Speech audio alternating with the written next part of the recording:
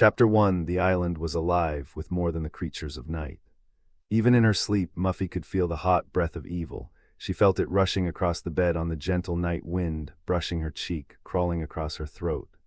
Outside, the evil had human form as the white-smocked figure stalked along the beach, its pale face turned toward the open French windows of the bedroom, its arms swaying slowly at its side. The white shingles of the summer house shone brightly in the moonlight, giving the old, two-story structure a spectral appearance. Here and there, dark shapes crept across the face of the house, shadows cast by leaves as they shifted in the delicate breeze, blocking the moonlight. The quiet winds also stirred the water of the lake, small waves sloshing on the shore and against the pilings of the short, weather-beaten pier. The figure was oblivious to the sights and to the sound. It did not feel the breeze as it glided from the beach to the creaking wooden steps and then across the porch to the screen door. A spindly hand reached for the handle and pulled it open. Upstairs, Muffy turned restlessly on the bed, a troubled sigh escaping her lips.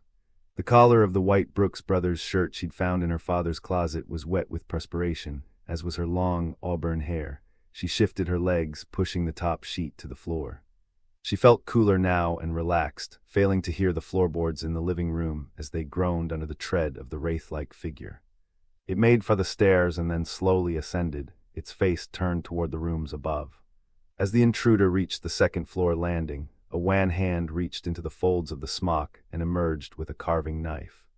The figure held it waist-high, the razor-sharp blade facing out. The tip of the knife caught a glint of moonlight from the open bedroom window at the end of the corridor. The figure proceeded soundlessly in that direction, listening to the slow, regular breathing of the girl. The air wafting through Muffy's window caused the white curtain to billow. It blew gently across her bare legs, chilling the perspiration. She shivered, feeling blindly about her for the cover. The wind blew again, and opening her eyes, Muffy vaguely saw the white sheet on the floor beside her. She turned on her side, shut her eyes, and tried not to let the loathsome squeak of the crickets and the occasional hoot of an owl bring her back to reality. She stretched out her hand in the dark, toward the floor, toward the heap of fabric. She felt it, hooked it with 2 fingers, drew it toward her, and tried to crawl back into the dream she was having. The sheet snagged. "Oh, come on," she complained drowsily and opened her eyes. The cloth she held was not a top sheet but a shirt, like hers. It hung just above 2 pale, bare legs, and there was something glistening by the side of it, something metallic. Muffy released the shirt ails and jumped back, looking up at the face that was turned toward hers. Even in the shadows she could make out the features, though her mind rejected what she saw. The cheeks were more hollow, the eyes terribly sunken, the thin lips pulled tight in a wicked grimace. But the face was her own, and the knife rising beside it was also hers, the largest in a set she'd given her parents for their anniversary years before. She screamed inside, but her mouth wouldn't open. Paralyzed with fear, it took all of Muffy's strength to pull in her legs and clutch the pillow to her, as she watched the hand with the knife rise higher and higher. It poised beside the head for a heart-stopping instant, then plunged. Muffy felt the punch of the blade against her chest, felt the hot spray of blood as it coated her cheek and arms and splattered over the white sheets and pillowcase. The knife twisted, screeching horribly as it scraped slowly against bone. A cry bubbled in her throat, and with great effort she managed to push it past her lips, to scream, finally to scream. Muffy was sitting up in bed, staring down at the pillow bundled in her arms. It was gleaming white, radiant and clean in the morning sunlight. She blinked several times, then looked around the room. The curtains were still, the old paneling unusually bright, the birds singing gloriously outside the window. A dream, she laughed nervously. She let her face fall into the pillow. Just a goddamn dream. She released the pillow and it plopped down on the top sheet, which lay on the floor beside her night table. Swinging her legs from the bed, she was surprised to find them trembling. Muffy planted them hard on the floor. Then she ground the heels of palms into her eyes. "Okay, so you had a nightmare. No big deal. Now grab a hold of yourself, cause the day hasn't even begun." She threw back her head and reached for the brush on her night table. As she began to run it through her hair, she heard a creaking on the steps. "Clara," there was no answer, and she felt a nervous boiling in the bottom of her stomach. "Clara, is that you?" The voice that came back was tired from the climb. "Yes, it's me." "Who'd you think it was, the bogeyman?" Muffy relaxed and resumed brushing her hair. "That's bogey person, Clara. You're behind the times. Only one thing I'm behind in, she complained, and that's the laundry. Otherwise, I'm just where I want to be. The lanky black woman came to the door, her arms full of neatly folded hand towels. I tried to come up quiet so I wouldn't wake you, but I guess I didn't do too good a job. You didn't wake me, Muffy assured her. I was already up. Clara scowled, then turned and began stacking towels in an adjoining linen closet. It's no news to me that you're up. What would be news, young lady, is if you ever slept for more than 2 or 3 hours a night. You're gonna grow up to be a tired thing like your poor ma was, and then there'll be no catching up on lost sleep. Muffy laid the brush aside and stood, doubling over into a series of spine stretches. Vacation's too short to waste on sleep, she said between pants. I'll sleep when I'm old, Clara, like you. A smile grew on the wrinkled face. As I just said, Miss Muffet, you ain't gonna live that long if you don't get your rest. Muffy dropped her hands to the floor, thrust her buttocks in the air, and did a round of tendon stretches. You know what I think. That rest is overrated. Sex is the only thing worth doing in bed. Hush, the woman croaked, shooting Muffy a stern look. If your mother or father heard you talk like that, but they are not here, so I don't have to pretend that I'm still their little virgin daughter. I'm all grown up, she bounced on her left heel, counting to 4. And this weekend I'm going to act like it. Clara shook her head and smiled. A whole weekend with Muffy and her friends. No matter what the 20-year-old said, Clara knew that come Monday, she was one housekeeper who wasn't going to move from bed except to switch on the TV, eat, and pee. Asterisk, asterisk, asterisk, he was looking at her breasts.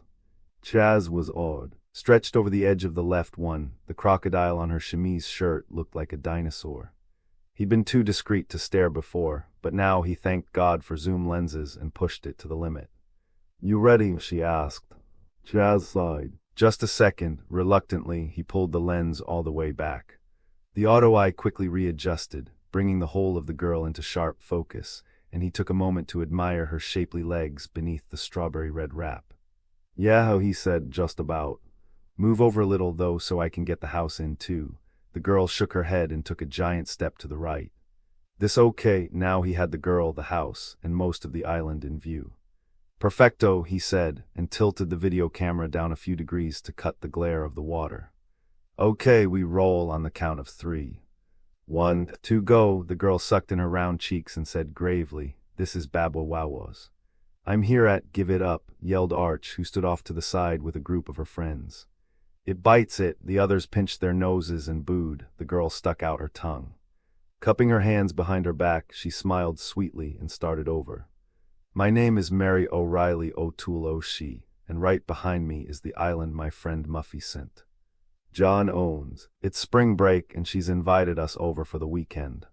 Right now we're waiting for the ferry to take us over there, and she paused, stared wide-eyed into the camera and threw her hands up. THTH, that's all, folks. Chaz kept shooting.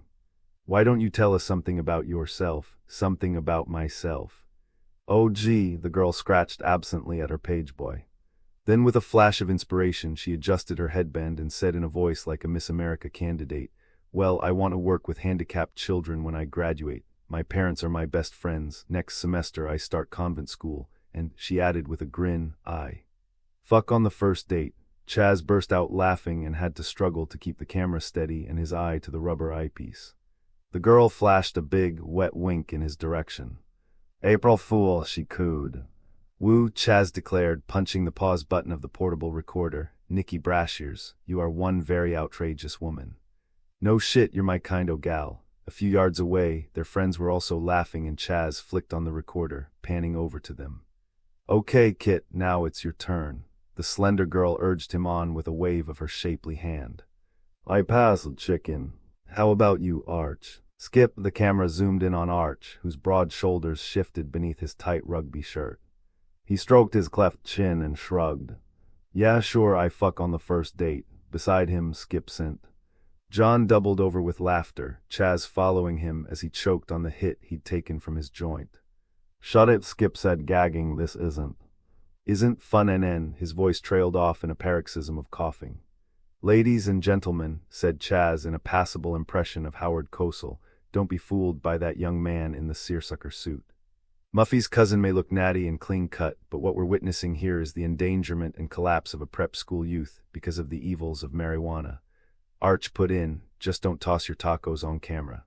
Nobody'll want to watch this if you do. Still coughing, Skip flung him the finger, Chaz zooming in tight on the extended digit. Pulling back, he panned the camera from Skip back to Kit, moving in close on her face. So, he said, now that we've heard from the intellectuals of the group, let's talk to the lovers. Oops, my mistake. Rob's not here yet. Where, oh where can that little boy be? Kit's blue eyes narrowed. You know he was hitching here. Give him time. She thrust her hand in front of her face, her fingers splayed. And give me some room, will you? Go film a skunk or something. I would, lovely lady, but Robbo's not here. Kit sneered and turned her back, staring hotly across the lake. She barely listened as Chaz walked over to the others and muttered something about building a human pyramid while they waited for Rob. The gentle water calmed her. She didn't know why she let Chaz get to her where Rob was concerned.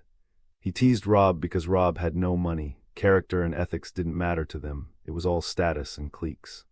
After 3 years of college, their snobbish attitude still grated on her.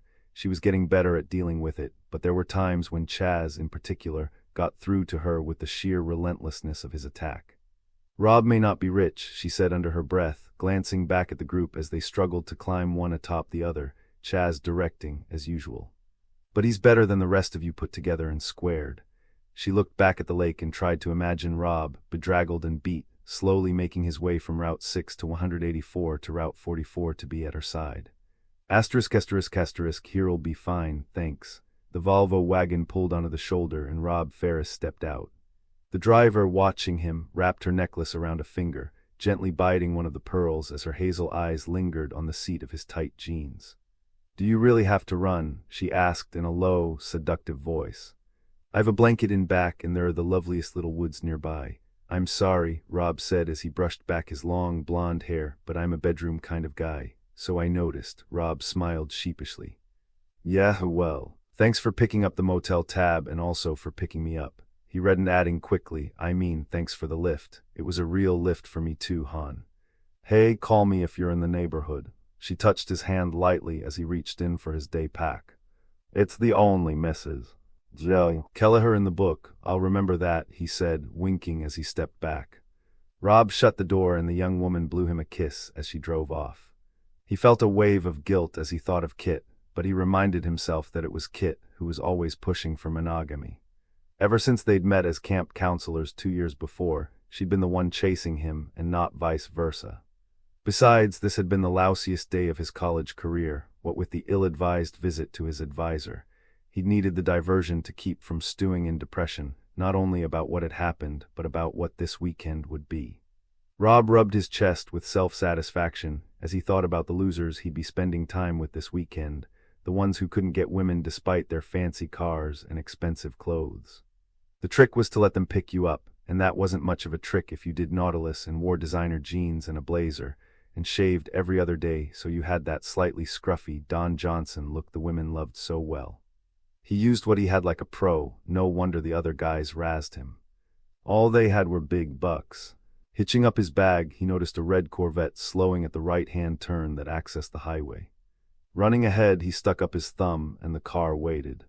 Hopping in, he was glad to see a man in the driver's seat. Another lady like Mrs. Kelleher, and he would never get to the island by 10 o'clock, let alone have anything left for Kit at the end of the day. /P/body. Chapter 2. You sure? 100%. Really, Clara, I can handle this place all by my stupid young self. The older woman frowned. I never said you were stupid, girl. Headstrong maybe, but stupid. She left the thought unfinished and pursed her lips suspiciously. Now, Muffy, you know I'm not overworked. There's nothing to do here all summer, except on weekends. No, old behind-the-times Clara suspects that what you really want is to get rid of her. Just brush her out of your hair.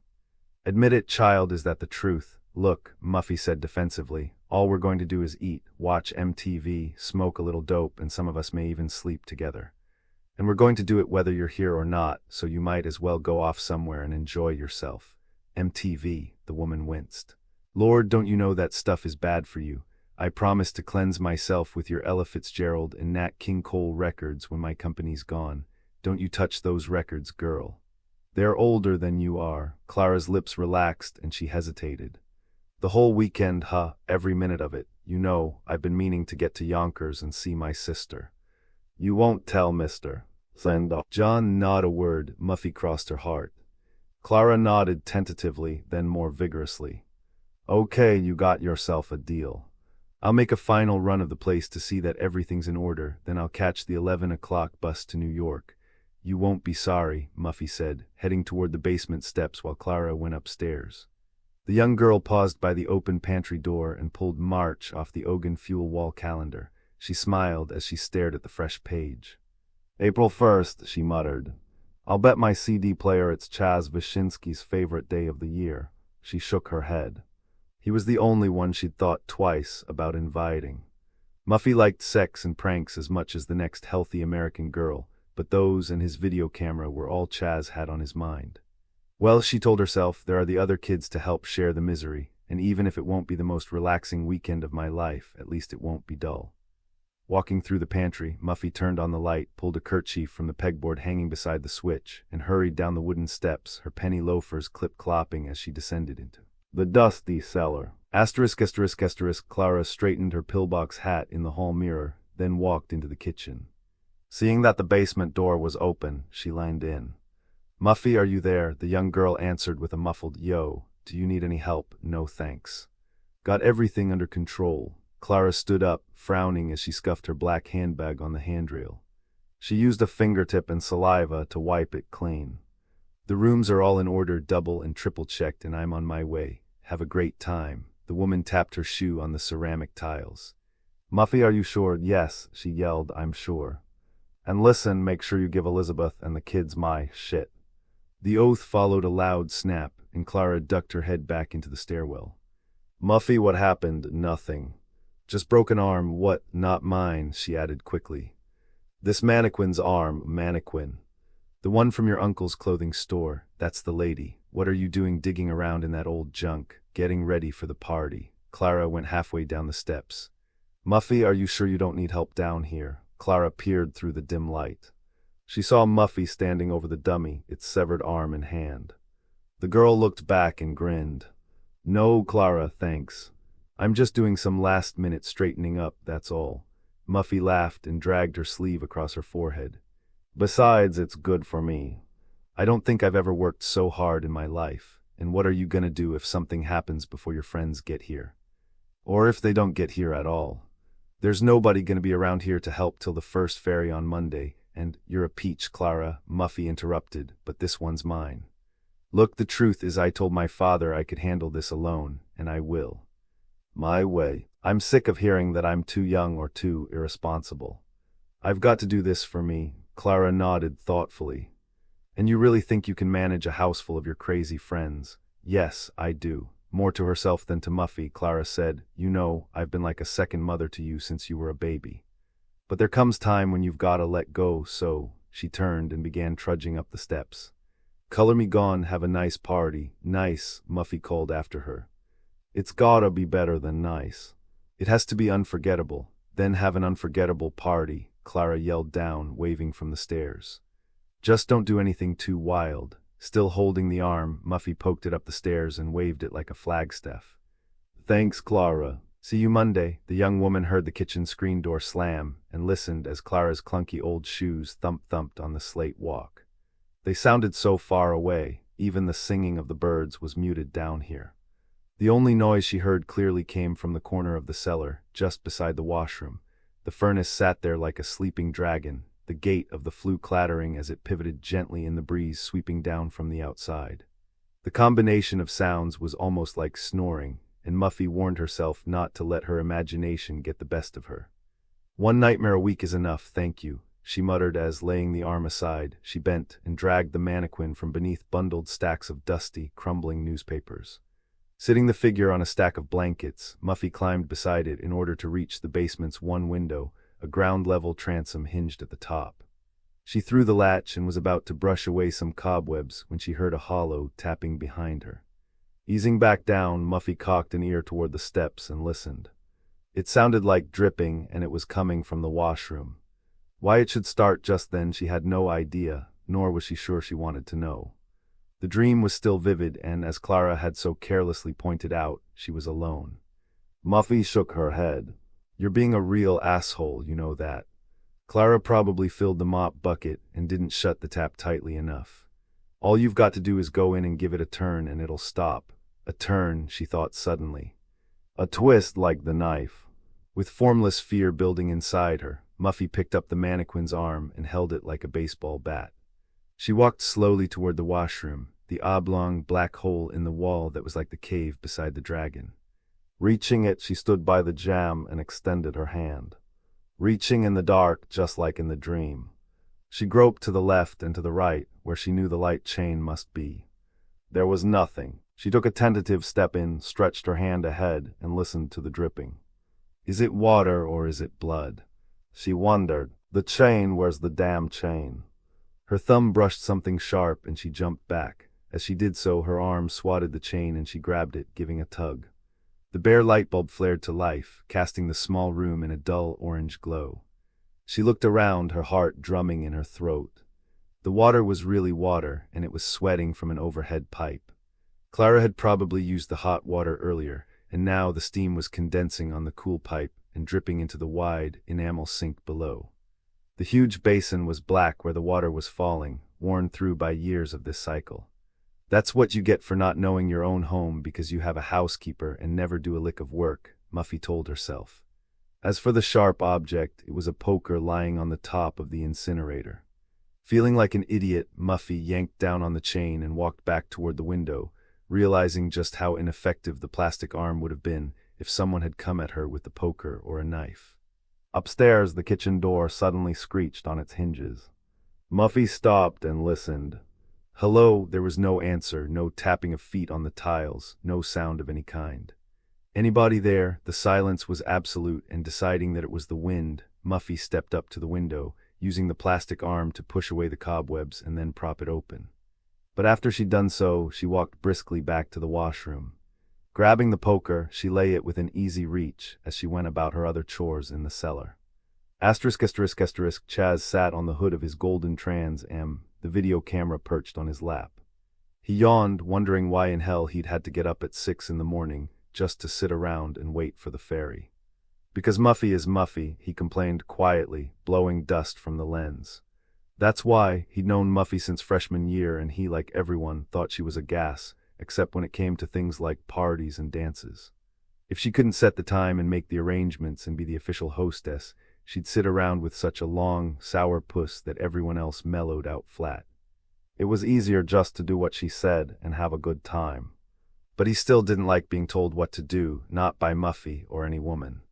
Arch had once described women as Rambos in miniskirts, and he was right. All they knew how to do was take away a guy's space. Chaz dragged his hand along the top of his short-cropped black hair, down the neck curl that hung well past his collar. He checked his quartz chronograph Seiko. The ferry was late. He didn't imagine they took schedules to heart in the boonies, and was about to rewind the tape to Nikki's tits and watch them on the viewfinder when a flat, dark shape in the lake caught his eye. He looked across the water and watched as the large raft came chugging slowly around the island, 2 figures standing stiffly up front and a third in the back by the engine. It's about fucking time, he grumbled, then turned and yelled across the rooftops of the other 3 cars. Here she comes. Our fairy godmother has arrived. Skip and Arch left the latter's pickup where they'd been listening to Led Zeppelin. Nikki and Kit remained by the boat shack just beyond the cars. They were taking in the sun, which had finally risen above the pine trees, Nikki standing with her head against the wall and her eyes shut, Kit gnawing her lower lip and staring forlornly down the road. I bet I could fall asleep standing here, Nikki said dreamily. I once went out with a guy who could fall asleep while he was taking a shower. Now that I think of it, her nose crinkled. I've gone out with a lot of weird guys. Chaz is pretty normal compared to some of them, an Ivy Leaguer in punk clothing. His libido seems normal enough, Kit commented, perking as she heard the low growl of a car engine. She gazed past the rock wall and trees that set off the lot from Route 44, and she shielded her eyes from the sun as a green Lincoln spun around a curve. That's got to be him, she said hopefully, walking slowly down the ramp. As she reached the foot of the ramp, she noticed Chaz fumble with the camera and turn his lens on her. She could just imagine what he was taping, but it didn't matter. She'd worn the tight, boy-cut bathing suit for Rob, and all that mattered was that he notice and care and get turned on. The Lincoln hesitated by the white posts that marked the mouth of the parking lot, and then the car turned in. Kit's expression soured as the Lincoln rolled toward the boathouse. There was only one person inside, and it was a girl. Kicking hard at the gravel, Kit stalked back toward the shack, Nicky meeting her there with a sad smile on her full red lips. The gleaming Lincoln pulled to a stop beside the ramp, and a tall girl slid out. After straightening the fat leather belt of her khaki hiking shorts and tucking in the back of her blue button-down shirt, with a bold NY monogram on the pocket, she held up her hand and smiled broadly. "Hi, is this the ferry to the St. John House any second now?" Nicky said as she studied the willowy newcomer. She looked toward the lake and noticed Chaz eyeing her as well. "Oh, thank goodness," the girl gushed as she ducked into the car. With a loud grunt, she hauled out her overstuffed suitcase. "I didn't know if I was on the right road, and when I finally found a service station and pulled in, the guy was reading Field and Stream with a funny look on his face, so I got out of there real quick. Then I couldn't find another service station, and I'm terrible with maps. Can't read them, can't fold them, couldn't even draw them in social studies. But I made it," she said proudly. "Like the saying goes, there's nothing to fear but fear and self." Kit and Nicky exchanged glances. From the corner of her mouth, Nicky said, "If one of us doesn't help this banana bean, she may lose her way to the dock." Kit burst out laughing and, striding toward the ramp, met the struggling girl halfway. She picked up the suitcase strap. "Oh, thanks ever so much. I'm Catherine Graham," Kit said, Kit for short, Nan Youngblood. The girl smiled her cheek-splitting grin. "And I'm Nicky Brashears." Nicky waved her fingers half-heartedly. "Planning on staying a while?" Kit asked. She tugged the valise as Nan lifted. "Oh, no. It's mostly books and papers. I've got finals when we get back, and you don't know how far behind I am." "I can guess," Kit said dryly. Nicky watched as Chaz hopped from the car and scurried over, bumping into Arch as they tried to squeeze up the ramp. The brawnier youth scowled, muscling ahead. "Hi, I'm Arch Cummings," he said, taking the bag from the girls. He hefted it effortlessly and looked down at Nan. "I've seen you around Saxon Hall. You're Nan Youngblood, and I've seen you play rugby. You're very good, but only at rugby," Chaz put in, squeezing past Arch. His blue eyes were wide and glassy as he looked the girl over. He didn't even see Nicky walk up. "I'm Chaz Vyshinsky, and I've seen you too in my dreams." "You've got great legs." Nicky and Arch both shot him angry glances. "Chaz," said Nicky through her teeth, "Arch already has her bag." "You're not needed." If Chaz heard her, he made no sign, nor did he react when Nicky made a point of turning her back on him. He continued to stare as the others walked off toward the dock, where the chug of the ferry engine had grown louder. He snapped from his reverie only when the ferryman barked, "Stand clear," and the raft's thick rubber bumper nudged the pier. Chaz hurried back to the car to get the camera, catching up with Skip as he made for the boat. "She's perfecto," Chaz sighed, "utterly perfecto. Great legs, no bra, and probably no undies. A kangaroo's got all that," Skip pointed out, "and probably a higher IQ. Nan Youngblood would never have made it into college if her grandfather weren't Junius Saxon. He practically built the place." Chaz followed him up the ramp.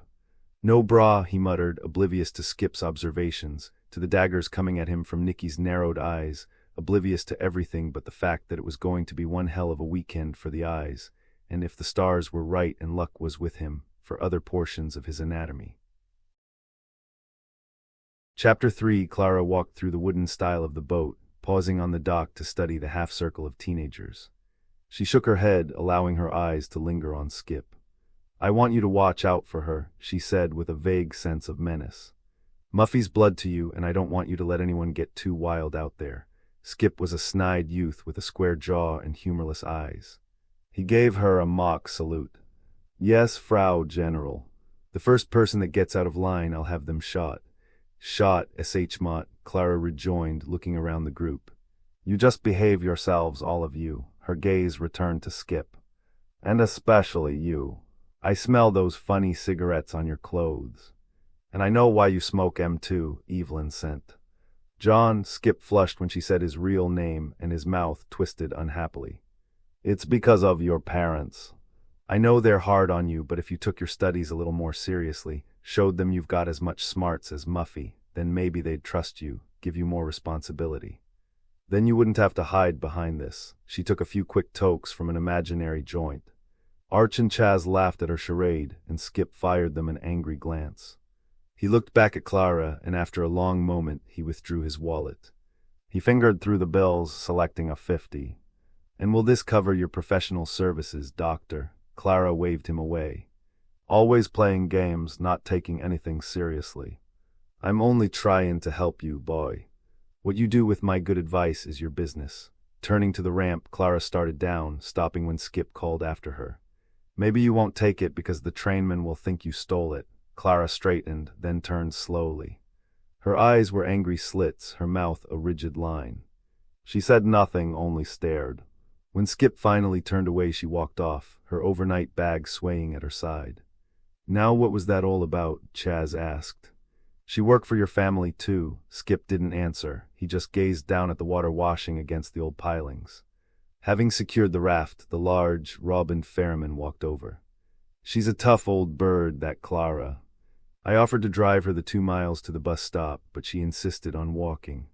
Replacing his wallet, Skip defiantly plucked a joint from his jacket pocket and lit it.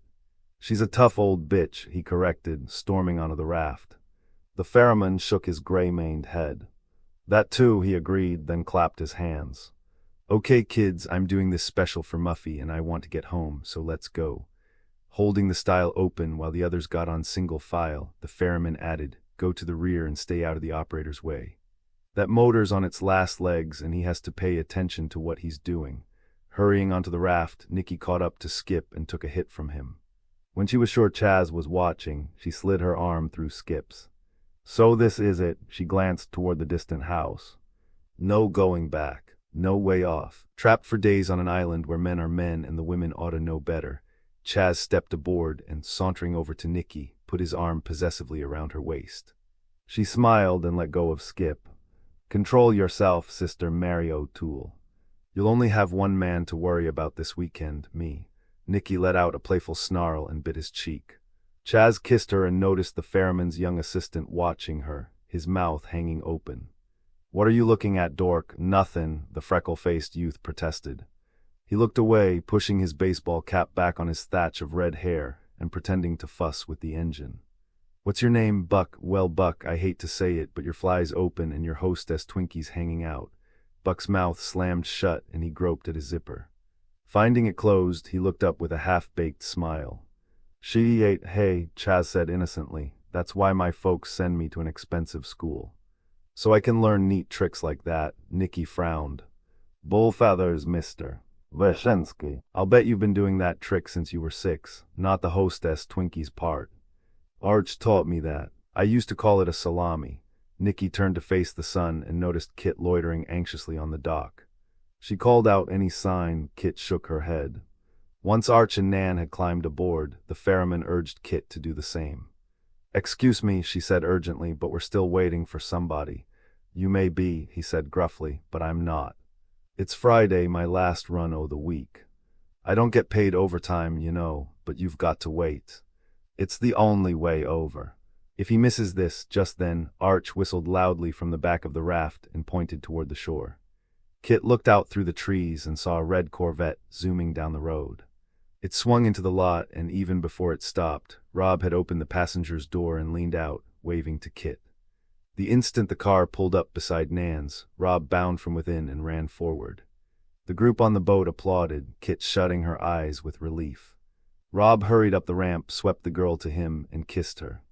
"Suffer ye of little faith," he teased and kissed her again. Kit broke off the kiss and frowned. "I was worried, Rob. What in the world happened?" "Sorry," he addressed the group as he and Kit walked hand in hand onto the raft, "but one of my rides got a flat. I had to stay and help her. Always said you had a talent for jacking," Chaz quipped with an up-and-down motion of his fist. Kit ignored Chaz and proudly walked Rob over to Nan when the driver of the Corvette called up. "Hold the introductions, crew, or you'll only have to start all over." "Who's he?" Kit asked. "Hell of a nice guy," said Rob. "Told me he never picks up hitchers, but stopped when he saw me back on A84. Said he had a feeling we were going to the same place. Must have been your dong hanging out in anticipation, Arch said. Chaz moaned. You mean this Rube's invited too? The rangy youth came along at his own pace, carefully locking the car door and trying the handle, whistling as he strolled over to the trunk. He tied a crewneck sweater around his neck, perched a tennis hat on his head, grabbed his duffel bag, then lightly shut the trunk. He walked over, still whistling and ignoring the ferryman's pointed scowl. Hurry it up, the ferryman shouted after the youth paused to slip on his sunglasses, or you'll have to swim. Smiling as he vaulted the stile, the young man plunked down his bag. Sorry, Mr. Pilot. You may get underway, he faced the others. Good morning to you all. I'm Harvey Hal Edison, Jr. But please call me Hal. Only my folks call me Harv. And I can't stand it. He looked past the faces that were gazing at him. Boy, this sure is a pretty spot, isn't it?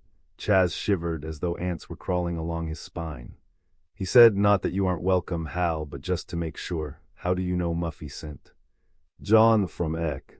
100. We sit together. She invited me when I broke my long-standing rule against cheating by letting her copy my marginal utility curves. Why, Arch said with a snicker, is something the matter with hers? Skip walked over, his eyes lighting briefly on a Bruce Springsteen badge pinned to the brim of Hal's hat. You like Bruce? He asked. Springsteen. Yeah, he's still the boss. Harv, is it? Skip asked after drawing hard on the joint. No, Hal's like a toque, Harv, no.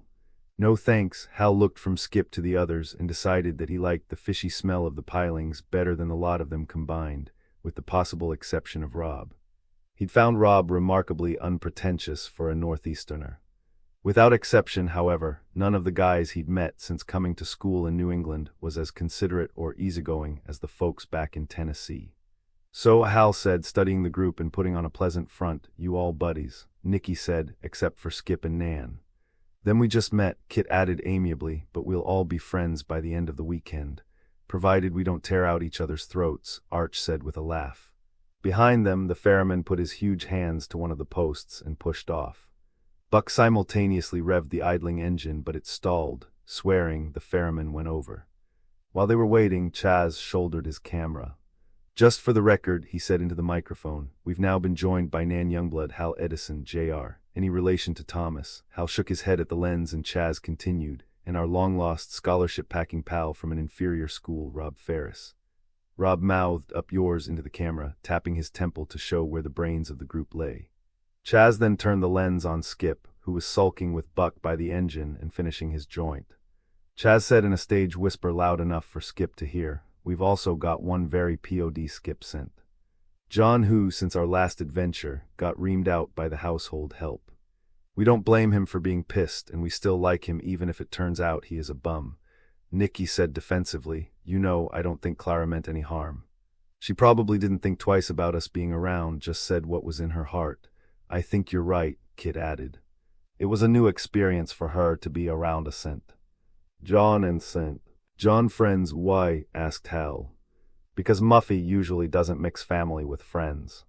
I don't know why, but she just hasn't for as long as I've known her. She smiled.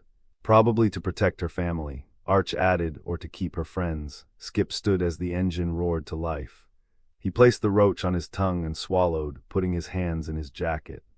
That was real funny, he said, ambling over to Arch. You're pretty clever when it comes to repartee, aren't you? I like to laugh, he said. Who doesn't? The quick comeback, the wise remark are always good for that. And I'll bet you're as good with your hands as you are with your mouth. Arch shrugged modestly. Only when it comes to sports and girls. I'm not so good when it comes to knitting and baking. Chaz laughed and even Skip grinned. Skip poked his tongue in his cheek, said, forget the jokes for a minute, Arch. I've got a proposition. Oh, Skip reached into his pocket and pulled out a jackknife, offering it to Arch. Choose your weapon, Rob laughed nervously. Hey, what's this? Arch stared at the blade and nodded knowingly. Knife toss, a challenge to make grown men weep, said Skip, a game of raw courage. And even better eyesight, Arch said deadpan, taking the knife and examining it. You good at this? I've played some. What's the target? Skip put his pinky in his mouth, wet it, and slid off his signet ring. He laid it on the raft. Center of the ring 5 paces. Arch's low brow furrowed.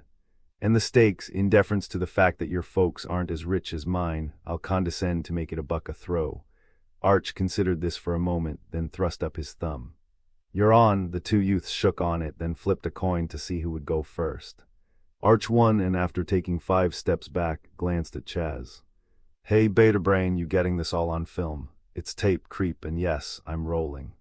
In case of a dispute, we can even have an instant replay. There won't be any disputes, Arch said. He thrust his chin toward Skip.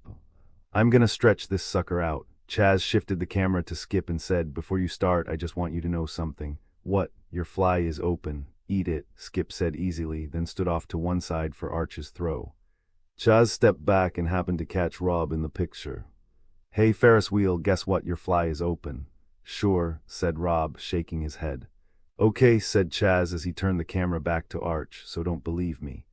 As he watched Arch open the knife and pinch the tip between his thumb and forefinger, Rob felt a chill along his leg. He told himself it was the power of suggestion and let it go at that, until he thought back to his morning rendezvous. He'd left the motel room in a hurry, otherwise Mrs. Kelleher would have taken him for a 3rd time. It was possible, he conceded, stealing a quick glance at his crotch. To his dismay, he saw that the son of a bitch was right. His fly was open. Reaching down casually so that no one would notice, Rob began pulling up the zipper. But Chaz had been watching from the corner of his eye, and as soon as Rob made his move, he swung the camera around. Dottew, Chaz boomed, caught in the act of putting Mr. Snake to bed, you shit, Rob snarled as he finished zipping his fly. Kit looked down and her brow arched questioningly. Hey, Rob said, don't give me the hairy eyeball. I took a leak at a Howard Johnson's and forgot to zip it, that's all. At Howard Johnson's. There isn't one between here and school. Well, it was one of those places with melted ice cream all over the parking lot and perverts in the bathrooms. But how could you just forget? Because I was worried about how late I was, Rob lied. Christ, Kit, it's just my goddamn fly. And there you have it, sports fans, Chaz said, slipping back into his Howard Cosell impression, an unpeeled banana planting the first seed of doubt in what has hitherto been the most solid, most enduring romance in this reporter's experience. As one Kit and Rob flipped Chaz the bird, chuckling, he panned back to Arch just in time to record his toss. It was a high, slick throw that landed 6 inches beyond the ring. Arch applauded himself vigorously, then folded his arms while his opponent retrieved the blade. Blowing a few splinters of wood from the knife, Skip walked to where Arch was standing and, barely aiming, sent the knife flying with a gentle flick of his wrist. The jackknife landed virtually perpendicular, falling short of the ring by less than 3 inches. Arch sucked in a big gulp of air as Skip hooted triumphantly. First round's mine, dumb luck, Arch concluded. Okay, 1 zip yours. But only for the next few seconds. Running over to retrieve the knife, Arch was oblivious to the ferryman, who went back to the pilings and pushed off again.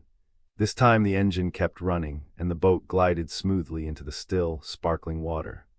We're off, Rob cheered, feeling another flash of guilt as Kit hugged him closely and smiled, more content than he had ever seen her.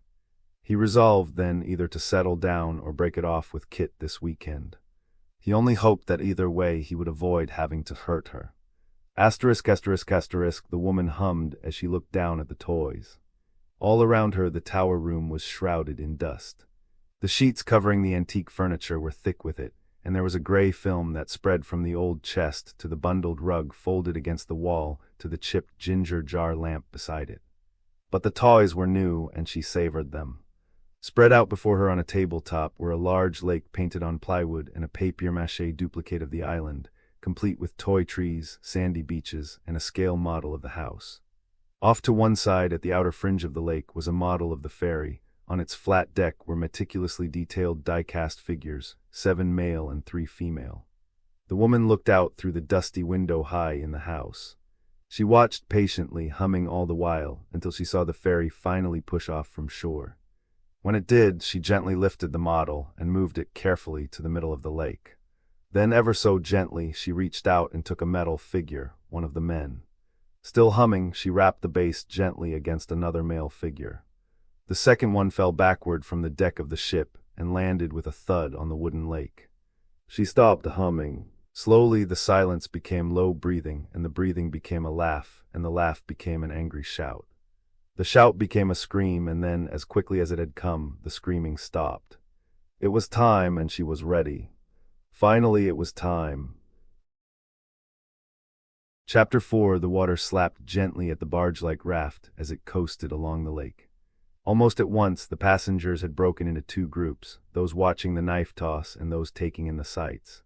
Nan was part of the latter group, and she said exuberantly, "You know, I really think we're going to have a terrific time this weekend. Muffy is such a neat person. I only met her this term in drama society, but she really tries hard to make people feel comfortable when they are around her." Chaz rolled his eyes and Nicky suppressed a laugh. Hal stood slightly aside, constantly shifting his attention from the group to the lake. "And she's such a talented actress," Nan went on. "Did any of you see her in Ghosts?" "She was in Ghostbusters." Chaz teased. "No, silly Ibsen's Ghosts. And she was wonderful. She played Mrs. Alving." There were so many exceptional scenes with Vinnie Papa, who played her son Oswald. He was going insane from hereditary syphilis. To tell you the truth, Chaz told Nan, Ghostbusters sounds more interesting. Besides, I'll take Sigourney Weaver over Muffy any day. Hal looked over and shook his head. Ibsen's play has real substance, for instance, the ghosts of the title. They aren't really ghosts, you know, but the dead conventions of the past. We're talking here about fluff versus art. "Hey," Chaz shot back, "did you see Ghostbusters?" "No, I rarely go to the, then back off, the thing's a masterpiece. I got the Dolby cassette last Halloween. Hooked it up to my stereo amp, threw it on the projection TV, watched it 3 times in a row.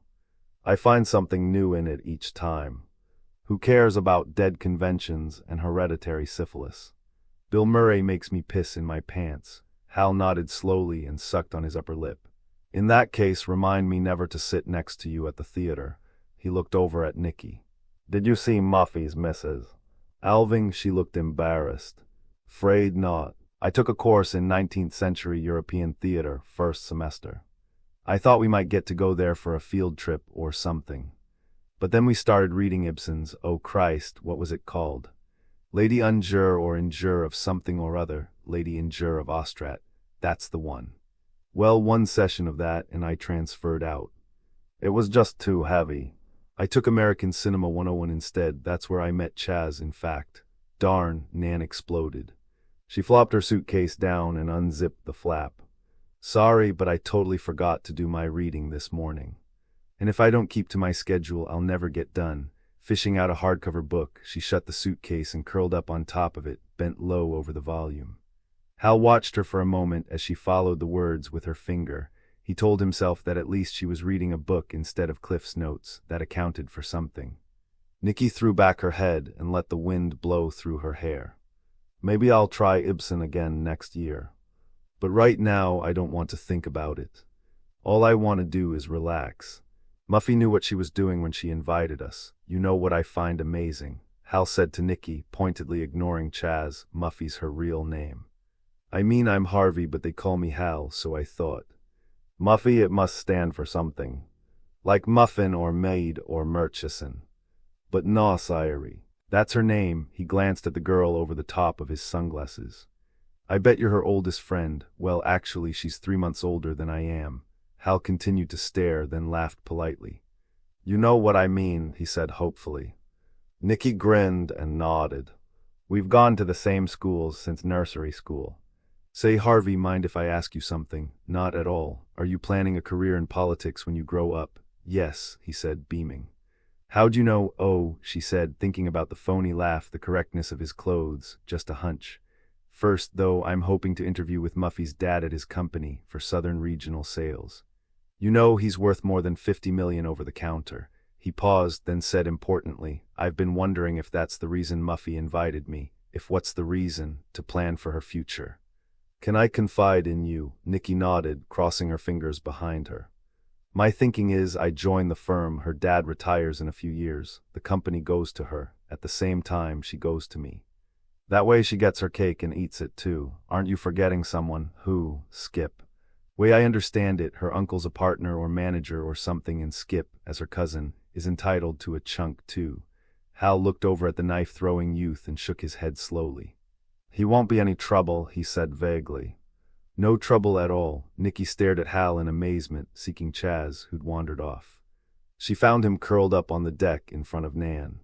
She was totally engrossed in her book. Chaz, who had pulled a magazine from his video bag and folded back the cover, was totally engrossed in Nan. Nikki looked out at the water but edged closer to the pair. "What you readin'?" Chaz asked. Nan finished the sentence and looked up. "Milton, Paradise Lost, for Professor Hansel's course on the English epic. It's a shame it's a dying form.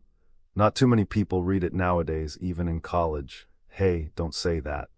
I've read Milton." "You have?" "Yeah, Milton the Monster and his goblin friends on Horrible Hill. Great show, but an even greater comic book." Nan hid behind a confused smile. She regarded the magazine. "What are you reading? Something for journalism?" Chaz handed her the glossy publication. "No, suck and fuck." Nan's lips parted slowly and her brown eyes widened. "It's a mail-order video club called Post Office Boxes. For 300 smackers a year you can borrow as many flicks as you want. But the great thing is, I've got 2 machines that I hook together so I can copy 'em. With an enhancer between them, I can actually improve the image. Focus it to a hair if you get my meaning." I think so," Nan said, closing the magazine and handing it back to Chaz. His expression grew dark with something resembling intelligence. "Yes, I'm studying the origins of the American pornographic film. I'm taking independent study this term. My advisor agrees with me. We're not going to be sheltered college kids all our lives. Someday I'm going to have kids, you're going to have kids, and someday that kid's going to come up to me and say, 'God, Dad, video porn's really a major part of our lives.' You were there, how'd it get started?" He spoke in a self-sacrificing voice. "I want to be able to answer their questions. Besides, it's research I can do by myself.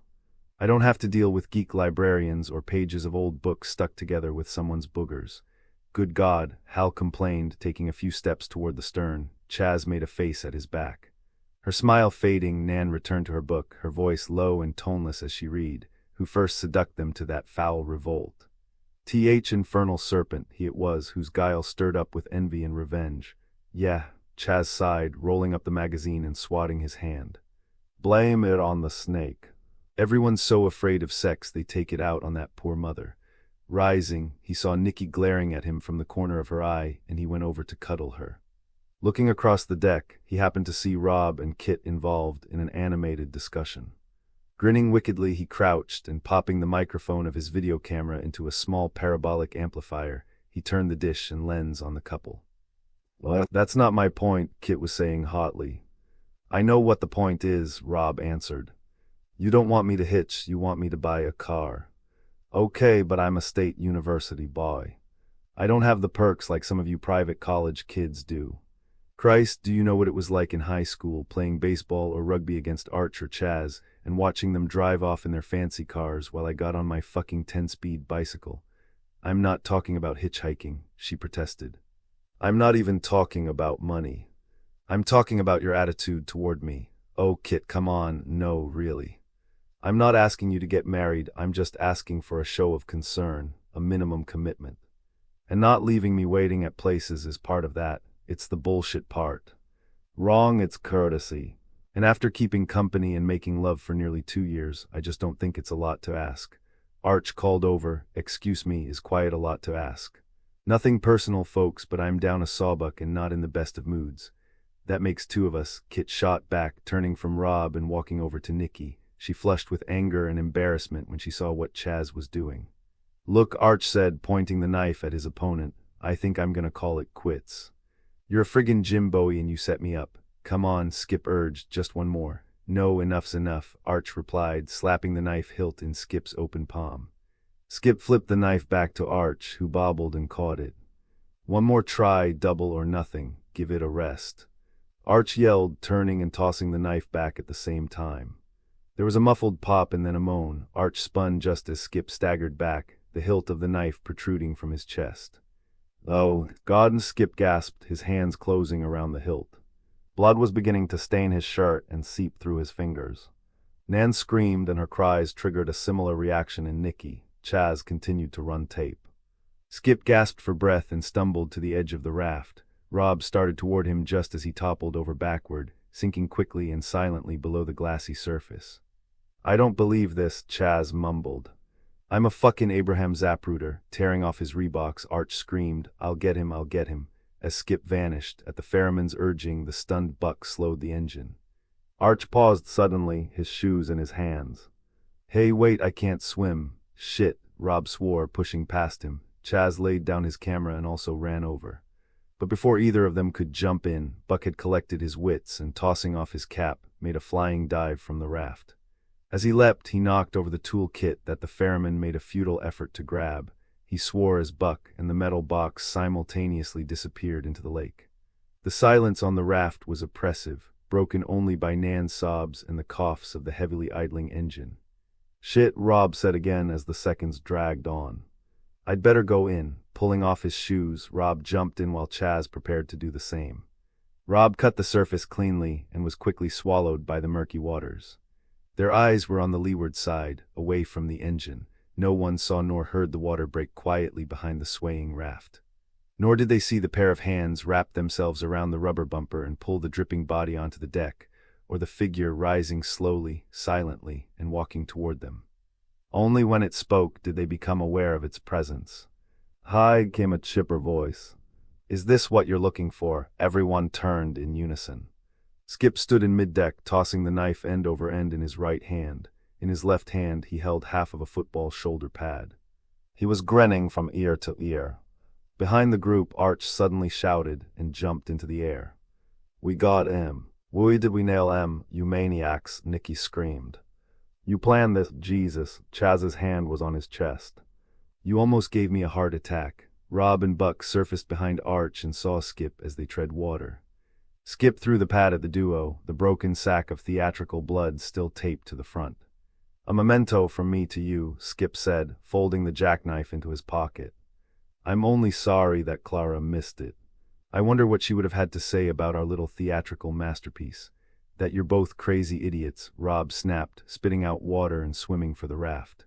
"Spoiled goddamn bastards with nothing better to do. Why, Mr. Ferris," Skip said, "I do believe you've quite failed to get into the spirit of the day."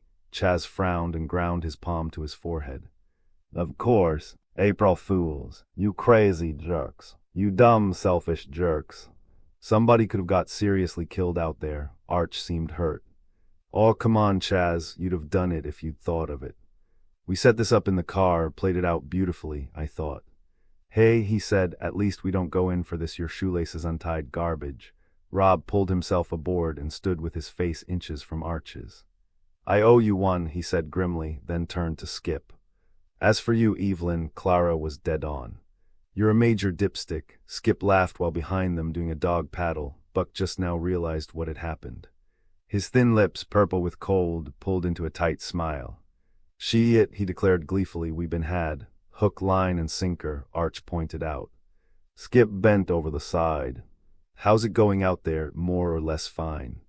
"I'm a bit wet though, I gotta tell ya, Buck, I'm sorry about this." He extended his hand to the grinning youth and helped him up. "I really was counting on these other turkeys to save me." "You're a good sport though, Buckaroo, and I really appreciate it." Pushing through his passengers, the ferryman walked over and scowled at his assistant.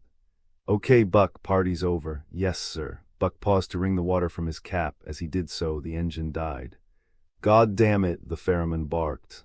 "We lost the tool kit because you're an effing clod, and now this. We're screwed, you know that." Buck swatted the cap on his leg, then flopped it on his head. "It's okay, Cal, I think I can fix it." He turned to Skip. "Borrow the knife?" "Sure." Taking it from his pocket, he handed it over. Buck pulled out the blade and scrutinized it for a moment. "Yeah, this should do it. Just give me a minute." Walking to the outboard, he unfastened the cowling with the edge of the blade, then used the point to push the frayed starter rope back in its casing. Tugging once, he was able to start the engine. Chaz, Nicky, and Rob applauded, and Buck smiled. Signaling the ferryman that all was well, he replaced the cowling and squatted beside the engine. Skip had gone over to chat with Arch. Everyone else had returned to their business. Buck laid the handsome Hoffritz blade aside, then casually laid his t-shirt out in the sun to dry. /P/body. Chapter 5. The ferryman held the rudder tightly, using short, deft turns to guide the raft toward the landing dock. They were close enough so that the throaty roar of the engine echoed back at them from the hollow beneath the dock.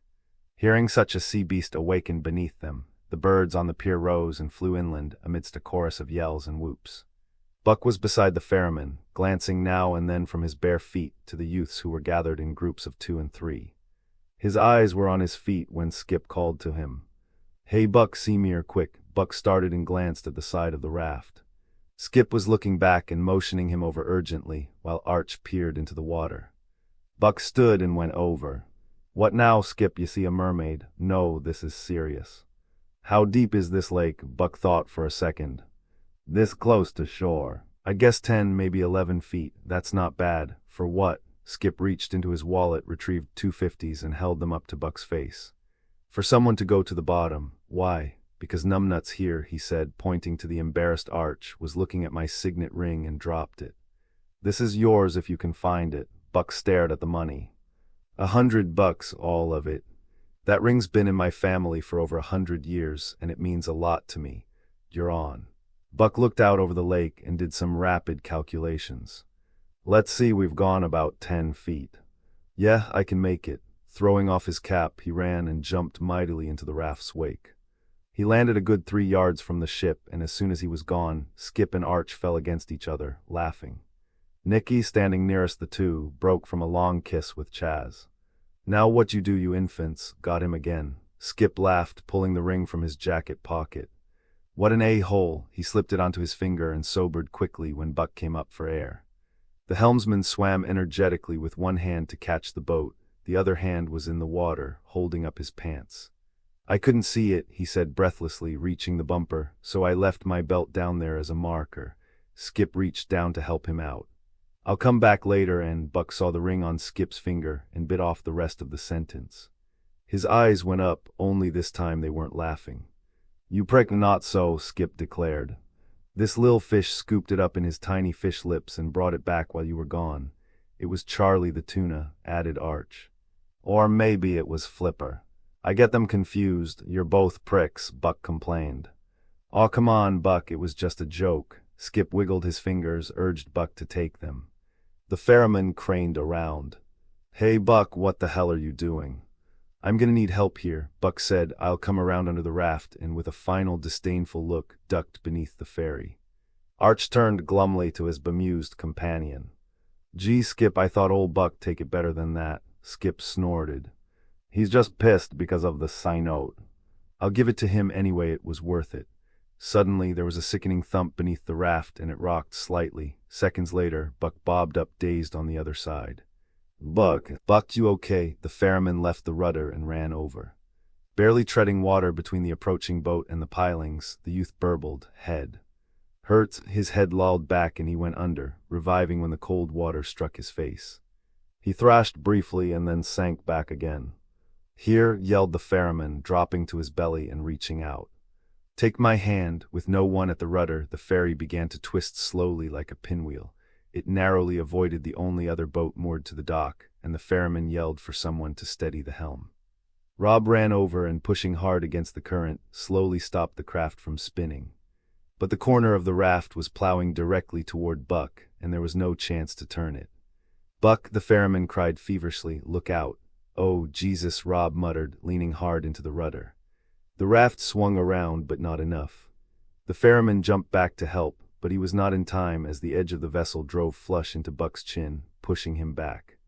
Buck screamed as his face was pressed between the boat and one of the algae-encrusted columns, the raft dragging him helplessly back until the ferryman could kill the engine. When it sputtered and died, the big man rushed forward. "Christ," he choked as he bent over Buck, offering hasty words of encouragement while the youth shrieked horribly. Kit walked up to Rob and gripped his arm while Nicky hugged Chaz. The others just stared in dumb horror. The ferryman's body blocked their view, but no one could miss the way the water lapped the edges of the raft, leaving smears of red on the rubber. Nan turned, Hal standing dutifully beside her while she vomited over the side. "Oh God," Kit murmured as the ferryman slid into the water. They could see Buck clearly now. There were hideous gouges in the right side of his face and in his shoulder. Torn muscle and broken pieces of bone jutted from the wounds, blood coating it all a vivid red. Snapping from their stupor, Hal and Chaz hurried over to grab the posts and secure the raft, the two of them grunting as they guided the dead vessel in. While they did so, the ferryman dragged the thrashing Buck ashore, stealing a quick glance at Skip and Arch as they stood huddled at the rear of the deck. His expression was one of searing contempt, and even the unflappable Skip was chilled to the bone. Down the beach on the other side of a long sandbar, Constable Sam Potter heard Buck's screams. The beefy man turned from the scent. John Estate and set the binoculars on the seat. Now what in the hell could that be? Slipping on his sunglasses, he started up the outboard and pushed down on the throttle, racing the boat toward the dock. He rounded the sandbar just as three young men jumped from the raft and went to where Cal was stooped over someone kicking wildly in the sand. Potter's fleshy jowls wriggled as he shifted the throttle to maximum, and the boat slapped swiftly across the lake. Rob was the first one to reach Cal's side. "Listen, I used to be a camp counselor. I know first aid and can maybe, shit." The boatman snarled, gently holding Buck's head so that the deep gashes didn't roll in the sand. "You kids tore off half his face, so just stay away." "It was an accident," Arch said in vain. "No one wanted this to happen." Buck was groaning and rocking back and forth. "They did it, them. They did it, oh God, it hurts. Easy, Buck, it's okay." What? "Okay," the ferryman soothed. "There's time for that later." The three young men gathered round and looked down helplessly just as Constable Potter's boat swung around the raft. Potter snapped off the engine and, tossing the line around the mooring, ran ashore. "Mother of God, what happened?" Chaz said. "It was an accident." "He was in the water. They sent him in and got him hurt," the ferryman cut in. "No," Arch protested. "It wasn't like that. We didn't mean—" Potter held up his thick hands. "Never mind. I'll take statements later. Cal, you've got to get him to a hospital on the mainland." "Take my boat, it'll be faster," the ferryman nodded. Potter sloshed back to the motorboat and threw him a towel. While the constable moved his gear from the raft, the ferryman knotted the cloth gently around Buck's head. The fabric rested diagonally across his face, covering one eye but leaving the other open and glaring madly at the group. "I'll get you," he muttered. "I'll get you all." "Wading back to shore," Potter drawled. "There's only room for two. You take him, I'll get back some other way." Cal nodded again as he slid his brawny arms under the youth and bore him easily to the boat. Propping his head on one seat and bracing his legs beneath the other seat, the ferryman sped off without looking back. The last thing the group saw was the fabric of the sky-blue towel staining quickly with blood. Raising each foot in turn and shaking the water from his fry boots, Potter turned to the silent teenagers. He removed his sunglasses and wiped the water-flecked lenses with his tie. "I'm the constable for this township, and if that man survives, he'll be lucky I just happened to be by here." "Now," he said, putting the sunglasses back on, "what the hell happened?" Rob and Arch looked out to the raft at Skip, who turned away. Arch sighed and began a halting explanation, starting with the knife toss. Potter listened, taking notes on a small pad. As he wrote, a Dodge Caravan, preceded by the strains of the Rolling Stones, came bouncing over the grassy dunes that led to the beach.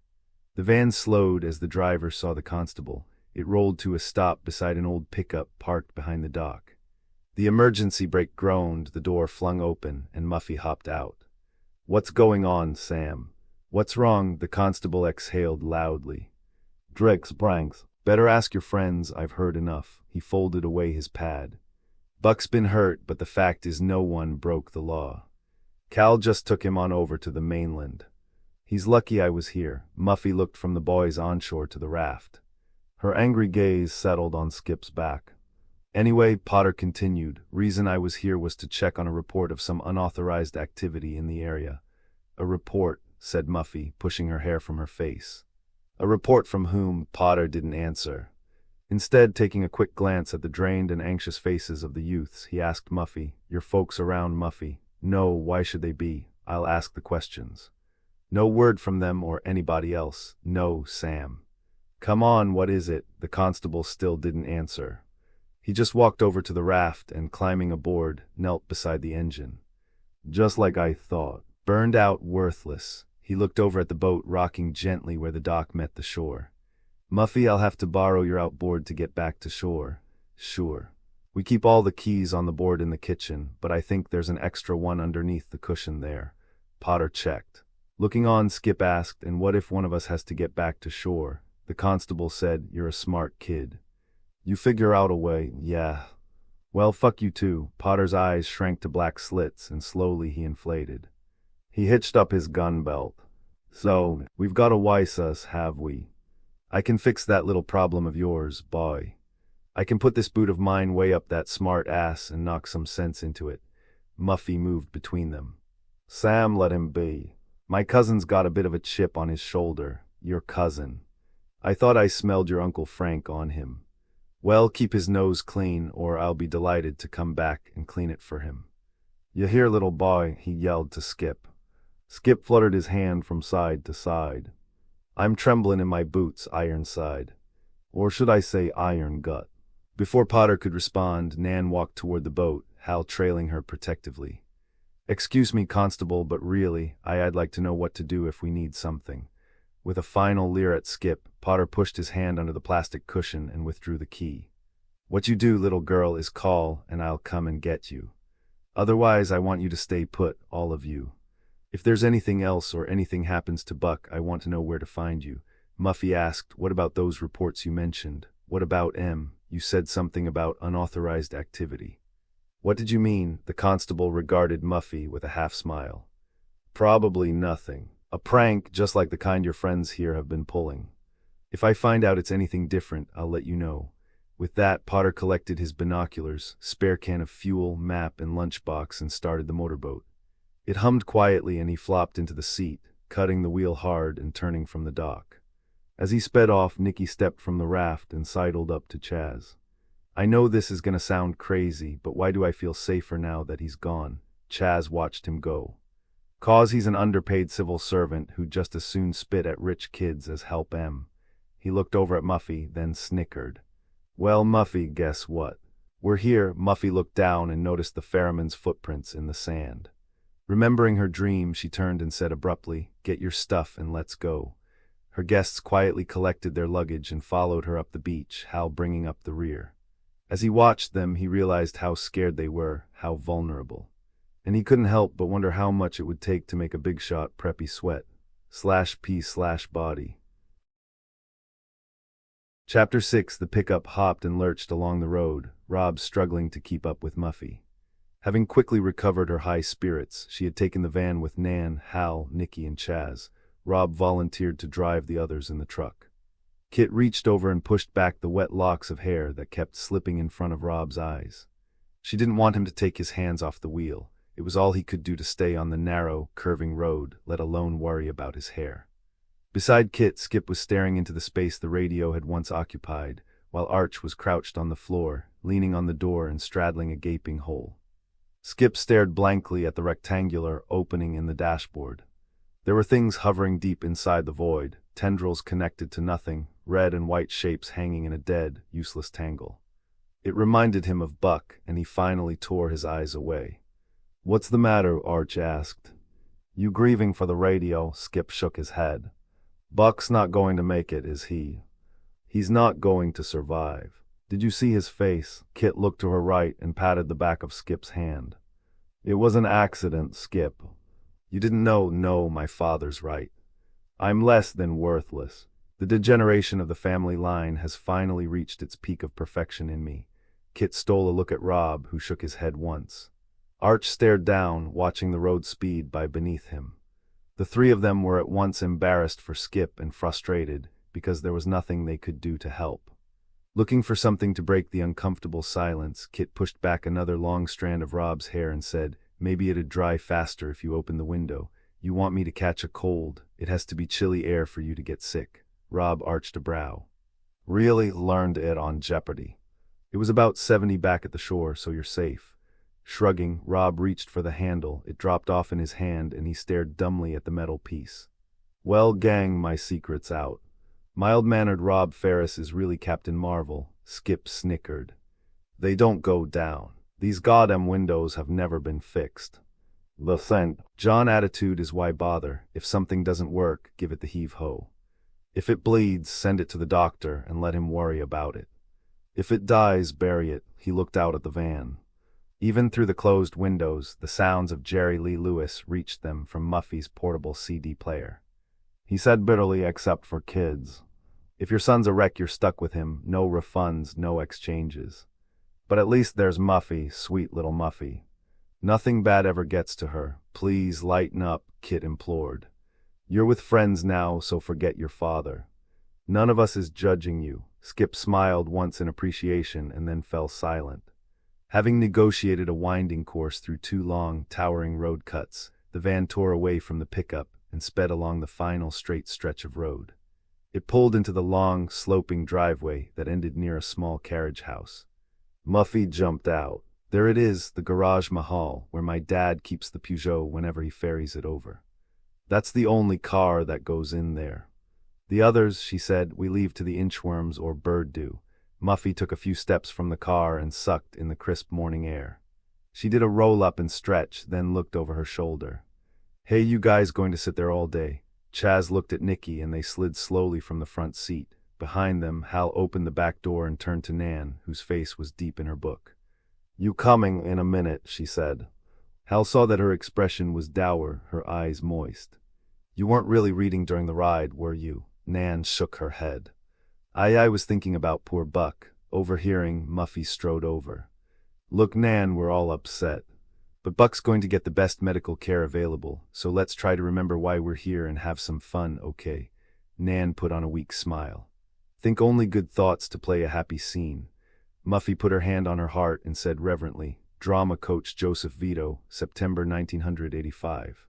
Acting in a comedy, Muffy helped Nan out, and for the first time she looked over at the stately mansion. The visitor's eyes brightened. Oh, Muffy, it's magnificent, thanks. Boy, you're not kidding, said Hal. It must have been built, a century ago? Close. It's 94 years old. My great-grandfather bought this island and built the house with his first million. Chaz looked nervously at the wide wooden shutters. Say you got bats here, sometimes. Why you afraid of them? Afraid. Even Batman makes me piss in my pants. The boy's got a real bladder problem, Hal noted. So says Mister. Big deal, Chaz rejoined. Listen, it isn't funny. We had a bat get in the living room when I was little, and all I remember is this thing whipping around the ceiling and my mom screaming her lungs out. It gave me a phobia. Muffy laughed, starting toward the house. Well, don't worry, they're only here during the summer. I've no idea where they spend the rest of the year, but it isn't here.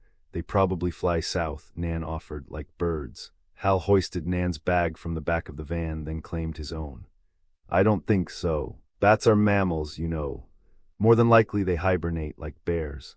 The young man looked over to see if Muffy was impressed with his show of knowledge. She didn't seem to have heard, and annoyed that he'd lost a chance to score some points, he and Nan hurried after the others. They were just passing a neatly kept garden in front of the house when the pickup came rumbling up the driveway. Struck by inspiration, Chaz ran back to greet the newcomers, and Arch was the first one out, helped along by Chaz, who snuck alongside the pickup and yanked open the door. Arch tumbled backward, and while Chaz helped his friend up, the others collected their bags from Muffy's van and went over to the garden. Chaz and Arch followed, disagreeing about whether physical pain qualified as an April Fool's gag. When they were all together, the group trudged up to the double doors. Muffy hadn't locked them, and they walked right in, marching along the entry hall to the short flight of steps that led to the sunken living room. Muffy held out her arms. This is it, welcome to Muffy Manor. It needs a little work, but wait a minute, Arch said, turning a full circle as he took in the sprawling room and its panoramic view of the lake.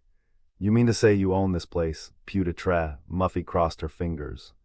Next month, if all goes well. When I turn 21. It's my first stage inheritance, Hal whistled. I'm afraid to ask, but what's your second stage? You might be talking to your future boss, Harv, teased Nikki. A satisfied smile settled on the young man's face as the others went with Muffy to the bay windows. That's the mainland over there, she said.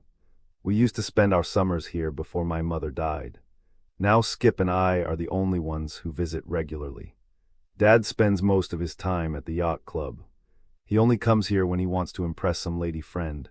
This do the trick, Kit said, wrapping her fingers around Rob's hand. Talk about old money, Muffy grinned.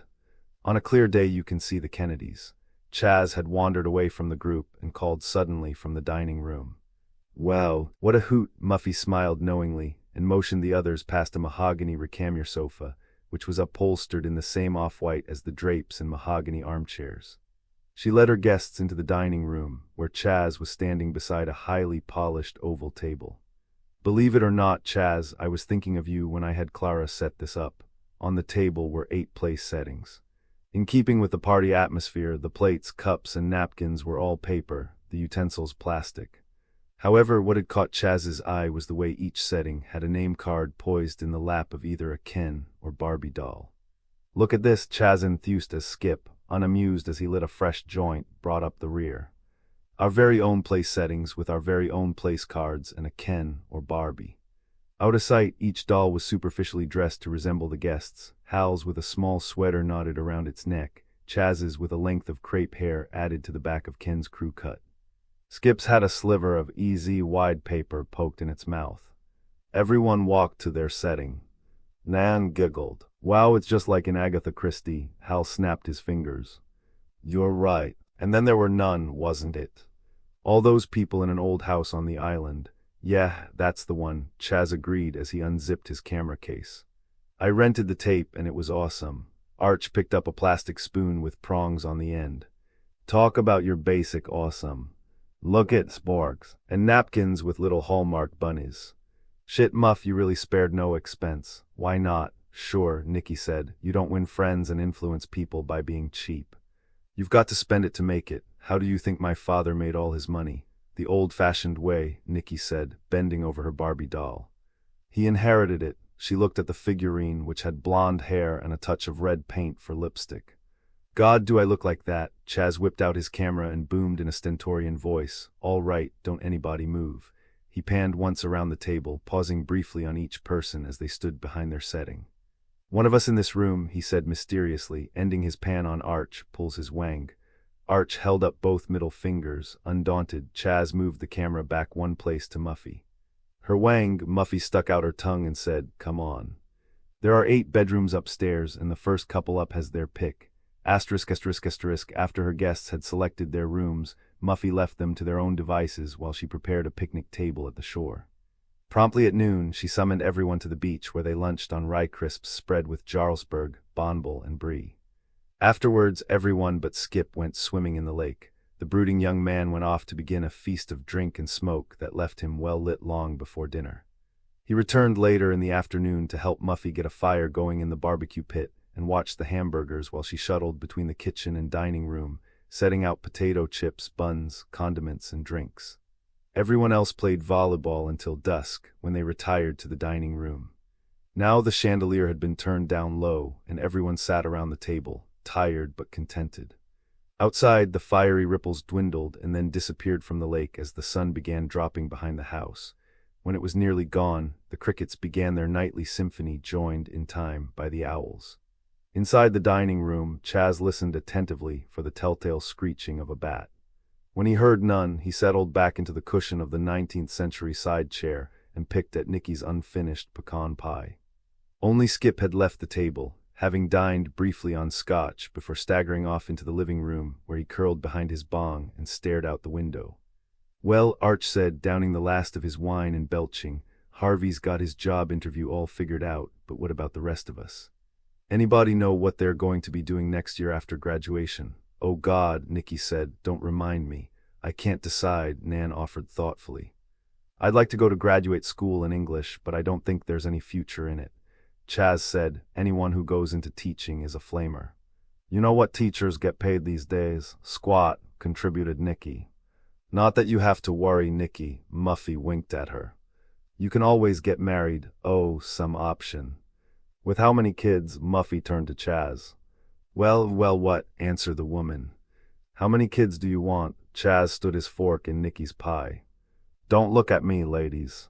I plan to direct," Nikki frowned. "And just what does that mean?" Chaz recognized the tone of voice and knew that if he didn't tell her what she wanted to hear, it would take at least an extra hour to warm her up later. He stroked her arm and said in a W. Field's voice, "It means, my darling girl, that we'll have to hold off having kids until I've got a few features under my belt." Then we can have a dozen if you want. That was the right answer, and Nikki's expression softened. Chaz sighed quietly with relief. You know, Arch said, it's really incredible. Look at us. Here we are, privileged, independent, on the threshold of maturity. And most of us still don't know what we're going to do with our lives. Rob knows, Kit announced proudly. He's going to medical school. Chaz cast an excited look down the table. Hey, no shit. You got early acceptance. Rob looked up from his napkin, which he'd been folding into a paper airplane. Yeah, I applied for early acceptance. He turned to Kit and said softly, listen, can we talk about this some other time? Why? You had your meeting with your counselor, didn't you? Yeah, then, sensing Rob's discomfort, Muffy said, Kit, I get the feeling Rob doesn't really want to talk about it in front of everybody. No, he said unconvincingly, I don't mind. Sure, why should he mind? We're all friends. Well, sorta, Nikki contributed with a hidden glance at Hal. All eyes returned to Rob. After a long moment, he crumpled the half-finished plane and tossed it on his plate. Mr. Douglas Dickface Scott said to forget it. What? Kit and Arch both exclaimed. You've got to be kidding, added Chaz. Rob went on with obvious difficulty.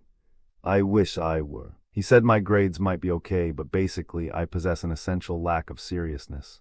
Oh shit, him too, said Arch. That's what my guy said. I told the dude you're kidding. How can anybody be serious about anything when some moron can steal a bomb or push a button and blow the rest of us to smithereens? Arch's shoulders drooped. I was really into that little speech, but he wasn't impressed. That's because he happens to be right, Rob said. What you just said is bullshit on parade. Huh, you heard me, it's true. We don't take things seriously because it's easier not to. That's what Clara was saying before, and not just to Skip, but to all of us. It's easier to have fun and run away. He turned to Kit. I don't blame him for turning me down. I've still got time to get my act together, and I will. I hope we all will. Arch spat out a hostile well, forget you, and then settled back in his chair. Chaz nodded portentously. Fuck him all. It's easy to be serious when you're halfway to being dead like the old farts who passed judgment on us. They don't have to worry about being cut down in their prime, they're past it. Well, Muffy said, closing one eye and making a sock-in-the-chin sweep in Rob's direction. Now that we've gotten our blood pressure up, not to mention having pigged out on delicious junk food, anyone mind if we do something good for our bodies? Now you're cooking, said Chaz, coming to attention. No porn brain, Muffy reached behind her. I mean this. P-class equals block. K4 retrieving a bowl of fruit from a tray top table. She said it before Chaz. You like McIntosh, as I recall. Chaz smacked his lips and reached for a large red apple. Clean the dorm vending machine out every other day, he boasted and bit down greedily. His face immediately contorted and he spat several times quickly, pieces of the apple splatting in his plate. He looked up to find Hal holding the video camera on him and Muffy tittering behind her hand. Well, she went on as though she'd been interrupted, these aren't McIntoshes. They are wax. April Fool, Chaz silently began wiping bits of plastic from his lips. Even Rob and Arch began to chuckle. Only Kit sat reflective and silent, sadly stroking the back of Rob's neck. As Muffy fell to apologizing to Chaz, the kitchen door slammed. She craned around. Skip, there was no reply, and Arch glanced into the living room. Yeah, he's gone. I wonder where to, Rob said. Maybe we ought to follow him. If he tries to drive or swim in his condition, he won't, Muffy said. He doesn't like to do either. He's probably taking the back path to the boathouse on the other end of the island. That's where we keep the boat during the winter, and it's also where he keeps his garden. His garden, said Nan. His plants. You know, his dope. I didn't lay in any grass, and he probably went to get some. Chaz raised his glass. Here's to Skip and his priorities. Hey, Nan said, recovering from her confusion, that's something we forgot to do. Can I make a toast? Sure, said Muffy. She passed the wine around the table, and after everyone had taken a short spill, Nan raised her paper cup. Someone once said to me, cherish the friends you make in college, Arch murmured. I cherish any friend I can make, especially the women, because they'll be the friends you cherish most the rest of your life. So, well, here's to us and here's to my life, because I'm very glad to be here and to be a part of all of you. The toast was made unanimous, after which the contented diners began to disperse. Outside, the sun finally had set and the full moon rose over the lake. Looking at it, Muffy wondered if she would dream as she had the night before. The vivid nightmare was frightening enough, but what worried her more was something her psych professor had said during one of her lectures. Dreams are the rudiments of what is to come. What we dream is what will be. Chapter 7. The moonlight glittered on the glass-framed hunting prints that lined the steps to the second floor. Carrying Nikki's suitcase, Muffy gave her a brief history of the pictures that came from the palace of King Olaf of Sweden while they ascended. The other guests were either in their rooms or using one of the 3 bathrooms upstairs. Muffy showed Nikki to a small room at the end of the hall and popped the door open with her elbow. Nikki looked in at the sparsely furnished room, her eyes lingering sadly on the single bed. "Oh great, quarantine," Muffy plunked down the suitcase. "I told you it was first come, first served. If you and Chaz hadn't been dawdling downstairs," he cornered me. "You know what that's like, I do indeed." Muffy pressed her cheek to Nikki's and kissed the air. "But say la vie. Just holler if you need anything." "Another room," Nikki groaned. "On the other hand, between the sun, fun, and wine, I guess we could all do with a good night's sleep." Muffy turned to go, but Nikki, after hesitating a moment, grabbed her hand. "Hey Muffy, got a sec, sure. Is something wrong? I hope not, but... Well, I'm worried." "About what? You?" "I know that sounds terrible, but I know you and Arch had something going before I met him." She laughed uneasily. "You always seem to get there first. But Muff, this time Chaz is mine, okay?" Muffy seemed surprised, then nodded sweetly. "Believe it or not, Nikki, I did notice. You don't exactly have him on a long leash." Nikki flushed. "It's that obvious, huh? Well, the pickings aren't great out there, and for all his faults I really dig Chaz." "Say no more," Muffy assured her. "I'll be good. Thanks." "I mean that, Muff." Muffy tapped her delicately cleft chin. "I have been curious, though. How does Arch feel when he sees you hanging all over his best friend?" "Oh, Arch is good people. And just between us, I still lend a helping hand when he needs it, if you get my meaning." Muffy nodded knowingly. "Mother Fist and her 5 daughters. God, if only he weren't such a lousy lay. Which," Muffy said wistfully, "leaves me with Harvey. Sure we can't work out a trade just for the night, for Harvey. Mr. Junior Achievement." "Oh please, yeah, talk about bad calls. I thought he'd be fun to have around, someone to have on my team in case we broke out the Trivial Pursuit." "Wrong," Muffy sighed. "Mais oui." Hugging her friend, Nikki shut the door and locked it, and Muffy proceeded downstairs.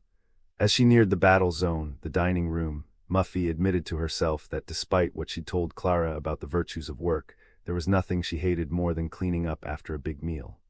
She hoped at least that Clara was having a good time. Muffy still found it difficult to believe that her confidante and friend had that trouble shortly after they'd moved to Darien. Her father always said that Clara had a violent temper when anyone cast aspersions on her integrity, but the thought of her having spent 2 years in prison still seemed incredible. The dispute at the drugstore had been over a $50 bill and the pharmacists refusing to take it. Clara insisted that he'd reached for the scissors first, but they ended up in his side just the same. The judge would have been even harder on her if Muffy's father hadn't interceded through the good old boy network. "And here we are worrying about who's sleeping with whom," Muffy reflected as she plucked a hefty bag from the pantry and began clearing away the disposable plates and utensils. Picking up the plastic knife they'd used to spread on the ketchup, she wondered if she could ever get mad enough to stab someone. Deciding that such questions were the surest way to bring on a nightmare, she pitched the knife in the bag and went efficiently about her work. ******. In the first room after the landing, Arch rubbed his hands expectantly. That morning he'd been the first one up the steps and had nabbed one of the 2 double rooms. Closing the door, he shuttled around like Groucho Marx, a smirking husk crammed with joyous thoughts. "Hey, all right. Lucky lady, whoever you are, we are gonna have some privacy." His eyebrows froze in a delighted arch as he checked his appearance in the mirror behind the door. "Eat your heart out, Stallone." Giggling, he pushed the 2 single beds together and ran through the math again. Assuming that Muffy ended up with Hal, Rob with Kit, and Nikki with Chaz, that left Nan Bedden boardless. She wasn't the most buxom girl of the group, but even without whipped cream he could think of a dozen different things to do with those long, sexy legs. He pulled off his rugby shirt, fluffed up the tuft of dark hair in the center of his broad chest, and flopped backward onto the bed, his hands behind his head, his feet bopping impatiently. He tried to imagine what Nan would be wearing. Maybe she'd dig deep into that fat suitcase and come up with a French sarong or fishnet camisole or a satin teddy with thin, fragile spaghetti straps. Edible straps, he mused, shivering as he pictured himself nibbling through them slowly, first one shoulder, then the other, the teddy clinging precariously to her breasts before dropping, kicking up and down with anticipation as he heard her coming down the hall. He decided that even flannel pajamas would be fine. He listened, holding his breath as she turned the knob. Chaz walked in and Arch stopped flopping, as though someone had pulled the plug. Even in Archibald, oh man, you gotta be kidding. Chaz heaved his gear on the bed. He was shirtless, and behind his frown, his teeth shone from their recent scrubbing. It's no joke, lad. I went to Nikki's room and the damn door was locked. No way, yes way. Well, listen, pal, there've got to be other rooms and you're gonna have to find one. You see, I'm expecting tapioca, fella. Everyone else is in bed and accounted for. But Chaz, how can that? Hey, it's me, Arch, mister. Lebedo. I just made an informal check up and down the hall. Doors are locked or rooms are empty, but no one's free. Arch slumped back. Pissfuck. After a moment he began scratching his head, once more the detached mathematician. Now wait a minute. If Nikki's Ayon and you're here, who's got Nan? I dunno. Hal, I suppose. Or maybe even Muffy. Arch's chin fell slowly. Muffy. Jesus, you don't think I mean I dated her. I rest my case. Chaz smiled crookedly. Maybe Muffy knows something about us that we don't. What are you talking about? Chaz bent his hand limply at the wrist and blew his unwilling roommate a kiss. What do you think, sailor? Arch didn't wait for an April Fool but was up in a flash, shoving the beds apart, pulling on his t-shirt, and hurrying into their private bathroom. He locked the door and braced himself against it, despite Chaz's reassuring laughter. Asterisk, asterisk, asterisk, the humming was tuneless but melodious, like the cooing of a contented infant. The woman stood there, her shadow falling across the house and its toy occupants, enveloping all but one of the metal figures. The exception was wearing a painted tweed jacket and standing outside the house. For a long moment the woman seemed disinterested in doing anything other than expressing her contentment as she surveyed the miniature landscape. At last her hand came down slowly and moved the lone figure toward the boathouse, dragging it awkwardly along a sandy stretch on the landscape. Then she withdrew her hand and the cooing stopped as she listened to the footsteps outside the window. They were the only sound to reach her, the only sound that penetrated a room that was otherwise as quiet and still as death itself. Asterisk, asterisk, asterisk, Skip stopped, pulling himself together. He'd started up too suddenly and gotten dizzy, and now he took a few slow, deep breaths before he could continue. The young man had no idea what time it was or how long he'd been standing by the door gazing out at the lake. All he knew was that a few moments ago he'd started to crash, and that wasn't what he wanted. God, he didn't want to be sober again, ever. Half walking, half dripping, he started again. He picked his way down the driveway, leaning against the van as he walked around it, then made his way to an old dirt path choked with weeds and spring grasses.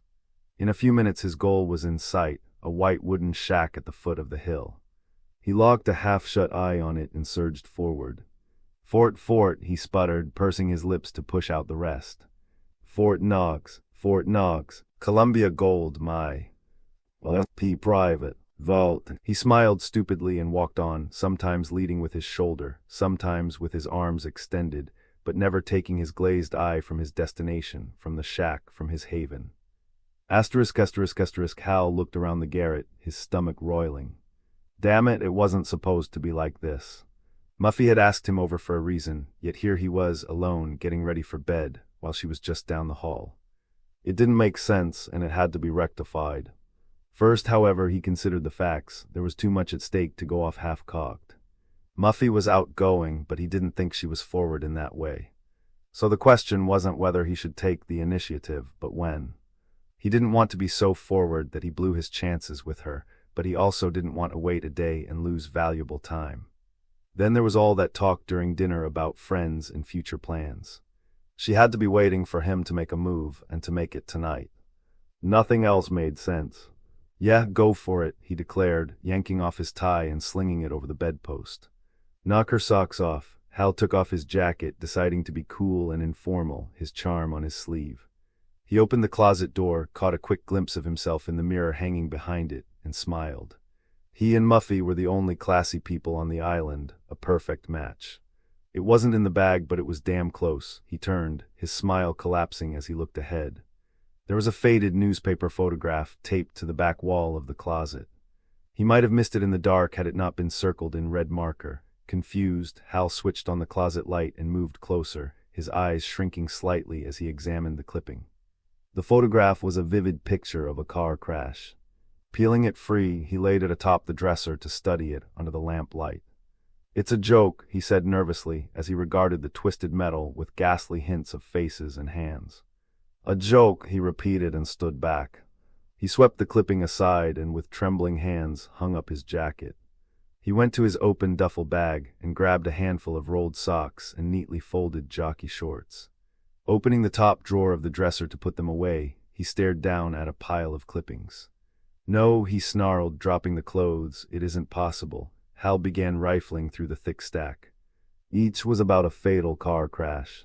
Some had photos, some did not. All were boldly circled in red ink. "What stinking bastard!" There was a knock on the door and it opened a crack. Hal jammed the clippings back in the drawer, shutting it with his backside. Harv, it was Chaz. Of course, Hal told himself it was Chaz. Chaz who did it, the April Fooler. And now he was coming to see how his gag had gone over. "Yeah, I'm here, can I come in?" "Sure, why not?" Donning a look of utmost composure, Hal came forward to greet him. Chaz entered and looked around enviously. "A single, huh? You did all right, I guess so. I'd rather bunk with one of the chicks, but by the time I got up here the 2 doubles were taken. You shouldn't have hung back with Muffy. I mean, Muffola's got a great spread here, but the living quarters suck pond water." Hal's laugh was contrived and he turned to the bed, his expression sour. "Hey," Chaz continued, "you're not planning to sack out yet, are you? Why? You got some last-minute April fooling in mind." There was a thread of anger in his voice. "No, Arch and I were thinking of something more along the line of cards and sauce. Thanks, but I had enough to drink at dinner, then come down and lose some money to us. I ran into Muffy and she said she might join us. She nixed fuck rummy and strip poker, but who knows what she'll agree to with a few Bloody Marys in her." Hal eased slightly. "That's different." "Yeah, sure, I'll play, good man." Chaz slapped him on the shoulder. "See you downstairs in a bit." "Sure, just as soon as I do some cleaning up." Chaz left, shutting the door behind him. He hadn't caught the pointed remark, and Hal stood for a minute regarding the dresser. He said in an angry whisper, "I don't know how you found out, Chaz, but you had to have done it. You and your shit for brains, pal Arch. But I'm not going to cave in. If you can dish it out, I can take it. Harvey Edison, Jr. Doesn't cry, uncle." Straightening himself up and facing the mirror, Hal combed his hair and put a smile on his lips, though the smile stopped far short of his eyes. Asterisk, asterisk, asterisk, as Nikki unzipped her bag, she wondered if she should get it together and find Chaz. She knew that Muffy would stay away from him, but she wasn't sure about Nan. And as tired as the grapey Cabernet Sauvignon had made her, she found the inside of her thighs warming when she imagined him huddled close in her small bed. She took out her straw makeup kit and went over to the dresser. "Nuts," she murmured, pulling open the drawer. "We've slept in tight spots, B." The words froze in Nikki's throat. Setting the kit aside, she reached into the drawer and lifted out an eyeless black bondage hood. Beneath it were a red mouth bit, purse crop, leather G-string, and a pair of silver nipple clamps. "Oh," she gasped in a small voice. Grazing her fingertips up and down the length of the crop, she tried to decide whether it was Muffy, Chaz, or Arch who'd done this. "Chaz," she concluded, sliding a finger into the slit crotch of the G-string. From one of his damn catalogs, it was, however, an interesting selection. The implements weren't quite as gaudy as the ones she'd see when, as a little girl, she spied on her parents. But they brought back memories of her earliest fantasies, and later, experimentation with her lover from the village. Now that she thought about it, she'd never mentioned any of that to Chaz. However, as her neck grew hot and flushed, she realized it didn't matter who was responsible for putting these things here.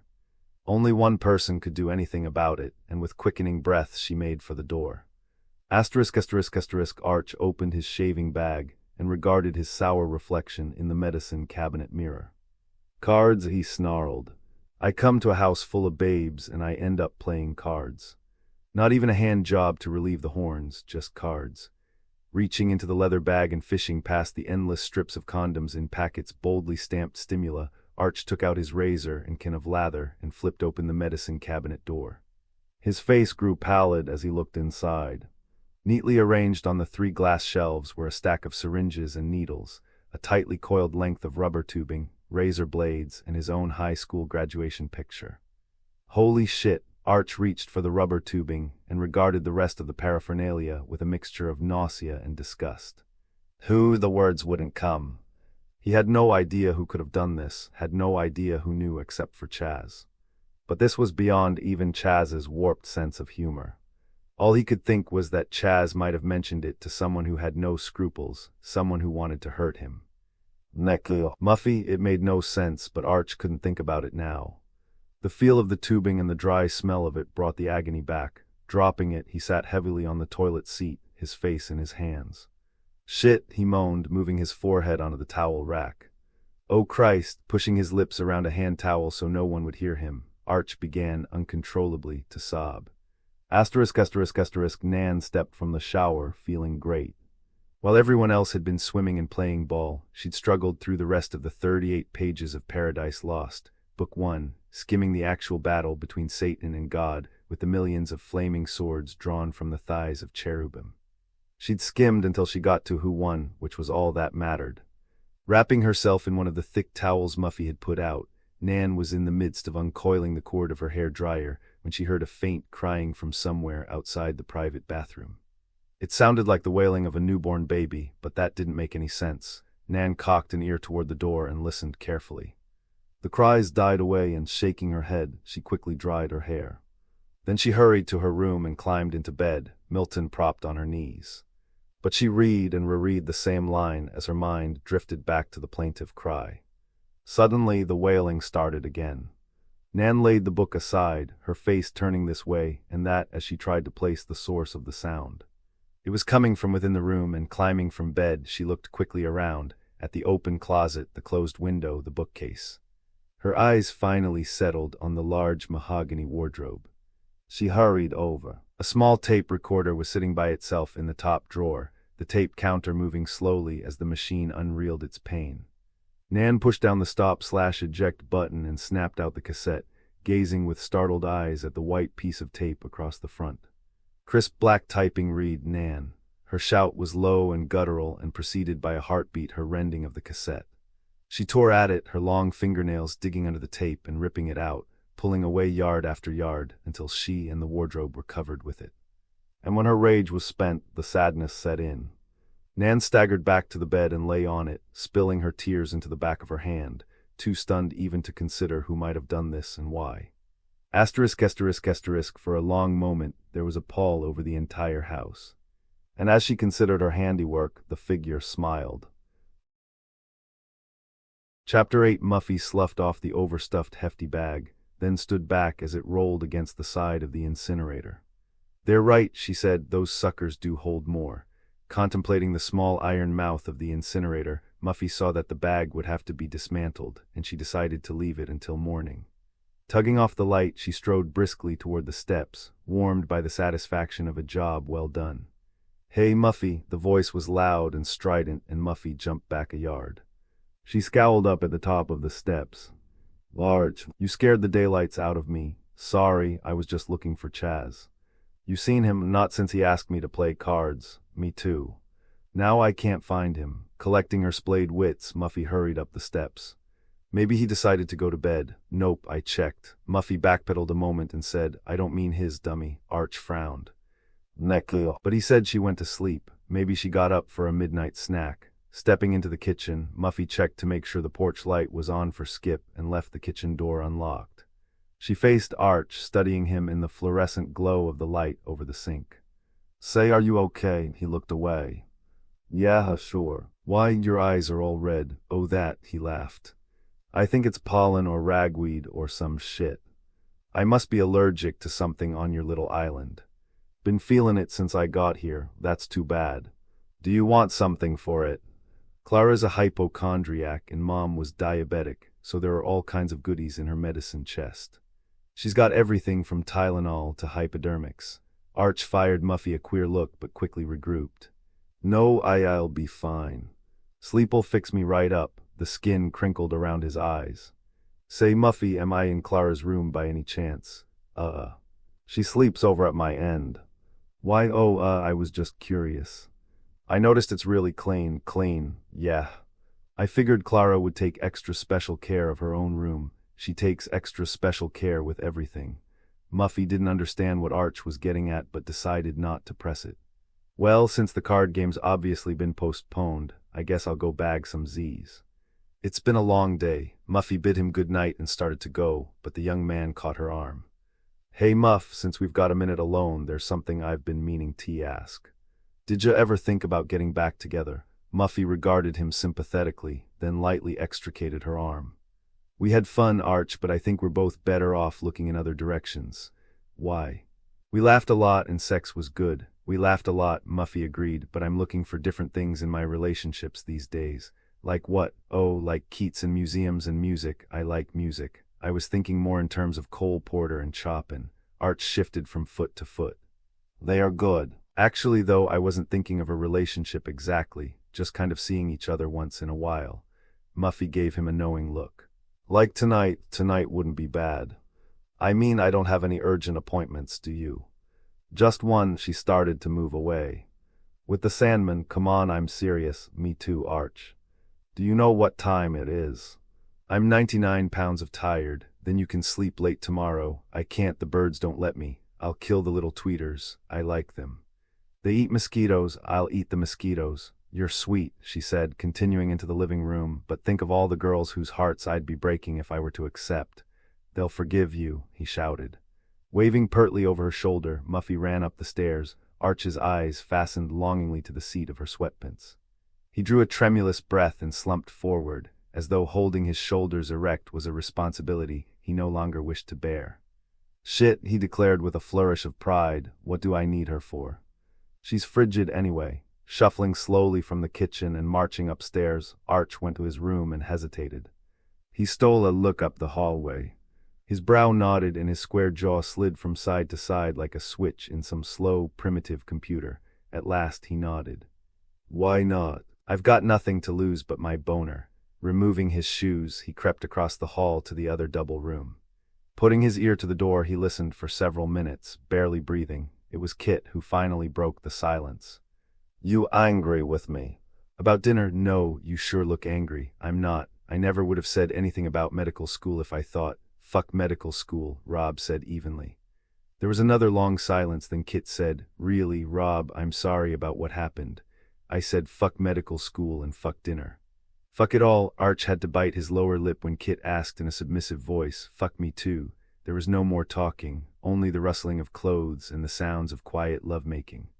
He knew he would not be needed here. After listening a few moments longer, Arch slunk away. Moving to Nikki's room, he wondered if he might persuade her to help him, as she usually did. She was a good sport, and besides, she owed him for his giving her up without a fight. He knocked once softly. There was no answer. He tried the knob, found that it wasn't locked, and stepped in, his hopes soaring. The light from the corridor caught the top edge of the bed, and he saw Nikki staring up at him. She seemed angry, and as his eyes adjusted to the dark, he saw why. Chaz was on top of her. Raising an open hand in a valorous apology, Arch backed from the room and quietly closed the door. He shut his eyes tightly and sighed, grateful that he'd looked before sliding into the bed. He'd never have lived it down had he put his hand lovingly on Chaz's naked ass. Arch turned from the door and brightened suddenly. Hey, wait a minute. Nan wasn't with Muffy, he whispered to himself. Beating a path to the end of the corridor, he reached Nan's door and rapped lightly. Nan, there was no answer, though he thought he heard sobbing. Hey Nan, you all right? The light clicked off. Nan, answer me. What is it? You need someone to hold you or something. He heard the old mattress creak. No, he said under his breath, frantically trying the door. It was locked. Nan, let me in. There was silence now, and Arch gave her a minute, then another, to change her mind. When she didn't, he backed miserably from the door and returned to his room. As he dragged himself down the hallway, Hal's door swung open and the young man stepped out. He was wearing a freshly pressed shirt and a silver chain. There was an unlit pipe stuck between his straight teeth. Hi, Arch. Where's the game? Arch looked up. There isn't one. Why? Because Chaz scored once and it was all over. What? Figure it out yourself, smart guy. I'm gonna go kill myself. Wandering into his room, Arch slammed the door hard for everyone's benefit. Confused, Hal returned to his room, just as happy to be writing an end to the long evening. Down the hall, Muffy heard the doors shut and smiled. All her guests were asleep. She went to the French windows of her balcony and threw them open. She stood outside, leaning just above a trellis overgrown with vines. The moon was full and white, sharply etched against the black sky. She looked at the stars and picked out the belt of Orion slanting up from the lake. Below it hung the line of stars that formed his sword, the blade of which dangled precariously over the distant boathouse. She sighed helplessly. Skip was somewhere down there. Poor Skip, steeped in misery and getting worse. Living in the shadow of an overachiever was tough, but being Daddy's big disappointment was worse. If only he'd apply himself. She'd taken him skiing in Switzerland the winter before, to get him away from the pressures of applying to college and to try and convince him to mend his irresponsible ways. But she'd failed, and things grew even worse when he was accepted at Babson. Now that the heat of getting in was off, he didn't care about anything. She was convinced that, come the fall, he'd start 4 years of majoring in slow self-destruction. Muffy had hoped this weekend would bring him out a little, and it distressed her that it didn't appear to be happening. But painful as that was, the first order of business was to make this weekend work for her, to secure the house. After that, she could concentrate on school and then on the business, becoming the first cent. John woman to make something of herself. Then she could turn to helping Skip. Trying not to think of the countless accidents Skip could have roaming stoned about the estate, Muffy went inside and sat on the bed, exhausted but satisfied with the start she'd made. Victory. Skip emerged from a patch of overgrowth, his sleeves streaked with dirt, his shoes wet with muck. There was a chunky mosquito bite on the back of his hand, and he raked at it idly as he plodded through the sand. He sidestepped a rotting skiff that lay hull side up and partly buried with sand, did a jig to avoid a sand crab, and continued on to the shack. Dry sand poured into the sides of his shoes, mixing with the dampness to form a sticky paste. Ignoring it, Skip moved around the skiff's outboard motor, which he himself had wrapped in its tarpaulin the summer before, when he'd first planted the garden. Victory, he repeated softly as he reached the back wall of the boathouse. Dropping on his knees beside a small rectangle of shrubbery, he sifted through his pockets for a lighter, found one, and flicked it on. Anticipation fled swiftly from his face as he swept the light across the leaves. No, it can't be. The plants were green and young, the leaves too stout for picking. Running his hand across his mouth, Skip took a deep breath and tried to compose himself.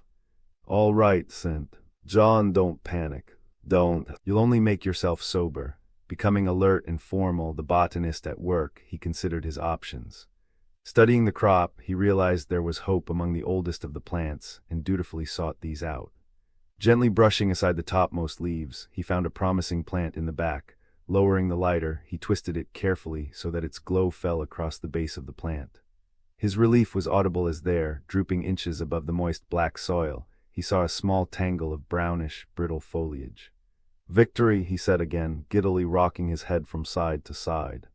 Jabbing the base of the lighter into the rich soil, he flexed his fingers like a pianist, then reached down to twist off the dried leaves. Something moved behind him near the boat. He didn't turn but continued his delicate operation.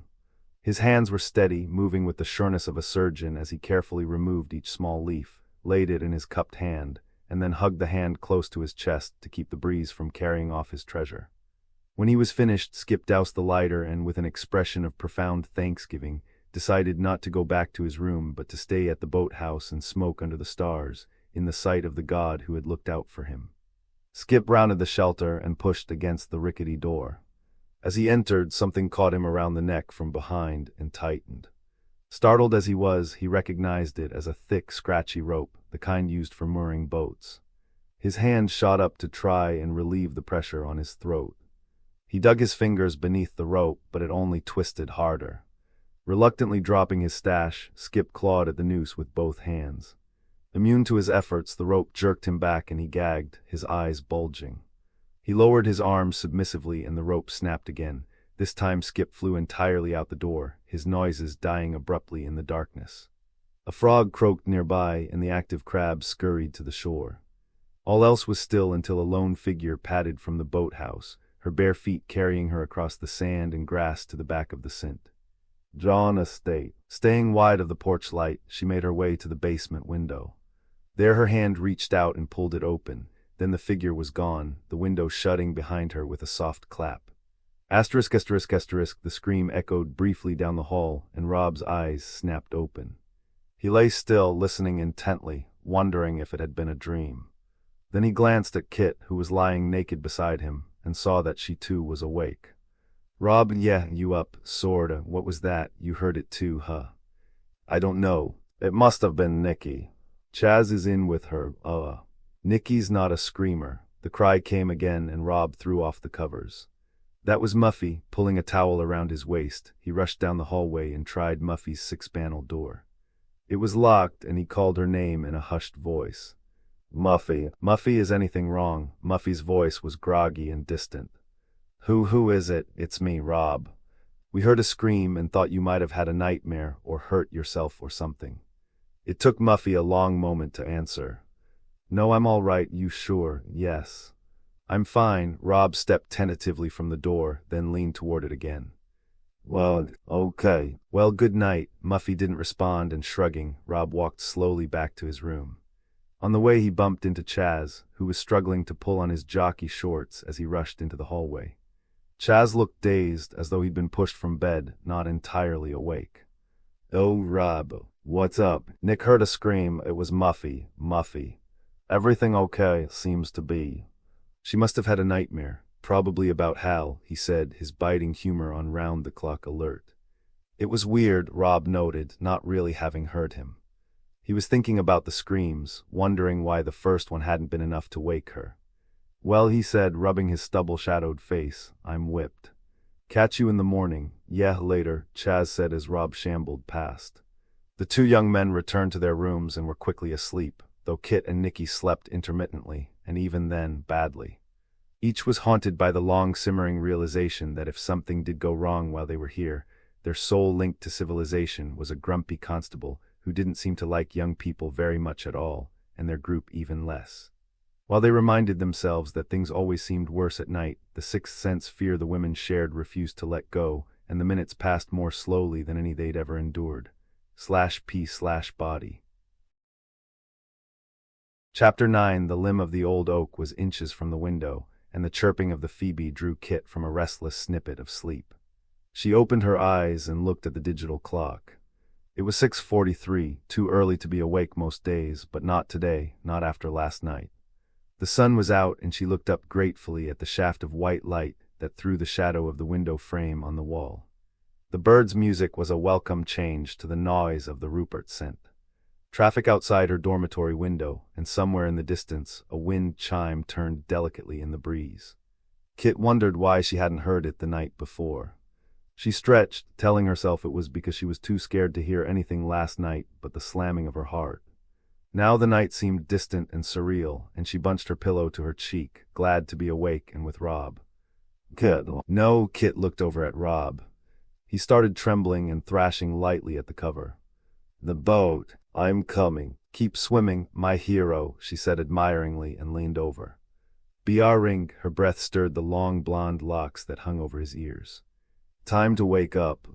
Coming, she nudged him. Rob, wake up. The young man's eyes peeled open, though it was several seconds before he realized he was awake.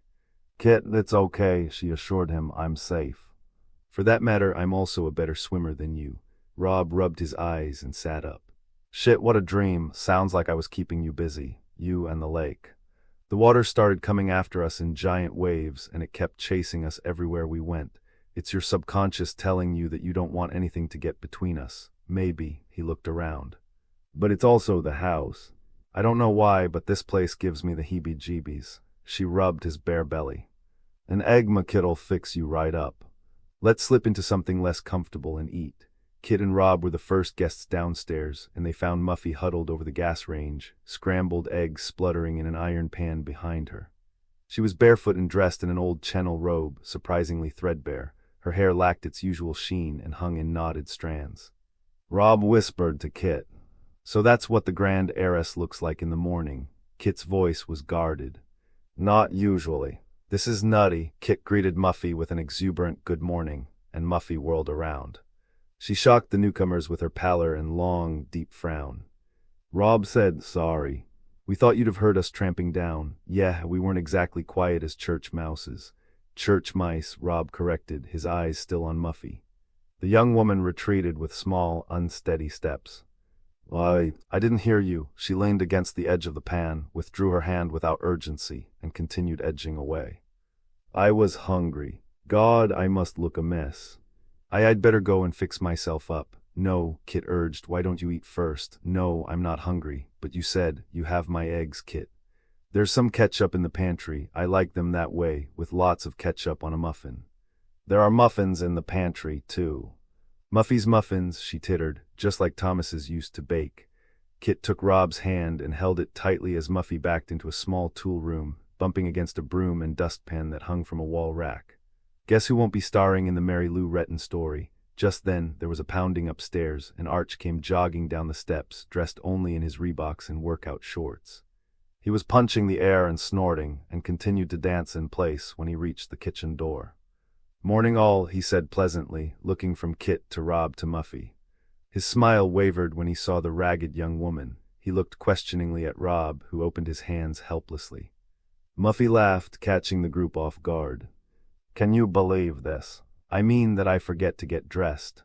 She brushed the creases from her robe and cleared her throat self-importantly. "I must be quite a sight." "No, you're fine," Rob assured her. "Fine? No, I'm hardly that. I must be resplendent." Muffy bunched up her hair and postured like a debutante. "I must be the talk of the party." Sashaying through the kitchen with a fixed grin, Muffy made her way up the steps. When the door slammed, Arch faced the others. "Who made her night?" "No one," answered Rob. "She was alone." Rob turned to Kit. "I told you this place is fucked." "Seriously fucked." Kit flicked off the stove, then went to the pantry and grabbed a package of muffins. "Maybe it is and maybe it isn't." "Anyway," she said, affecting a festive manner, "we're here to have a good time, so let's let Muffy take care of whatever is ailing Muffy, and we'll take care of us." Arch grunted his accord and went searching for a toaster. Wearing cutoffs and a search for Spock t-shirt, Chaz stood on the porch and took a deep breath. He thumped his chest as he looked out across the distant lake and watched the ducks drifting lazily upon it. "What a morning," he declared as Nikki walked out, loosening the strings of her reversible wrap. She'd made the mistake of finishing her Egma kit and was feeling it in the waist. "What a night," she said, thinking again of the hours she'd spent staring at the ceiling and resenting Chaz for being able to sleep. She couldn't imagine what Muffy must have dreamed in order to be as wrecked as Kit had described, or as tired. When no one had heard from Muffy during breakfast, Nikki went to her room. In a sluggish voice, Muffy said she was tired and going back to sleep. Muffy never slept late, and Nikki hoped her strange behavior was nothing more than pressure from putting the weekend together. Chaz passed his arm around her. "Yeah, what a night. Nikki, you are too wild a woman. Even Prince would think you're too hot to put in a song." Nikki gave him an affectionate look just as Hal came out, dressed in his Lacoste tennis whites. He hadn't spoken to Chaz all morning. Neither Chaz nor Nikki knew why, nor cared. Hal was followed by Arch, who was palming a soccer ball and using his finger to pick pieces of toast from his back teeth. "Worth give?" Arch asked, ambling over to Chaz. Chaz looked up with disdain. "What?" Arch sucked the chewed toast from his finger. "I said where's Skip? That depends on what he's on. If he did coke or a downer, my guess is we'll find him sprawled in the dirt and have to scrape him up with a snow shovel. Otherwise, he probably made it back to his room, and we may get him up and around by dinner time." "Shit. I guess that means your goalie, me." "No fucking way. I didn't visit my friendly neighborhood orthodontist for 2 years, so I could have my face smashed in by one of your kicks." Hal stepped forward. "I'll be goalkeeper," he sneered at Chaz. "It's like anything, lame brain. If you do it right, you won't get hurt." Chaz was about to make a snide remark when Rob and Kit ran out wearing their bathing suits and overshirts. "Come on," Rob called back as he sped down the driveway. "Let's hit the beach." "You've got to be kidding." "Hell no, Chaz, come on, forget it. My arms still hurt from yesterday. Yesterday was just a warm-up. This is the main event. I'm warmed up enough." "Mark Spitz, I ain't. I got some sad news for you. You ain't pale either." What you are, Kit charged, is a party pooper. Come on, Chaz shrugged apologetically and joined Arch, Hal, and Nicky, who were busy organizing an informal scrimmage. Rob and Kit continued on, rounding the house where Rob spotted Nan sitting on a porch rocking chair. Hey, where'd you come from? The young woman barely looked up. Inside, no, I mean you weren't at breakfast. I wasn't hungry. Kit crooked a finger at her. Hey, Nan, how about it? Want to go for a swim? Oh, no thanks. I thought I'd wait and see what Muffy wanted to do. Nan looked back at the book so they couldn't see her eyes, couldn't see that she was lying. Forget it. Muffy's down for the count till at least lunchtime. She had a bad night, I know, and I think someone should stay around in case she needs anything. Nan, she's not a cripple, thanks, but I'd still feel better hanging around. Suit yourself, Kit said and followed Rob into the pickup. He climbed in and hopped right back out, howling. Watch it, Kit. Hot vinyl, spreading their towels beneath them, they sped off, the rumbling of the engine the only strident sound in the otherwise gentle morning. Nan watched them go, then returned to her book, but only for a moment. The thick prose of Milton was too much today, and with an exasperated sigh, Nan slammed the hardcover shut. She picked absently at her hands across America bookmark, while she thought bitterly about the night before. She was still shaken by the tape, and suspected that Muffy had done it out of a perverse kind of jealousy. She'd been to the Youngblood home, seen how happy they all were, how many friends they had. Muffy probably resented that, and this was her way of getting even. She didn't believe that Muffy was tired, only afraid to face her, but Nan was anxious to have it out and vowed she would before the day was through. She was also famished. Nan had avoided the others, having come downstairs and headed for the front door while they were in the dining room. It was an effort for her to be calm, let alone sociable. She'd give the soccer game another few minutes to get going in earnest, then head inside for some Rice Krispies and much-needed coffee. Humming to herself, Nan gazed across the rolling lawn with its angular slabs of rock jutting through, here and there. The grounds were so different from the flat 20 acres of her family's estate in Ridgefield. She was more comfortable there amidst the well-manicured grass and the utter stillness surrounding her beloved gazebo. There was something raw and unappealing about all of this, something that ruined the settled grace of the house. Nan's eye was caught by a flock of migrating geese, and she watched until they disappeared behind the woods covering the west end of the island. Her gaze continued down to a well and a tall, narrow tool shed, both of which were situated halfway between the house and the woods. As she stared at it, she thought about how nice it would be to fly. Not like a bat or even as a sword-toting angel, but as something sweet and delicate, like a swan or tern. Something else caught her eye now. She saw someone who looked like Muffy but was dressed in levis and a pink blouse, her hair stringy and disheveled. Whoever it was, it had to be Muffy, Nan told herself. No one else carried herself so straight, was holding a large knife and a basket as she strolled along the outskirts of the woods. Nan stood and called to her, but the figure kept walking. The young woman hurried from the porch. Muffy, wait, I want to talk to you. Nan neared the unpainted shed, but heard nothing other than the birds twittering in the woods. Muffy, she stopped by the side wall. There was still no answer, and growing indignant, Nan stalked toward the front of the shed. What is this, Muffy? Another joke. She pulled open the door, surprised to find the shack empty. Nan turned quickly, expecting to be laughed at, but Muffy wasn't in the woods either. There was nothing save trees, and beyond them, an unused stretch of shore with the glimmering lake and boathouse in the background. Damn it, this isn't funny. Nan shut the door and left in a huff, oblivious to the red, angry eyes watching her through a window on the top floor of the house. *****, Rob jumped from the truck, relishing the heat of the sand between his toes. Kit climbed down and began running across the dunes, her shirt-ails blowing in the stiff wind. Last one's got to write his girlfriend's next research paper. That's not fair. Rob poured on the speed, but Kit got there first. Coming to a sudden halt at water's edge, she stuck her toe in the water and shivered, a turbulent shudder that climaxed in a scream. Briefly burying the toe in the warm sand, she turned and ran down the beach. Hey, Kit, that doesn't count. You didn't go in, I admit it, I lose. It's too darn cold. Oh, yeah. Rob did a vaulting cannonball into the water and shot back to the surface. You lose, and that's not all. What do you mean? He launched into a surging breaststroke, pacing her.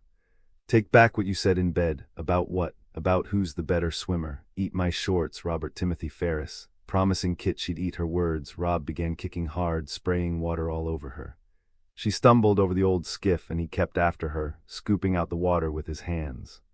Okay, you win. You're a better swimmer, but you're gonna have to be a better runner too if you want to catch me.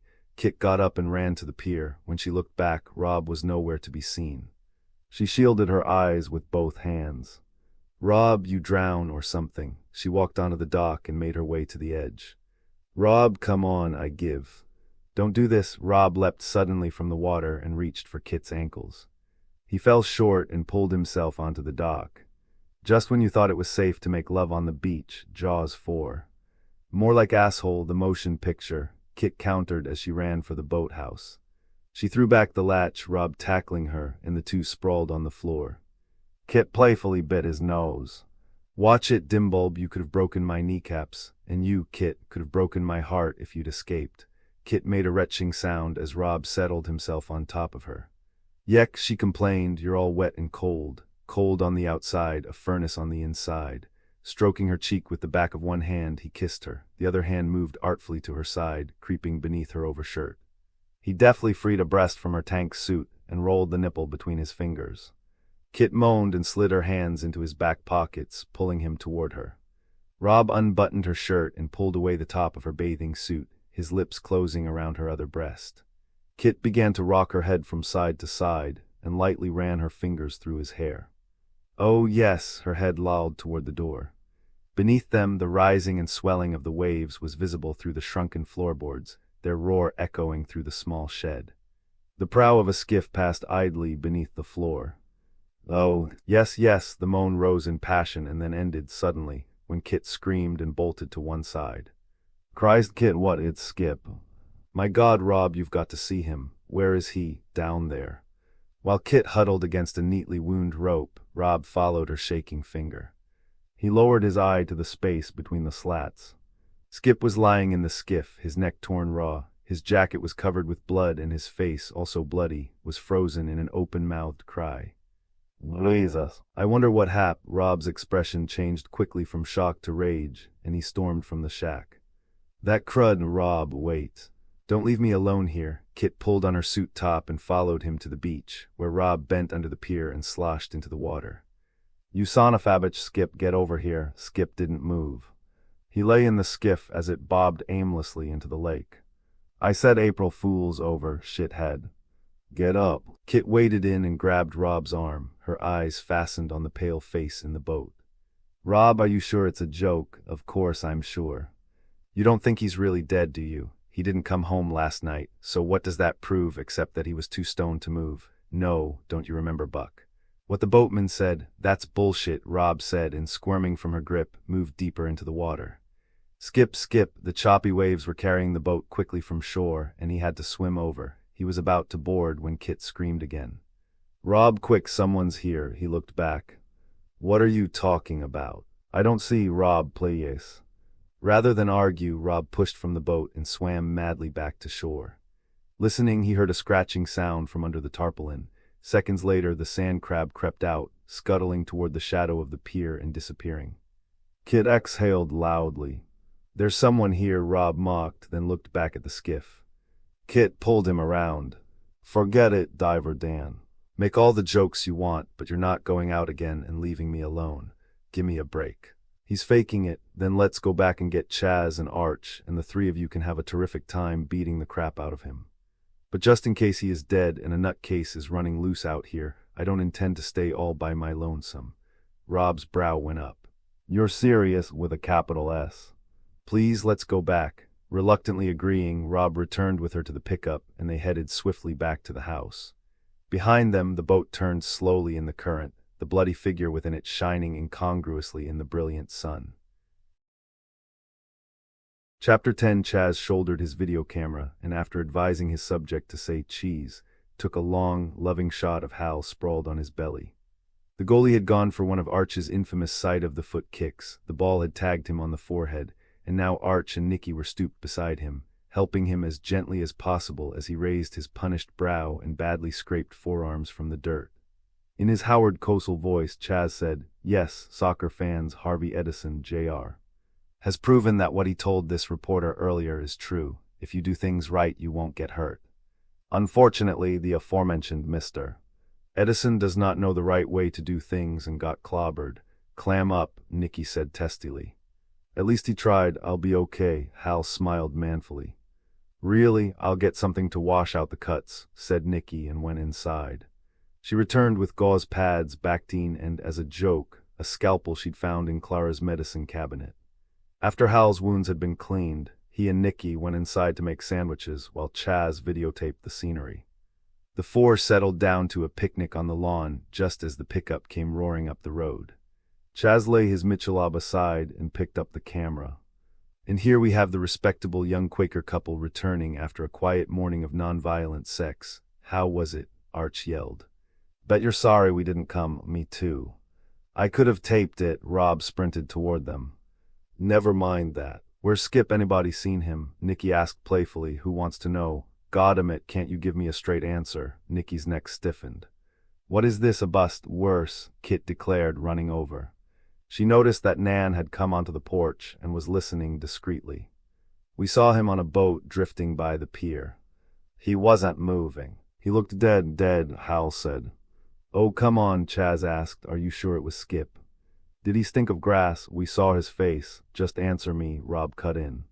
Has anybody seen him since last night? After exchanging blank glances, they shook their heads. Rob rushed past them into the house, and taking the steps 3 at a time, he burst into Skip's room. It was empty, the bed made, and his suitcase unopened. Rob hurried back downstairs. He hasn't been here. He hunched his shoulders toward the driveway. Damn it, if this is another of his jokes, I'll kill him. Arch called after him. Where you going? Back to the beach. Wait. He scrambled to his feet. I'll go with you. As they made for the pickup, Nicky shouted, Be careful. You don't know what could be going on. Suddenly, Arch slowed. Hey Rob, check it out. 3 o'clock and closing fast. Rob stopped, and the two stood staring as Muffy came strolling out of the woods. I thought she was still upstairs. Yeah, Arch, me too. Her hair was still unkempt, and she hadn't changed her jeans or oversized blouse. But she was wearing a wide smile and gaily swinging her basket, which was full of mushrooms. She did not see Nan watching suspiciously from the porch. Hi, she said, stopping beside the two young men. Going someplace, to the beach, said Rob. Then why the rush? It isn't going anywhere, Arch blurted. Muffy, it's Skip. He left some of Chaz's videocassettes there, Rob interrupted, silencing Arch with a glance. If we don't hurry, there'll be so much melted plastic. How terrible, Muffy said, her concern overwrought, exaggerated. That Skippy, I must have a talk with him. Where is he? Don't know, Rob said. Hiding from Chaz, probably. Well, good luck. I'll pay for any damages, of course. Thanks. Rob looked at her a moment longer. Except for the clothes and hair, Muffy seemed all right. But there was something unreal about her, almost as if she were a caricature of herself. He couldn't put his finger on it, but was glad when he saw Kit walking over, motioning for them to go. Firing her a concealed OK sign, he climbed into the truck as Kit escorted her back to the house, Muffy talking animatedly about mushrooms. Rob reached the beach in record time, pulling up beside the pier and jumping out. He scanned the lake for a moment, then punched his open palm. What's the matter? Look, damn it, the boat's gone. Somebody must have towed it away. Towed it, huh? That makes a lot of sense to let you see it, then ditch it. Tell me about it. You know, I've got this strong feeling that someone's jerking our chains. Or, Arch said with uncharacteristic gravity, covering up a crime. Rob blew out a mouthful of air. Yeah, I guess there's that too. Okay, we'll check around. Let's start with the boathouse. The two walked over, Rob in the lead while Arch turned his booming voice toward the dunes. Hey, Skip. Hey, asshole. You out there? Only the wind replied, and nothing moved, apart from the swaying grasses and small funnels of windswept sand. Stepping up to the pier, the pair noticed Skip's small garden and searched for clues. He was here all right, Rob announced, pointing to the knee prints and disturbed soil around the clipped plant. And it was still dark. Look here, that's the impression of a lighter. You know what I think. He got shit-faced and thought this whole ruse up. I wouldn't put it past him.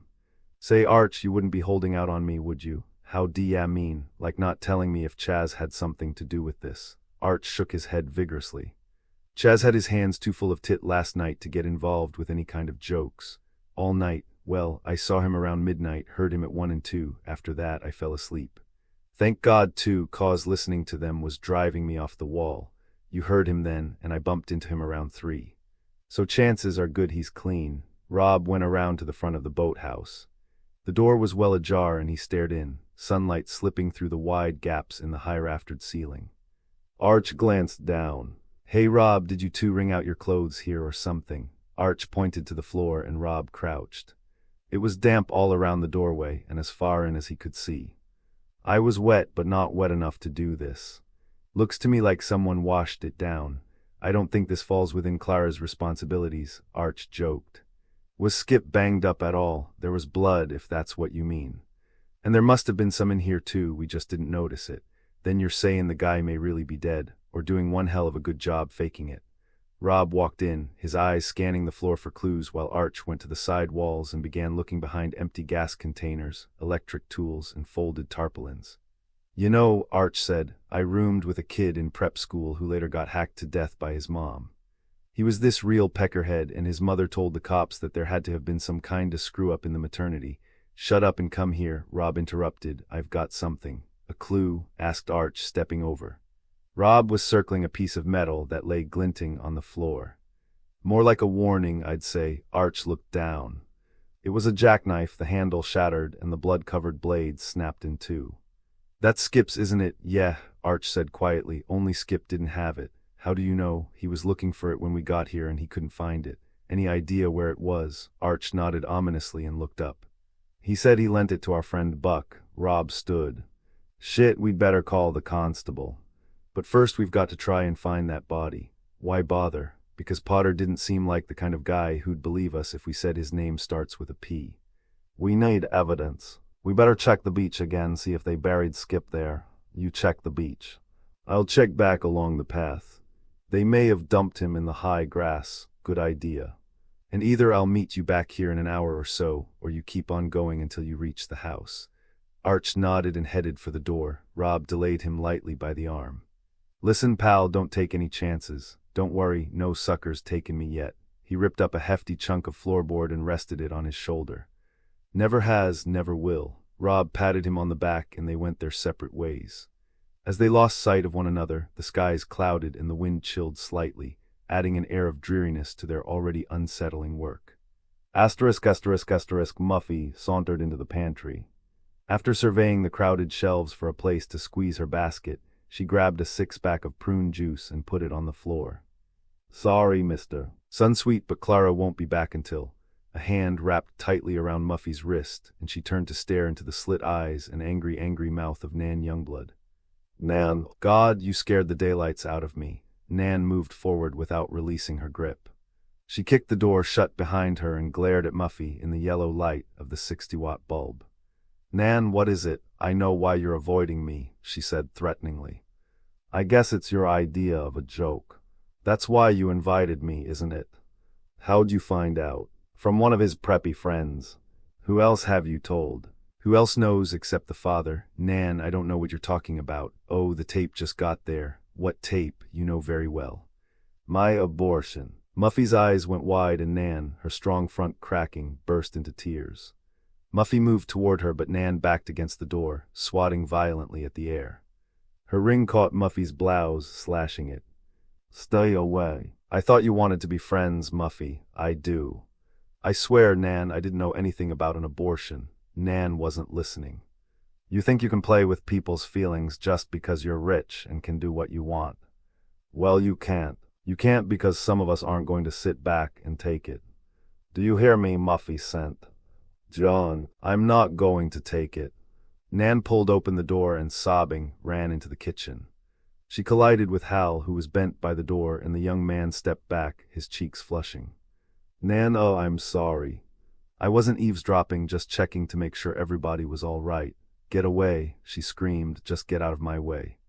Embarrassed, Hal stood aside as Nan ran out the kitchen door. Muffy came from the pantry, her eyes agonized. Apologizing for nothing in particular, Hal turned and walked into Nikki, who was just entering with her empty ice bucket. Nikki noticed Muffy's eyes and the torn blouse.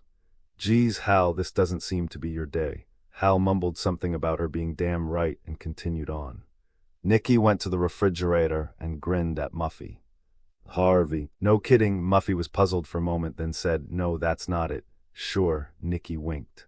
But don't worry, the secrets of your love life will go no farther. Frankly, I'm about ready to trade in Chaz for a new model. The guy's so jealous, she shook her head. Harvey, maybe that explains your clothes. Who has been doing your shopping lately? What do you mean? Oh, come on. You want a mirror? Muffy's lower lip began to tremble. I thought I looked okay, you do. For a bag lady, Muffy choked and stood staring at Nicky. Finally placing her basket on the shelf, she walked stiffly to the stairs, never looking back. Alone in the kitchen, Nicky sighed. And so ends another chapter of Search for Tomorrow. Facing the refrigerator, she pushed the bucket against the ice maker. The perfect cubes clattered down, and Nicky returned to her suddenly very private picnic with Chaz. By late afternoon, Arch was miles from the beach. The dunes and Rob's own calls were well behind him. All he could hear was the wind and the rustling of the horseweed and thistle as it swayed heavily all around him. Arch used his corroded slat to beat them back as he walked back and forth, covering each square foot of the field. Every few paces he'd stop and peer into the foliage on either side, then call Skip's name. Then he'd take a few steps more, looking all the time for footprints or signs that a body had been dragged through. When the house was finally in view, Arch paused in a clearing, and laying the slat aside, unwrapped a partially melted chocolate coin he'd filched from a restaurant checkout. Hell, you shithead. Shake on deck. Yeah, you Skip. You're missing a real treat here. He took a bite and looked down at the sticky gold foil wrapper. Comes all the way from Hershey, Pa, to our waiting taste buds. Arch listened as he finished the candy. When he was about to move on, he spotted the weeds shuddering several 100 yards away. And what have we here? The sound wasn't like the other false alarms, the field mice or wayward frogs. Something big was on the move. Fee-fi-fo-fum, I think I smell a pile o' scum. The sound stopped and Arch waited. Then the foliage moved again, only this time it was accompanied by a deep chugging and a lighter, clicking sound. That ain't no pile o' scum, he said warily. He retrieved the slat and wielded it with both hands, like a broadsword. Skip, the sound continued, metal rubbing against metal. Arch watched the field where the weeds were moving. It appeared that where they bent, they didn't rise again. If that's you, Sant. John, I'm gonna crack your fat skull. The clicking grew louder, the weeds fell closer, and with a sudden lurch, a hulking tractor burst into the clearing. Simultaneously, its small, high headlights flashed on, blinding Arch to the rows of blades that slid one into the other like a deadly loom. Momentarily stunned, Arch fell to his knees, only vaguely aware of the grinding of the lift cylinder as it raised the teeth past the grill and partially blocked the headlights. The cylinder stopped when the teeth were neck-high, and the last thing Arch heard was their grating clatter. The last thing he saw was a cloud of smoke that billowed white from the high muffler as the tractor bore down on him. /P/body. Chapter 11. The screen door banged behind Rob as he strode wearily into the living room. Kit and Hal were playing backgammon on the floor, while Nicky and Chaz were involved with magazines on opposite sides of the room. Glancing from behind her rolling stone, Nicky quickly interpreted Rob's grim expression. No luck, not a trace, nobody's seen him here either. Rob dropped the pickup keys on an end table. Where's Arch? Chaz looked up from the TV guide crossword puzzle. We thought he was with you. No, he was going to check the back path and either meet me on the beach or else here. Well, he isn't here. You're kidding. I don't like this, Nicky said in a sing-song falsetto. I definitely don't like this, Kit added hastily. I think it's about time we called the police. The number's 8248. Everyone turned to the doorway. Muffy was standing behind Rob, holding a bouquet of roses she'd clipped from the garden. She looked from face to face, from Kit's worried expression to Rob's guarded one. She carefully laid the flowers beside the keys. Constable Potter has an office at his home. That's the direct line. Muffy's voice was cold, though less so than her eyes, which fastened themselves on Rob. I was listening outside.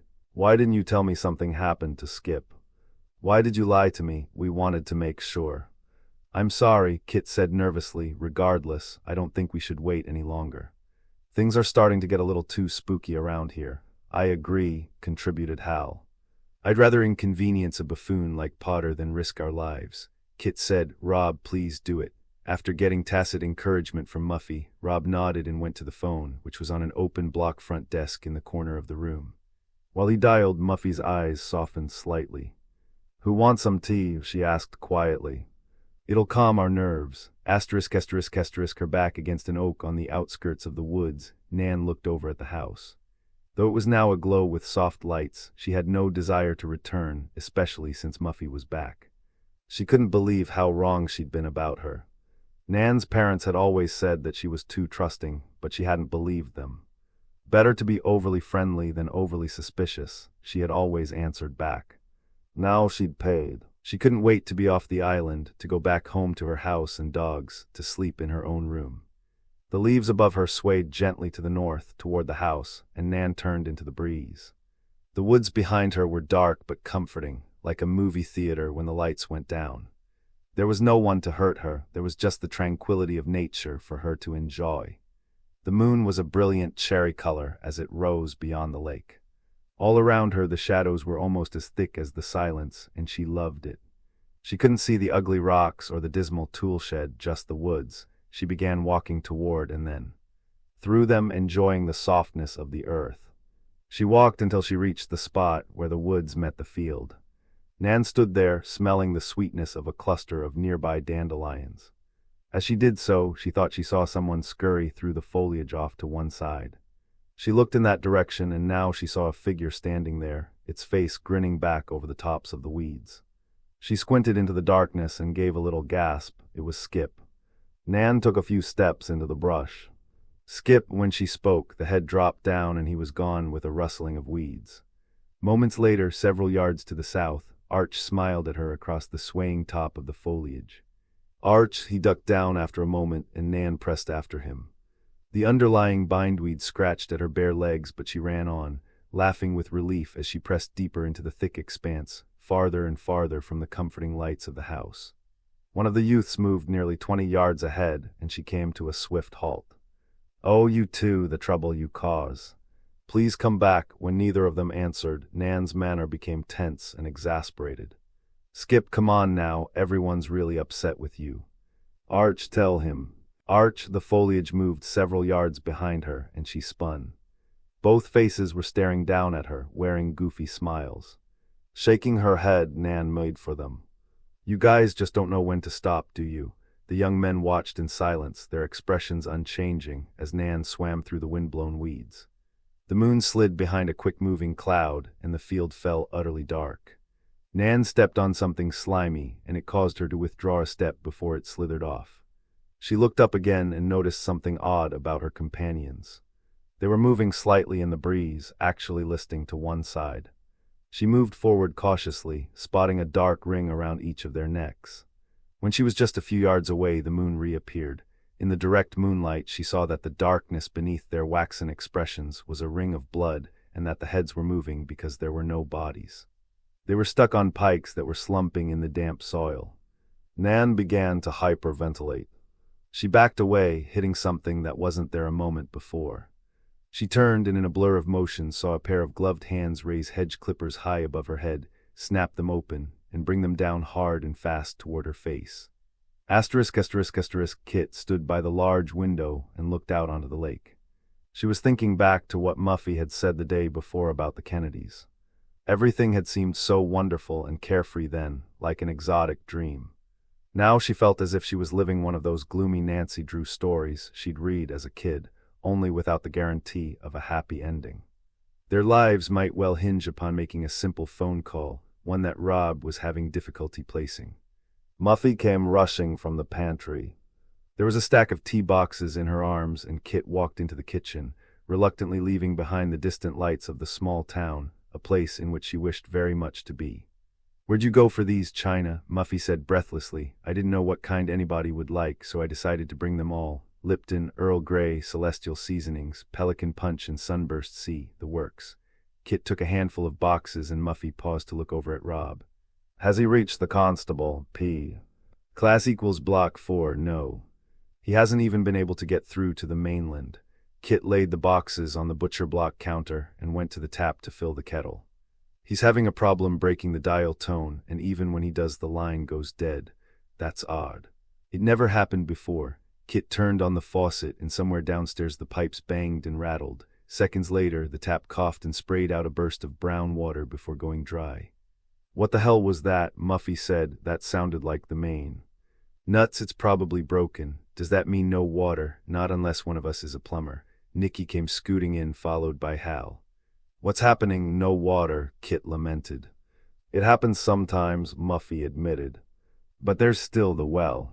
All of the island homes have some kind of pump or well for emergencies." "Glad to hear it." Kit shivered, casting a timid look at the door. "But I'll go thirsty before I go outside." "Oh, come on," Nicky said. "It can't be far." "I'll go with you." "Thanks, but I wouldn't go outside even if the house were on fire." "Jesus," Nicky snickered. "You're worse than my baby brother." Spotting a rechargeable flashlight on the wall, Nicky went and retrieved it. "I'll go. Just point me in the right direction." "Not without me," Hal piped up. "My knight in armor," she said graciously. Her face hardened and she yelled, "Chaz, you common too." "Not me, paleface." "I'm with Kit, you gotta be nuts to go out." "Well, I'm going, then you're nuts. Just don't forget the Bactine." "What for?" "You know, in case your playmate falls down and breaks his crown." Hal shouted, "Chaz, you're acting like an infant, you know that." "Hey, it wasn't me who has sea-waped my whittle elbows playing soccer." Nicky yelled at him, but Chaz cut her short. "Listen, Nick, there's one thing I want to ask before you go." "I can't wait." 6 across, he said, Big Bird's color. "Would you say he's yellow or golden?" Growling with rage, Nicky stormed out the door, slamming it so hard the dishes rattled on 3 walls. Hal ran after her, and Muffy sidled up to Kit. "Nicky and Chaz are quite a pair, don't you think?"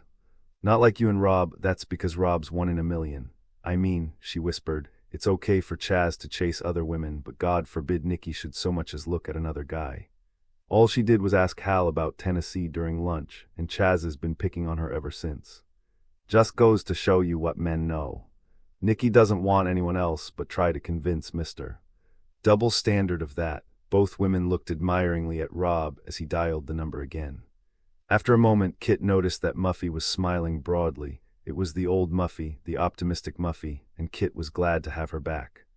"I'm not worried," Muffy said, gleaming.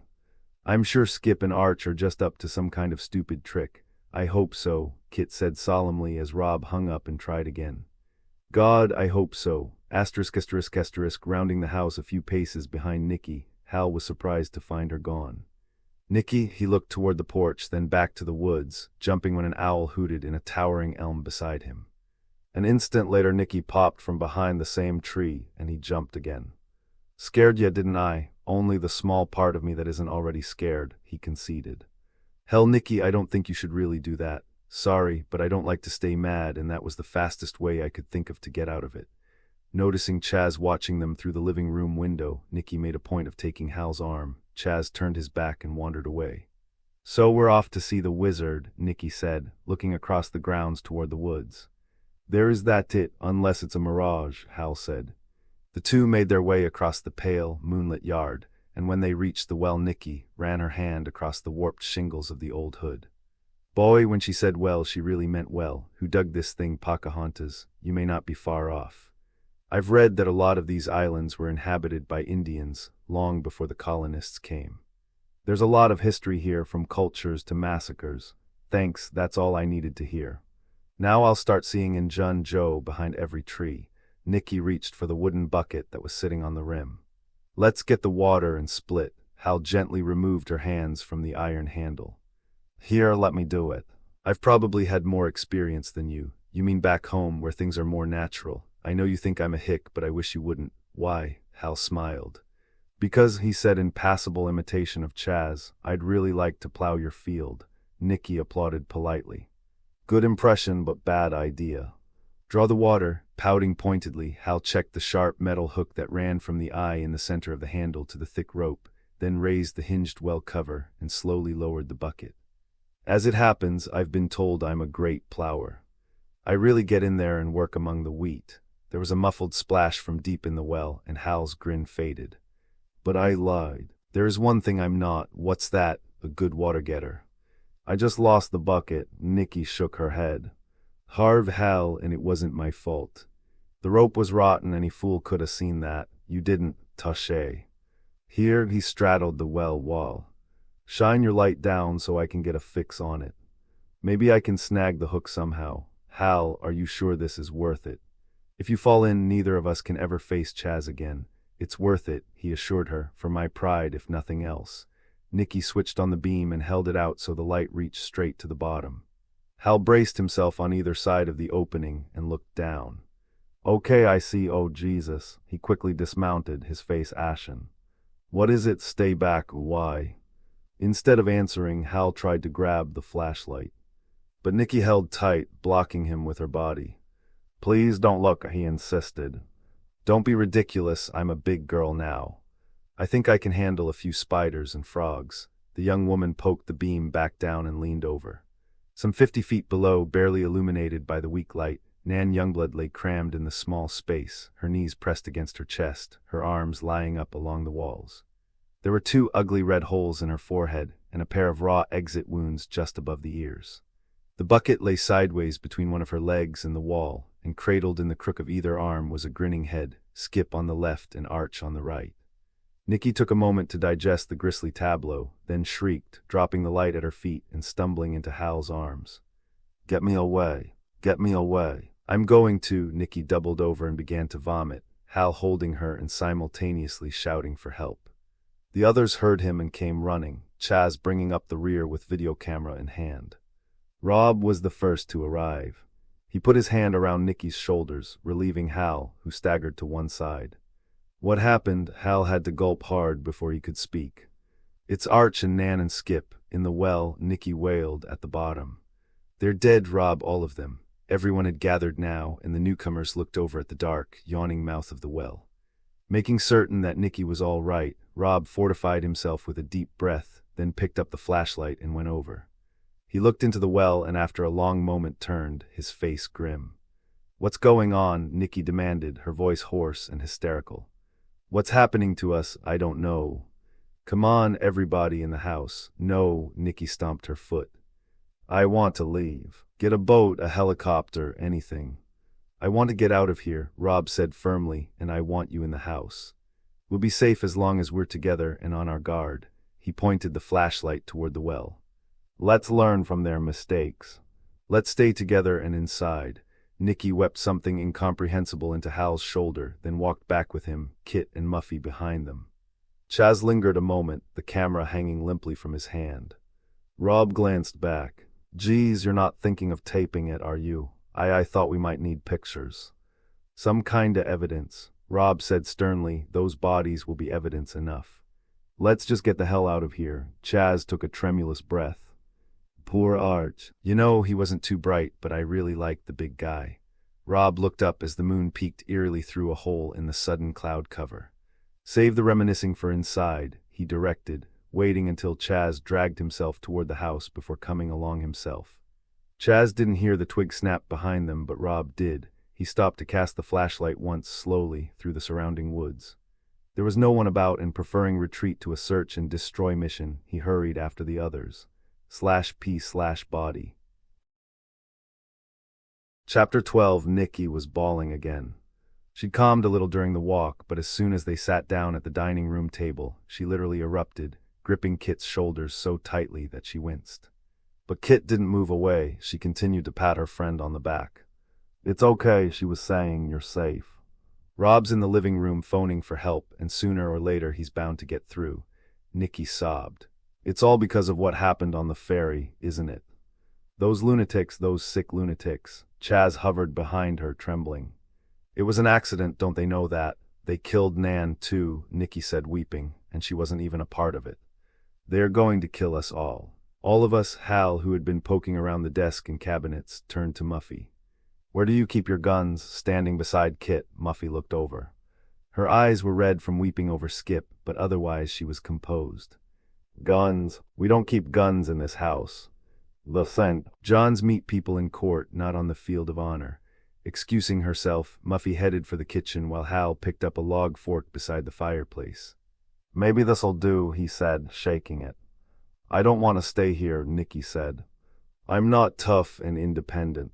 I want somebody to take care of me. You hear that, numbnuts? Hal sneered at Chaz. She wants a man, not a pussy. Chaz didn't respond.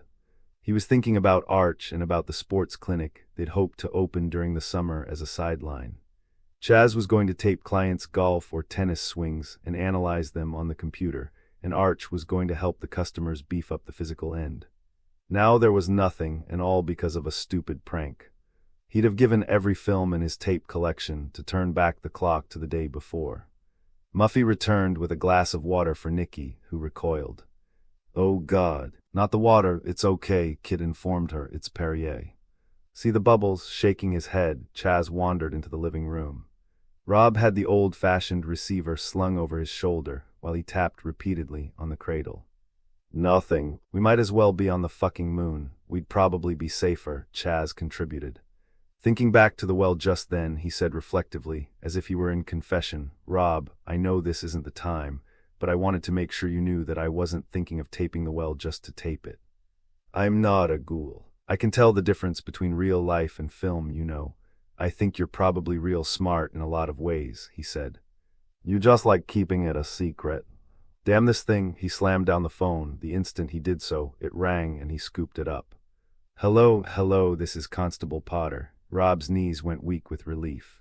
"Constable Potter. God, I've been trying to get you for hours. I'm at a pay phone in the hospital." "Who is this?" "Rob Ferris, we need your help. What's going on over there?" "They're killing us," he said frantically. "What are you talking about?" "Our friends Skip and Arch, we just found them in the well." He swallowed hard, looking at Chaz for support. "Their heads were cut off." There was a long pause on the other end. "Is this a joke?" "No. And Nan, she's been killed too. One of the men from the ferry, maybe both, they've come back. They're blaming us." What? "They're killing everybody. That ain't possible. Constable, I'm telling you the truth.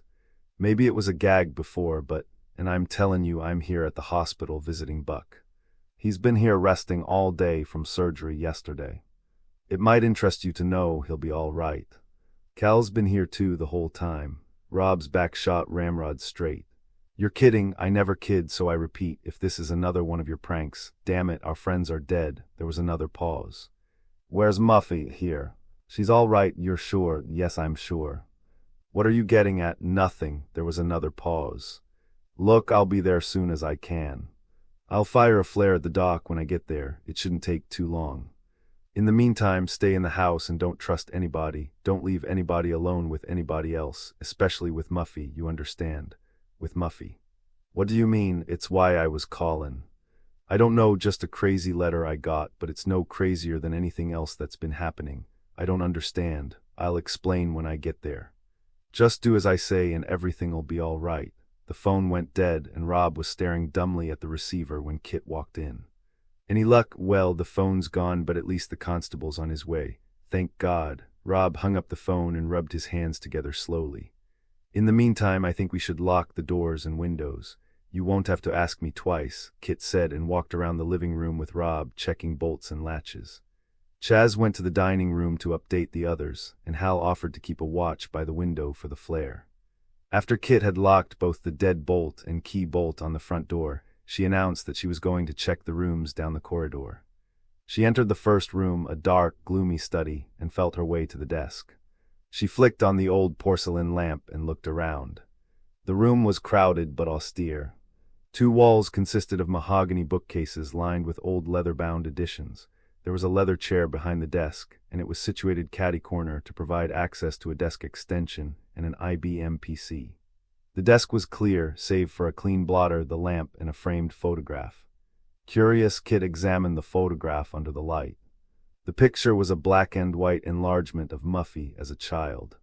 Even then, the chin was slightly cleft, the eyes lively. She was dressed like a butterfly, with big cellophane wings and tin foil antennae. But what puzzled Kit was the child beside her. It was a girl. Dressed like a caterpillar, she was identical to Muffy, from the broad smile to the cleft chin. Before Kit had had more than a quick glance at the other girl, Muffy strode in. There was a moment, a fleeting instant, when Muffy's eyes seemed to glow with anger. But it passed, and Muffy said personably, "It's my father's study." Kit stood back self-consciously from the picture. "Yes, I gathered as much. I just came in to make sure that everything was secure. You know, lock all the windows, that's a good idea. Muffy took a few steps toward the windows, a trance-like expression on her face. Sometimes, with the tides, it can take someone all night to get here from the mainland. And even then, they don't always make it. But that probably never happened to an experienced man like the constable, Kit said hopefully. On the contrary, it happened to his brother. He went down in the middle of the day, never did find out why. Hastening to the windows, Kit locked them, then closed the wooden shutters and threw the latches. Well, she said, dusting her hands while examining her handiwork, that ought to make things difficult for whatever sicko did make it across. Muffy smiled. Unless, of course, the killer's already inside. Kit looked at her sickly and Muffy's smile broadened.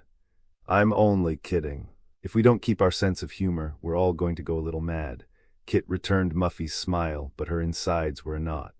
The women went back into the living room where everyone but Hal was huddled by the unlit fireplace, far from the windows and door. Kit went over to Rob while Muffy went to the kitchen. Nicky was cleaning out her purse and Chaz was sitting on the floor Indian style. Pulling over his boom box and nestling it between his legs, he plugged in a Scorpion's tape and punched up the volume. Nicky plugged her ears. Will you turn that thing off? Why? It'll help keep our minds off things, Hal shouted from the window, jerk. It'll also keep us from hearing anyone who tries to jimmy open a window. Chaz hadn't thought of that and hit the button so hard the batteries popped out the back. He pushed the technological mess to one side, folding his arms without giving a second thought to Hal's having called him a name. I don't believe it, Chaz said to no one in particular. All my plans, the future, and suddenly none of it means anything. As he was speaking, the lights began to flicker, everyone stopped breathing. The power continued to flutter, then went off, came back on, and finally stayed on. Nicky's sigh was the most audible. Oh God, that's all we'd need. Hal, perspiring, turned back to the window. I wonder what's taking him so long. Who the hell knows where the hospital is? Rob said. Intending to ask Muffy, he noticed that she'd slipped away. Where's Muffy? She was here a second ago. She told me she was going to check the back of the house. Christ, she knows we're supposed to stay together. Oh, don't worry, Nicky said. She's been behaving less than normal anyway. Really giving me the creeps. How do you mean? You've been around here all day. Haven't you noticed? Rob shrugged. Except for some strangeness this morning, she seems okay. I mean as okay as Miss Preppy ever gets. And who hasn't been a little nervous today? Kit reminded her. Yeah, but it's not only her attitude, it's her clothes. Especially those nurses' shoes. What nurses' shoes? Those clodhoppers she's been wearing today. Crepe soles. She could stomp a horse. God, and I thought she had some taste. After a moment's reflection, Rob said, but they'd be pretty quiet to walk in, wouldn't they? I guess so, Chaz frowned. Hey Sherlock, what are you getting at? Before Rob could answer, Hal stepped forward. He's saying that our hostess may have a screw loose. He glanced toward the kitchen and seeing that Muffy wasn't there, said, there's another thing that none of you knows about. She was arguing with Nan in the pantry this afternoon. They were yelling about something Nan found in her room. What? Oh, I couldn't tell you that, Rob. It was personal. Chaz pounded the floor. That's real fine. You listen in on people's secrets, but you won't tell anybody else, when their lives could depend on it. You know what you are. A hypocrite, and you're way out of line, jerk-off. No, Rob said harshly. He may be pissed about the way you've been coming on to Nicky, but he's right. Spill, Hal, what were they arguing about? I told you it's personal. Correction, it was personal. You're gonna talk, Harvey, or you're gonna end up in a bed right next to Buck. Hal looked from Rob to Kit to Nicky. Receiving no support from the women, he muttered an oath under his breath and said quietly, a tape. They were arguing about an audio cassette. What was on it? It wasn't my business, but it was something about her not wanting to have a baby. Chaz fell back on his elbows.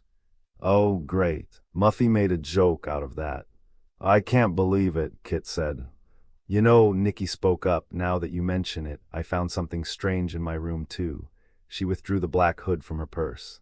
Just like Mama used to wear.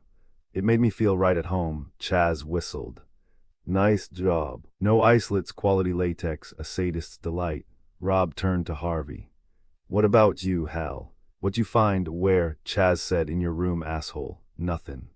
Nothing special, give it up, Chaz pressed. What'd you find? I walked in on you last night and you were acting like your ass was on fire. Nothing. Hal's voice dropped. Just some clippings of what? A beauty contest. Movie openings? No. Of car accidents, Chaz nodded. I get it. Nan's abortion, Nikki's, interests what you do, Hal, kill somebody in a hit-and-run. No, it was just a teeny little fender bender. Nobody was hurt. I didn't even tell my daddy about it. No, 'cause you knew he'd cream your candy ass. Besides, it wouldn't look too good for your political career, especially if somebody did get hurt. This is wonderful, Nikki said, throwing up her hands. All we've determined is that we've all got shady secrets. Now no one will trust anyone. Wrong, Rob said.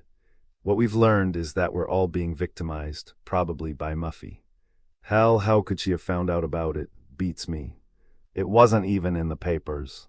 She'd have to have bribed someone at the police. Stop it. Kit jumped up, her arms stiff at her side, her neck muscles straining. What's wrong with us? What happened to all our talk about friendship and undying loyalty? Do you know what we're saying? We're sitting around here discussing the possibility that Muffy, a generous friend, has invited us all here to kill us for no reason whatsoever. Oh God, wailed Nikki, since when does a loony need a reason to kill people? Muffy is not crazy. No, everyone goes around cutting flowers at night and picking poison mushrooms. Poison, weren't you ever a Girl Scout? Those are goddamn toadstools. Look, we're not saying she is crazy, Chaz tried to reassure Kit. I guess what we're really doing here is sitting around the campfire telling each other ghost stories, because if we didn't we'd really go crazy. You leave the room and see what we say about you. While they contemplated Chaz's analysis, Hal and Rob, visibly impressed with the uncharacteristic intelligence of it, a loud bang rattled the house. It brought everyone to their feet and several steps nearer to the door. It was followed by a series of small, clacking aftershocks. What the hell was that? Kit asked, chewing vigorously on a thumbnail. Sounded like the pipes again, said Rob. Heading into the kitchen, he arrived just as Muffy walked in the back door. She was greasy and smudged, a monkey wrench in her dirty hand. But her face was aglow with satisfaction, and there was clean, fresh water pouring from the tap. Somebody turned off the main shut-off valve, she said, beaming. I fixed it all by myself. Her proud smile vanished as she gazed across a row of angry eyes. What's the matter? Something happened while I was gone. Nothing, Rob said, except that you just scared the shit out of 5 people. Muffy snickered. I guess I should have warned you. But at least we don't have the water to worry about. Good, said Chaz, then you won't mind cleaning my marked laundry. Muffy shut the tap and wiped her hands with a paper towel. All kidding aside, if you don't mind, I'd like to go upstairs and take a bath. Mind, Chaz raised his hand. I volunteer to keep watch. Forget it, said Rob, we're all staying here. Muffy folded her arms. Are we now? Yes, and while we're on the subject, you shouldn't have gone outside by yourself. Why? It's my house. Nobody's going to make me a prisoner in my own house. Yeah, Chaz agreed, and anyway, who died and left you director? 3 of our friends died, that's who. I'm the only one who's ever had to fend for himself. Big deal. No, Chaz, Rob's right, said Kit. Rob's full of it, Hal rejoined. Look, asshole, would you rather listen to me or end up like Nan? We should all stick together, but what if somebody has to go to the John? Chaz persisted. It'll be like that old Woody Allen movie, where the convicts go everywhere together, chained at the ankles. Oh, grow up. Hal added, I hate to say it, but I think Chaz is right. As long as we all stay within shouting distance of each other, I don't see the harm. The harm, Rob said hotly, is that by the time we even hear the shout it may be too late. I disagree. If we keep an eye on strategic places of entry around the house, no one'll get in. I can keep watch on the stairs, you and Kit the back door. Brilliant. That way we can get picked off one by one, not if the killer's outside and we're inside. And I think we should all arm ourselves, Nikki suggested. We can each take a knife or a crowbar or something. Rob sneered. Arch had a club and look at all the good it did him. Besides, Chaz said, casting a doubtful eye at Nikki, are you prepared to kill? Don't you know you don't go just grabbing weapons unless you know proof positive you could use them? I could, Hal declared. That's because you're an asshole, he looked at the others. Precaution is the best defense. We don't have to get paranoid like Robbo, all we have to do is be careful. That makes sense, Nikki agreed, warming to the way he stood up to Rob. Rob threw up his hands. I think you're all acting like 2-year-olds, but I'm not gonna sweat it. You guys go wherever the fuck you want. Kit and I will stay down here and watch the back, and also keep an eye out for Potter's flare. But remember, if there's even a hint of trouble, holler. You don't have to tell me twice, Nicky assured him. I'd rather be a live chicken than a dead hero. Nicky went over to Chaz and took his hand. Come on, she said, let's make up. Chaz winked at the leering Hal as like a mist the youth slowly dispersed. Watching the others go, Kit couldn't help but wring her hands and remember what Muffy had said. What if the killer's already inside? Chapter 13. Chaz stared down at Arch's duffel bag. The worn canvas sack, veteran of many weekends and even more orgies, was spread across the foot of the bed. Arch's soiled clothes from the day before lay half out of the bag, the socks still dark with sweat. Chaz shook his head as Nicky came in from the adjoining bathroom, dragging a cotton swab across her eye makeup. I can't believe it, he said solemnly. You know, it's a pretty sad comment about a guy's achievements when all that survives him is the smell of his crotch. Nicky threw the soiled wad at him.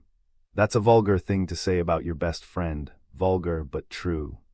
I don't want to die without a legacy, Nick. I haven't made my Citizen Kane yet. Christ, I haven't even placed a basement tape on MTV. You're not going to die, Nicky said as she picked up the bag and shoved it in the closet.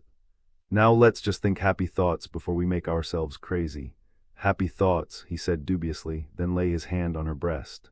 Would you settle for hot thoughts? Don't, I'm not in the mood, but it'll help us forget, especially if we do it with a difference.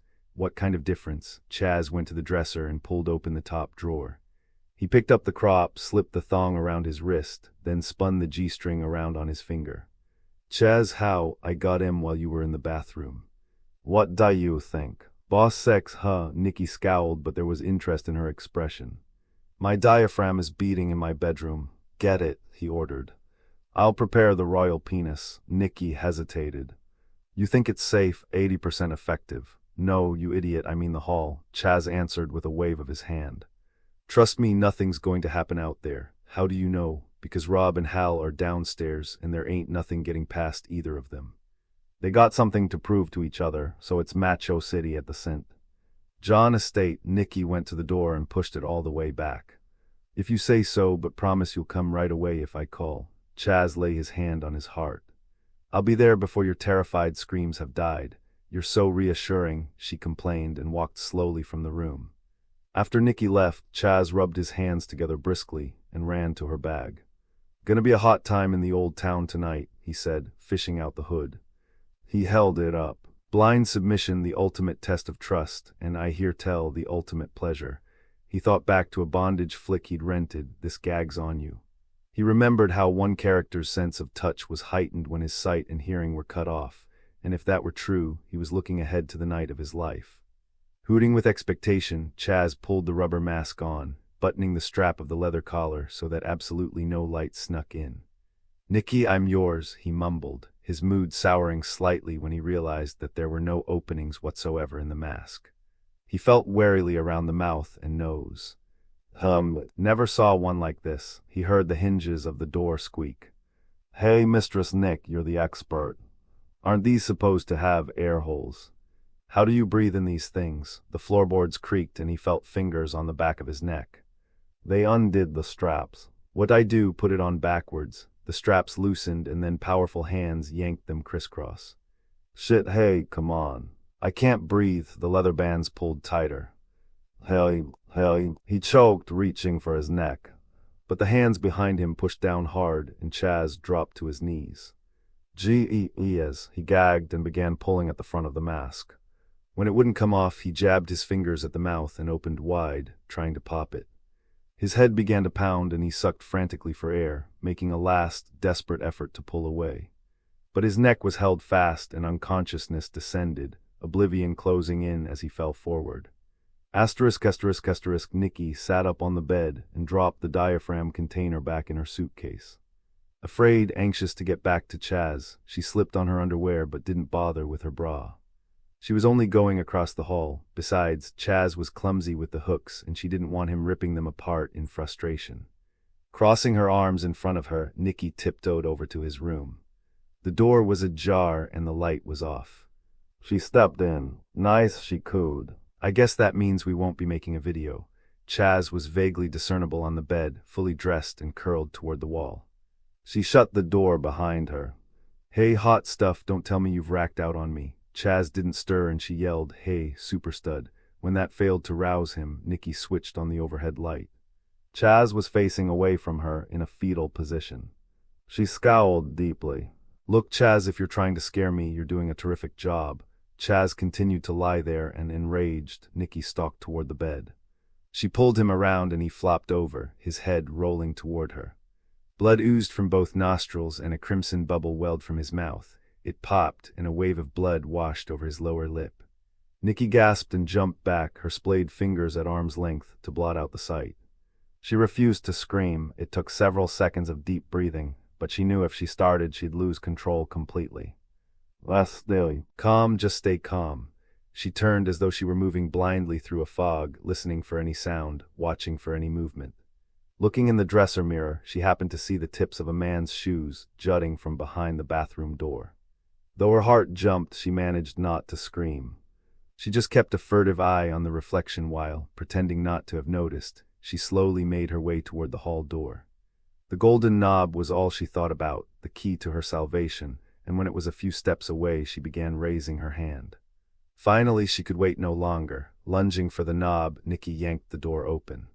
A figure was standing in the doorway, and for a brief moment, Nikki was so close she could feel the interloper's hot breath on her cheek.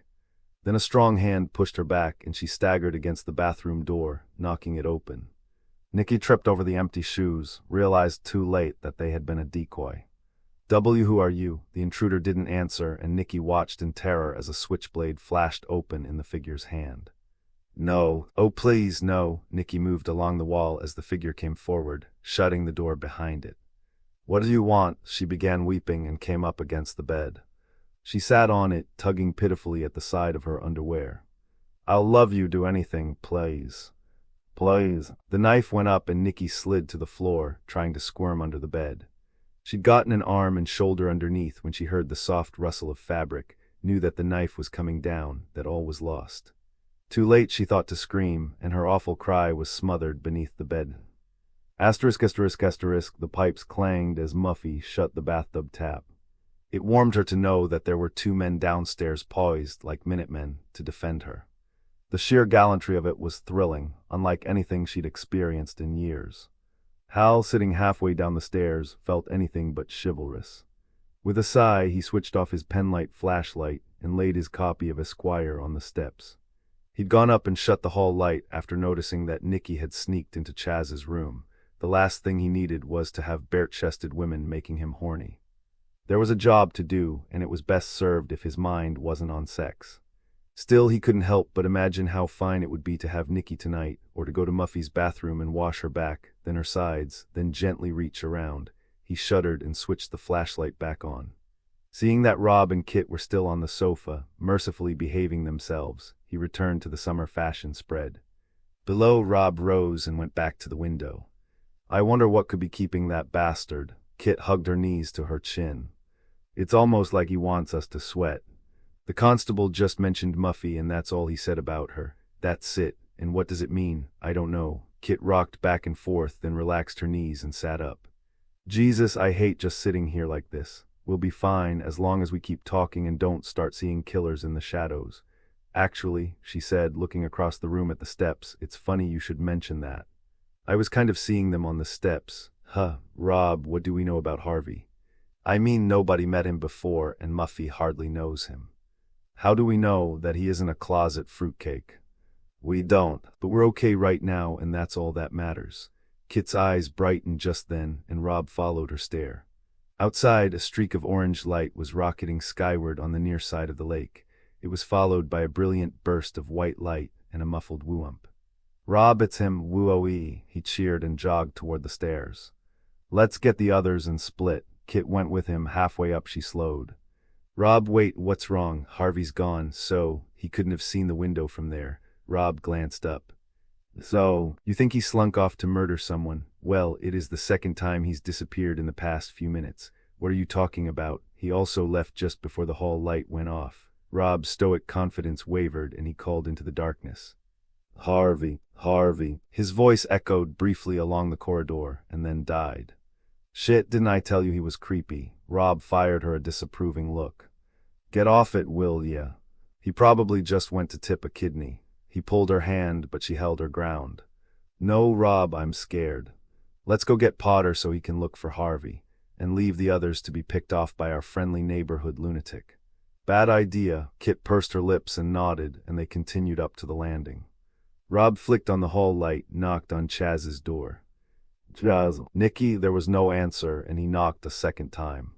After a moment, Kit asked nervously, where could they be? They're probably in bed. It's tough to hear when you've got somebody's thighs wrapped around your ears. He yelled, hey Chaz, Nicky, get dressed. Barney Fife's here to rescue us. The silence continued, and growing alarmed, Rob opened the door a crack. Kit peeked in over his shoulder.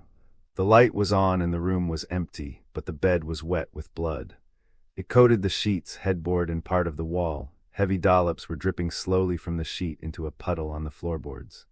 Kit gagged violently, and Rob turned her away, running with her toward Muffy's room. She went along numbly for a few paces and then stopped. Now what, Rob? Suppose they aren't dead. Suppose the killer's saving them for later and has them tied up in a closet or bathroom somewhere. Nicky, she started back to the room. Nicky, Rob caught the back of her shirt.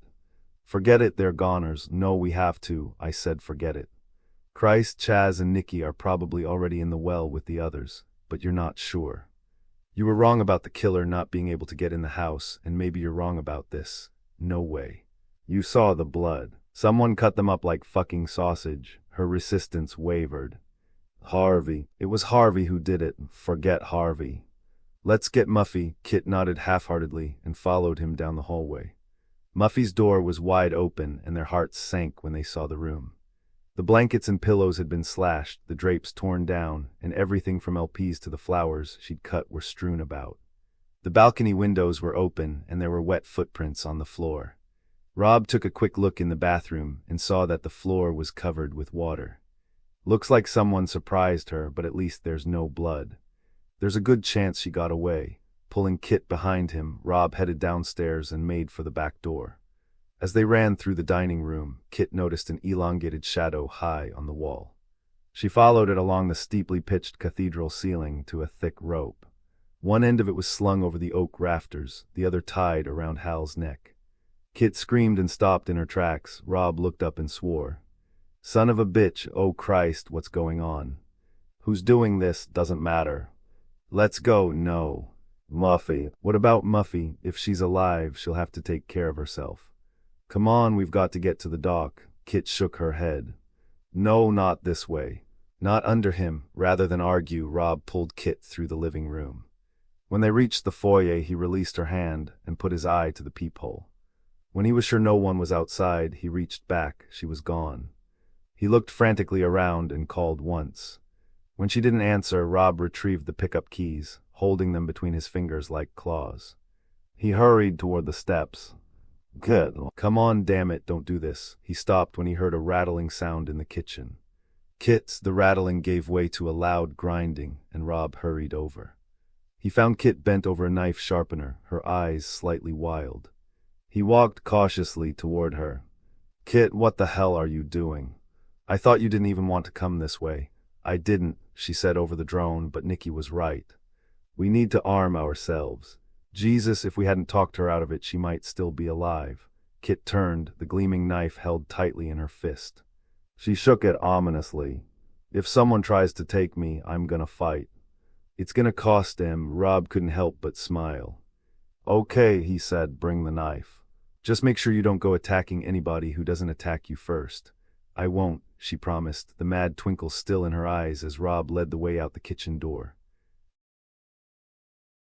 Chapter 14. The flare evaporated, and the creatures it had startled resumed their nocturnal chatter.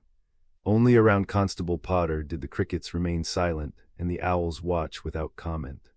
They were waiting for him to make up his mind to stand on the dock or on the beach instead of pacing to and fro. Potter was oblivious to his impatient companions as he slipped off his leather jacket and slung it over his shoulder. It was hot, and great dark stains had formed under the armpits of his gray shirt. He loosened his tie with a hooked finger.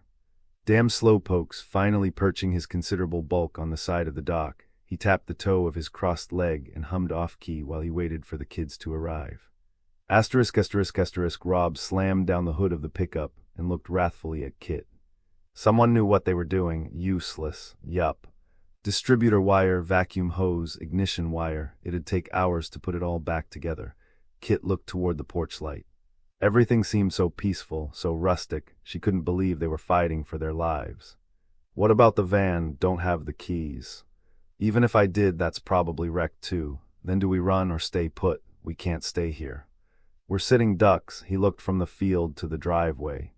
It's all a question of which way to go. The field's brighter, yeah, but I think we'll be better off on the road. If Potter comes looking for us, that's the route he'll take. Rob glanced back at the house. Damn, I wish we'd taken the flashlight. Well, we didn't, and you're not going back, he thought for a moment. I put it on the kitchen rack. It's just inside the door. Rob, no. She grabbed him, but he shucked off her hand and started toward the house. Before he'd gone a half-dozen steps, the lights in every window went dead. On second thought, he said, screw the flashlight. Rob turned and pushed Kit ahead of him, and the two hurried down the driveway. His eyes shifting between the house and the dark road ahead, Rob failed to see a chuck hole and went down. He swore, the oath drawing Kit around. You okay? Rob picked himself up and winced. I twisted it. Can you walk? Do I have a choice? He tried the foot, wincing again, but hobbled forward. Kit pointed up the driveway with her knife. We can always sit in the van till morning. No dice. We're the only ones left, which means the killer doesn't have to be discreet anymore. All it'd take is a shotgun blast through the windshield or a match in the gas tank and we'd be history. Uncomfortable but ambulatory, he was several yards past Kit when he stopped. You coming? Kit nodded and hurried along. The path went straight for several hundred yards, after which it plunged down into a series of sharp S-curves. The road was a dark catacomb nestled between high road cuts, Kit and Rob jogging quickly beneath the bluffs and their ancient, towering sycamore, many of which were gnarled and hovering over the path like grasping arms. Bushes at the base of the cliffs rustled as frightened raccoons and skunks hurried off, the polecats leaving their choking scent. But the couple didn't stop, and they soon emerged into a gently curving stretch of road that cut through a sparse pine wood. Walking proved to be the best thing for Rob's foot, and the injury barely bothered him by the time they reached the dock. By then, he wouldn't have cared if it had hurt. The sight of the outboard bobbing lazily beside the wharf was enough to make his spirits soar. The Ark, he cried. Yeah, but where's Noah? They stopped and looked around, Rob calling for Potter. Only the gentle lapping of the waves answered back, and Kit nervously hugged his arm. Maybe he went to the house, through the field. Why would he have done that? 'Cause he's a jerk. Rob nodded and started toward the boat. If there's another flare, we can signal him, and if not, then to hell with Potter. We'll take the boat out a few hundred yards and wait. I'll feel better out there than here. The couple hurried onto the dock and Kit climbed aboard, sitting stiffly erect on the fiberglass seat in the starboard quarter. She kept careful watch along the shore while Rob looked for the flare gun. Not here, he said. The idiot must have taken it with him. Wasting no time, Rob bent over the sharply dipped mooring line and undid it. When it was free, he tossed it in the water, climbed in, and pushed off. The boat drifted a few feet and then stopped cold. Now what? Only Murphy's Law at work, Rob answered. The ropes caught on something. Grabbing the knot just beyond the bow eye, he bundled it around his fists and gave a hearty jerk. The line came free and Kit screamed as a gray form bobbed to the surface. From his point in the bow, Rob could make out a web of fishing line tied around the body of Constable Potter and knotted to the pilings beneath the surface. The figure turned slowly and stared up at them, the eyes wide and scarred still with terror. The body continued its revolution and then vanished beneath the surface. Hunkering down behind her knife, Kit growled, "Start the damn engine and get us out of here." Rob went to the dashboard, but it was too dark to read the controls. Locating a toolbox beneath the seat, he found a flashlight and flicked it on. God, I should have guessed. What? No key. He shone the beam on the floor and moved it around. Whoever killed Potter must have taken it. Wait, Kit ordered, let me have some light. There's something here. Rob directed the light toward her feet. What is it? Her voice dropped. Nothing. It's just a letter addressed to Potter. Must have fallen a letter. Rob was suddenly attentive. Let me see. He made his way over and she pressed the letter into his hands. Potter said something about a letter on the phone, he said as he unfolded it. Under the glow of the flashlight, they both looked at the letterhead. State hospital for the criminally insane, Rob said, his voice low. He read further. March 31, Dear Constable Potter. Pursuant to our previous communication, please be advised that the patient under discussion has still not been found and returned to custody and is now believed to be attempting to return to her home in your jurisdiction. If encountered, exercise extreme caution and notify us immediately, as Miss sent. John has been a patient here for 3 years and is still considered incorrigibly unstable and extremely dangerous. Kit's fear gave way to bewilderment. Miss sent John, what does it mean? It doesn't make sense. Muffy hasn't been in any state mental institution for the last 3 years. She's been at Vassar. Rob crushed both the letter and the flashlight into his back pocket. I don't understand it either, but first things first. Did Muffy say there was another key back in the kitchen? I think so, but what good is that to us? We're gonna have to go and get it, unless, of course, you want to stay here and watch Potter swim. Kit was about to suggest that they pull the boat from shore when she remembered what Muffy had told her about Potter's brother. She flexed her fingers around the knife and said, "Let's do it." They went through the field this time, feeling safer with the bright moonlight behind them. The passage was without incident, and walking wide around the well, they approached the dark house. Rob lagged slightly behind, looking up at the dark windows while Kit peered ahead, her blade at the ready. As they neared, Rob tapped Kit on the shoulder. "What's wrong?" he whispered. "The killer will probably be watching the doors." "There's another way to go, a shorter way." He motioned for her to follow him along the side of the house. When they reached the transom window, he turned on the flashlight. Neither of them was aware of the pale face gazing down from the attic. "This'll bring us downstairs, right to the pantry steps." Handing her the light, he bent and tried the window. It was unlocked, and he worked it open with his fingertips, pulling it up slowly so the rusted hinges wouldn't grate. Crawling in on his belly, Rob placed his hands on the stacks of blankets and, drawing in his feet, swung to the floor. The room was pitch black, and after cocking his ear toward the steps, he waved Kit in. She handed Rob the flashlight and snuggled down after him, taking a moment to brush off the cobwebs and dust. Bending to reach her legs, she knocked something over. There was a dull crash, and Rob threw the beam around, shining it on a toppled bundle of newspapers. Kit sighed heavily, and when they were sure no one was coming to investigate, they started toward the steps. "Wait," Kit hissed, "let me have the light again." Rob turned back, and she directed him toward an old chiffonier behind the newspapers. There was a ragged growth chart taped to the side, and though the ink was faded, she could still make out the writing. 2 identical sets of hash marks with Muffy written over one, Buffy over the other. "I wonder," Kit began, but before she could elaborate, something started dripping in the corner of the cellar, near the steps. Rob turned the beam in that direction. The light revealed a dark utility room, and drawing a deep breath, Kit started toward it, holding steadily onto the knife. "Where do you think you're going? To see if Muffy's body is there." Her body. Rob came along reluctantly, and when they reached the room, Kit took the light. She shone it around, settling on the source of the drip, an open tap. Below it, from its basin to its metal legs, the sink was smeared with blood. She followed the crimson trail to the floor, where there were bloody footprints leading to the incinerator. "Kit, what's going on?" He cast a worried look from Kit's knife to her eyes.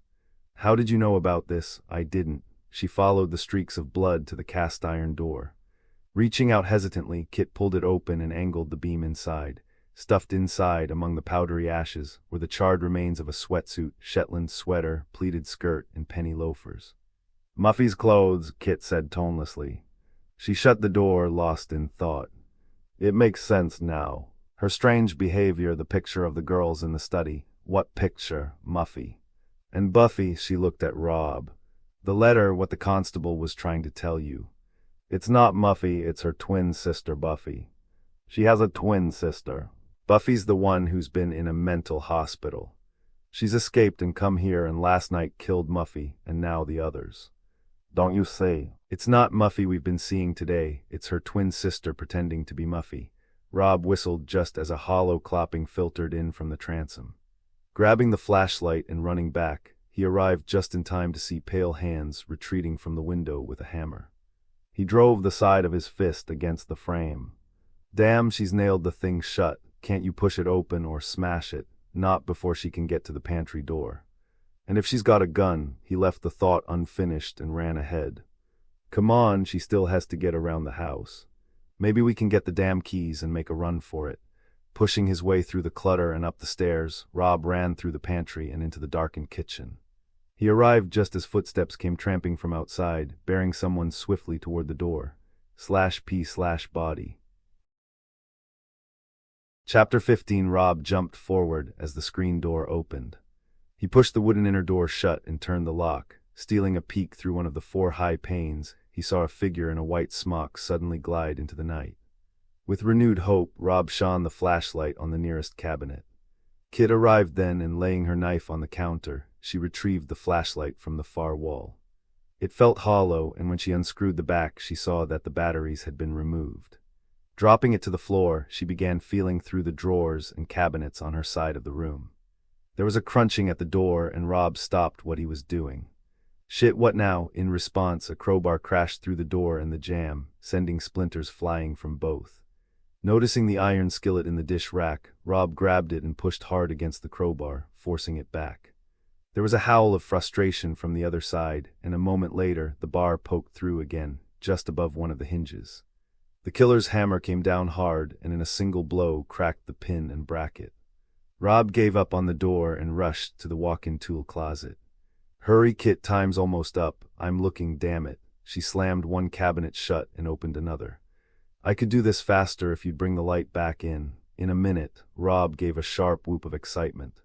"Forget it, I found the board." The hammer struck again, weakening the second pin. "Rob, hurry up. I can't see where I'm going." His pulse racing, Rob scanned the masking tape labels on each key in the top row. Front door, carriage house, tool shed, Muffy's room, shit. He went to the next row. Kitchen door, Clara's room, outboard.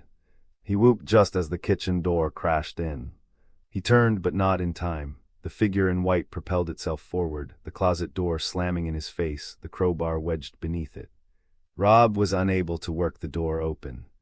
"Kit, run, run." Rob swore as he heard Kit scream. He stepped back for another go at the door.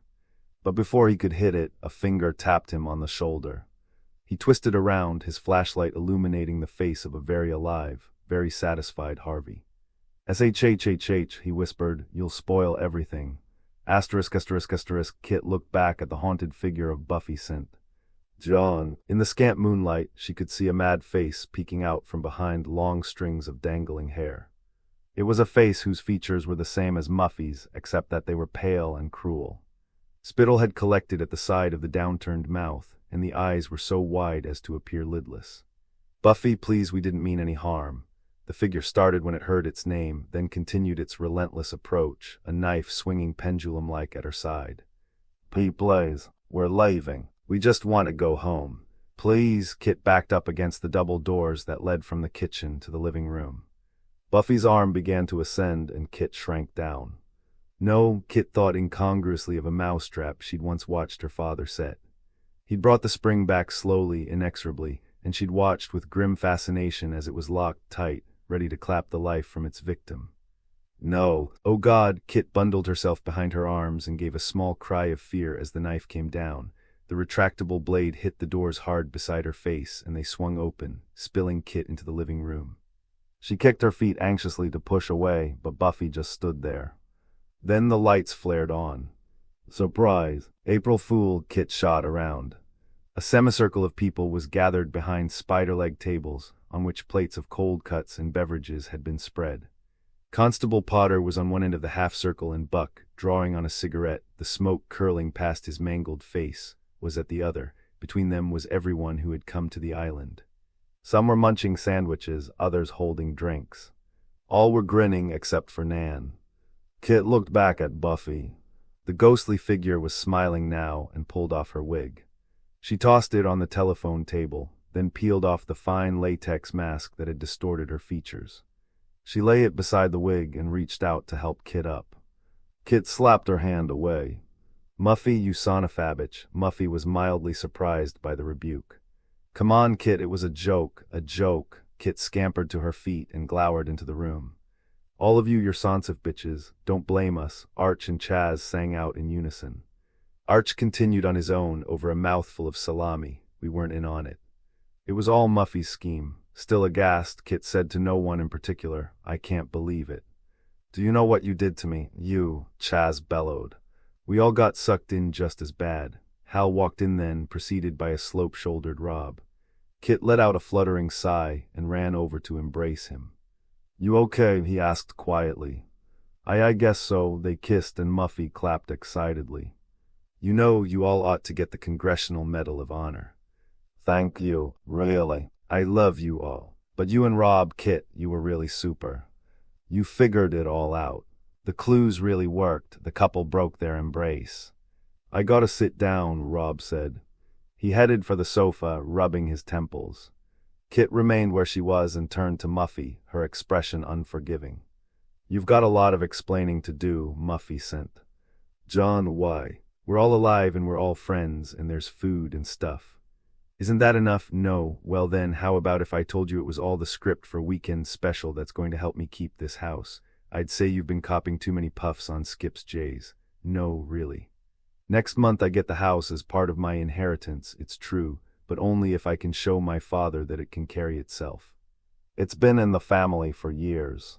But taxes, expenses, he wants to sell it and the island to a New Jersey developer.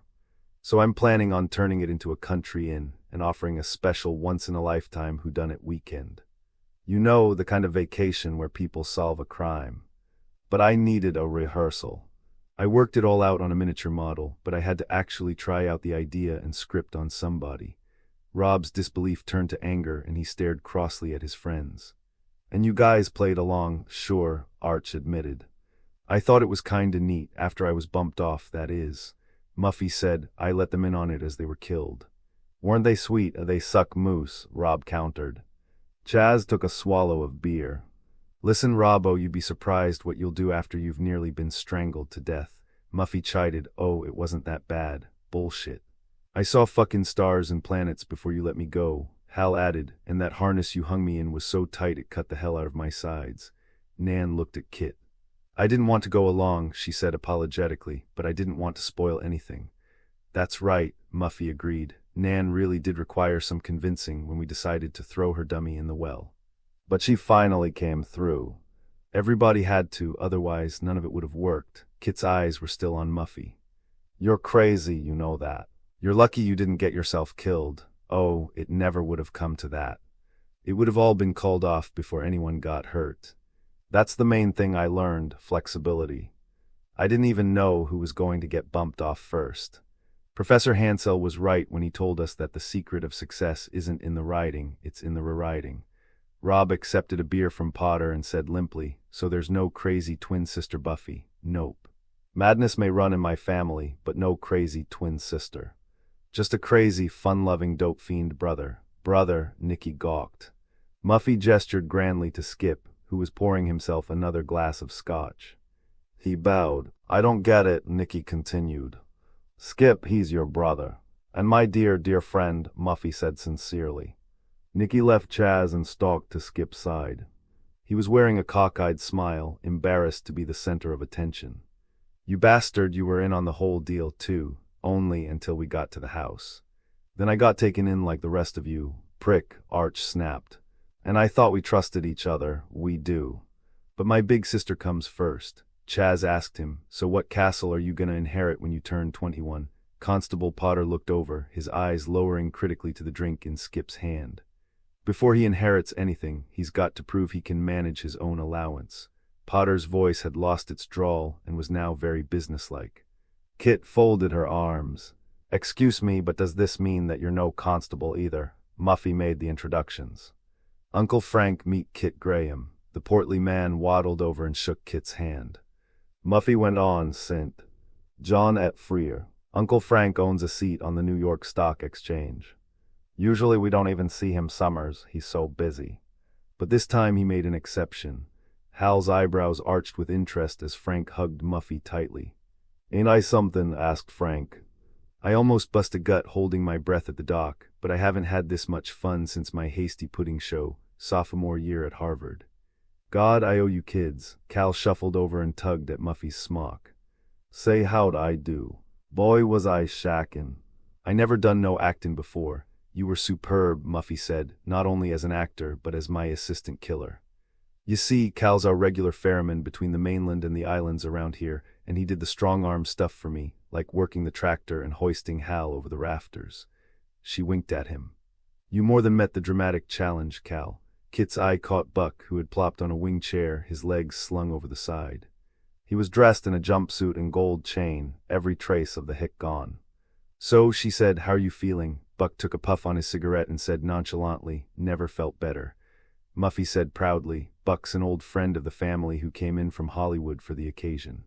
He wrote, produced, acted in, and did the makeup on Dawn of the Zombies. It did $28 million at the box office, 39, but who's counting? Wow, a real producer, trumpeted Chaz with the reverence of a palace herald. Buck, you lucky fucking stiff. Buck looked out at the group. I bet you're thinking how that sonofagon do it, Rob said, frankly. Buck, no. I am, said Chaz, raising his hand in emphasis. Buck slipped a finger under his hairline and tugged down at the latex wound. All I needed was an opening. Skip's prank was ideal. This appliance was all stashed and ready by the waterline. It's the water makes the effect so special, gives it that glistening, fresh from the slaughterhouse look.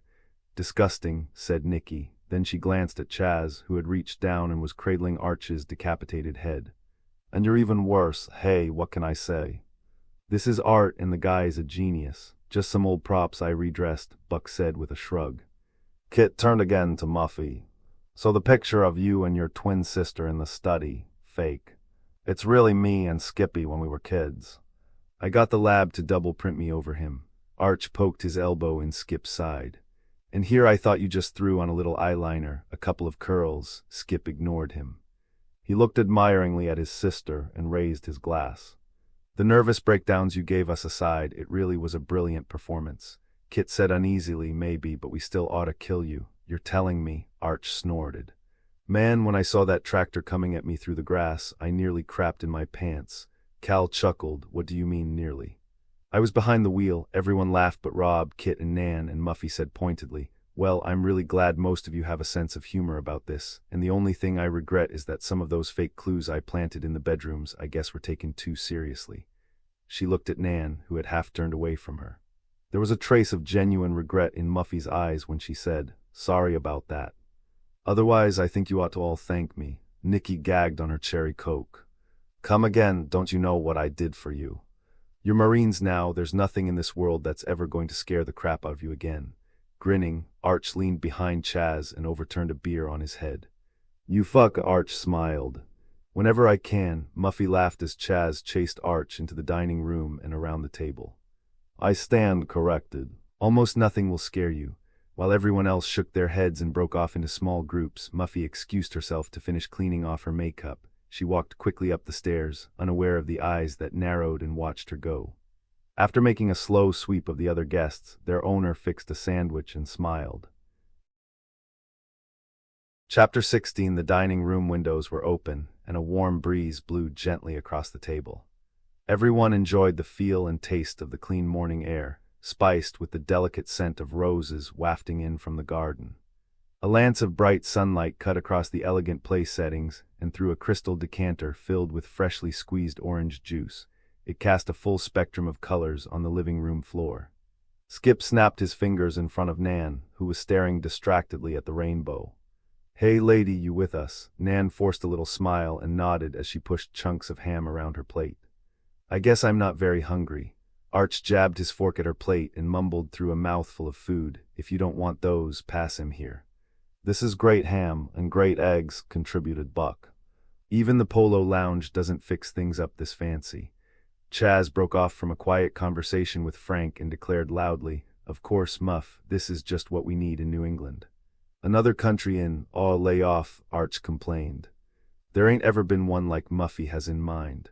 Seated at the head of the table, Muffy bowed to her champion as Rob rose, patting his belly. Well, if the food's any indication, this venture is already halfway there. No seconds. With due respect to the chef, my insides are still a little skittish after last night. I think I'll see how Kit's doing with the coffee. I'm a little sick too, Arch blustered, but there's no way in hell I'm gonna pass up grub like this. Rob, would you pass those chocolate chip whatevers? Rob handed him the basket of scones and went into the kitchen just as the ferryman entered. Hi, Cal, Muffy said, giving a cheerful wave. How about it? Some breakfast, ordinarily I'd say no. I shouldn't have slept this late as it is, and I've still got to get the raft from the grotto. He licked his lips. But this spread looks too good to pass up, so I'll have some eggs and a few slices o' ham, and then it's all ashore who're going ashore. Chaz turned from his chat with Frank to yell into the kitchen. "Hey, Kit, how's the coffee comin'?" Slowly, she called back. "I'm not used to these tin percolators." Rob stepped behind her. "Need any help? What I need is a mister."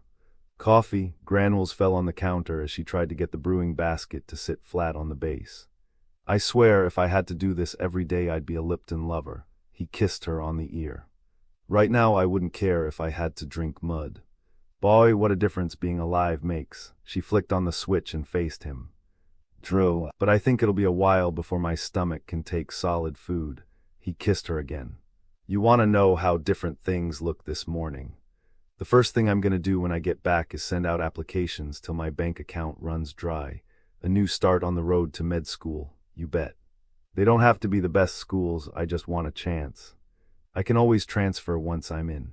Kit looked proudly at Rob, and the two embraced just as Chaz and Frank bustled in with their empty mugs. "And what about behind the green door?" Frank was saying. "I've been told that the scene with her hanging from the ropes was, nope, not even close to blown with the wind. I'm talking here about 25 acts of oral sex, anal entry, and bestiality with Rhett Buttfuck's horse, 26 counting the twofer with the dog." Rob broke from Kit and noted sarcastically, "I see you found a kindred soul." Chaz slapped Frank on the back. "Old Franklin's lived a pretty sheltered life, but I've convinced him to get a VCR and live a little." Blushing, Frank explained, "All I asked was which model of machine did he suggest." "I don't know how we got off on this tangent. 'Cause you're a horny old geezer." Chaz laughed, swatting him again. "Don't be ashamed of it. Better to fuck than to be fucked." "Say, Chaz," said Kit, "I hate to interrupt such a profound conversation, but where's Nikki?" "I haven't seen her all morning, don't know. I crashed with Arch last night. We had some serious drinking to do. You know, man stuff. No time to take King Richard on a crusade." "King Richard?" Frank asked innocently. "Richard, my dick. Comprendes? Ah, yes, I see." Chaz grinned knowingly. "Get the VCR, man. It'll straighten you out in more ways than one." Rob said, "I just realized. Nikki's not down yet, and neither is Hal.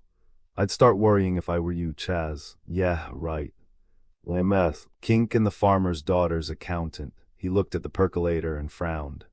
"Say, Kit, mind if I ask you something?" "What? Don't you think that sucker'd work better if you plugged it in?" Looking from Chaz to the percolator, Kit threw up her hands and left the kitchen. She went upstairs to pack, Rob at her side.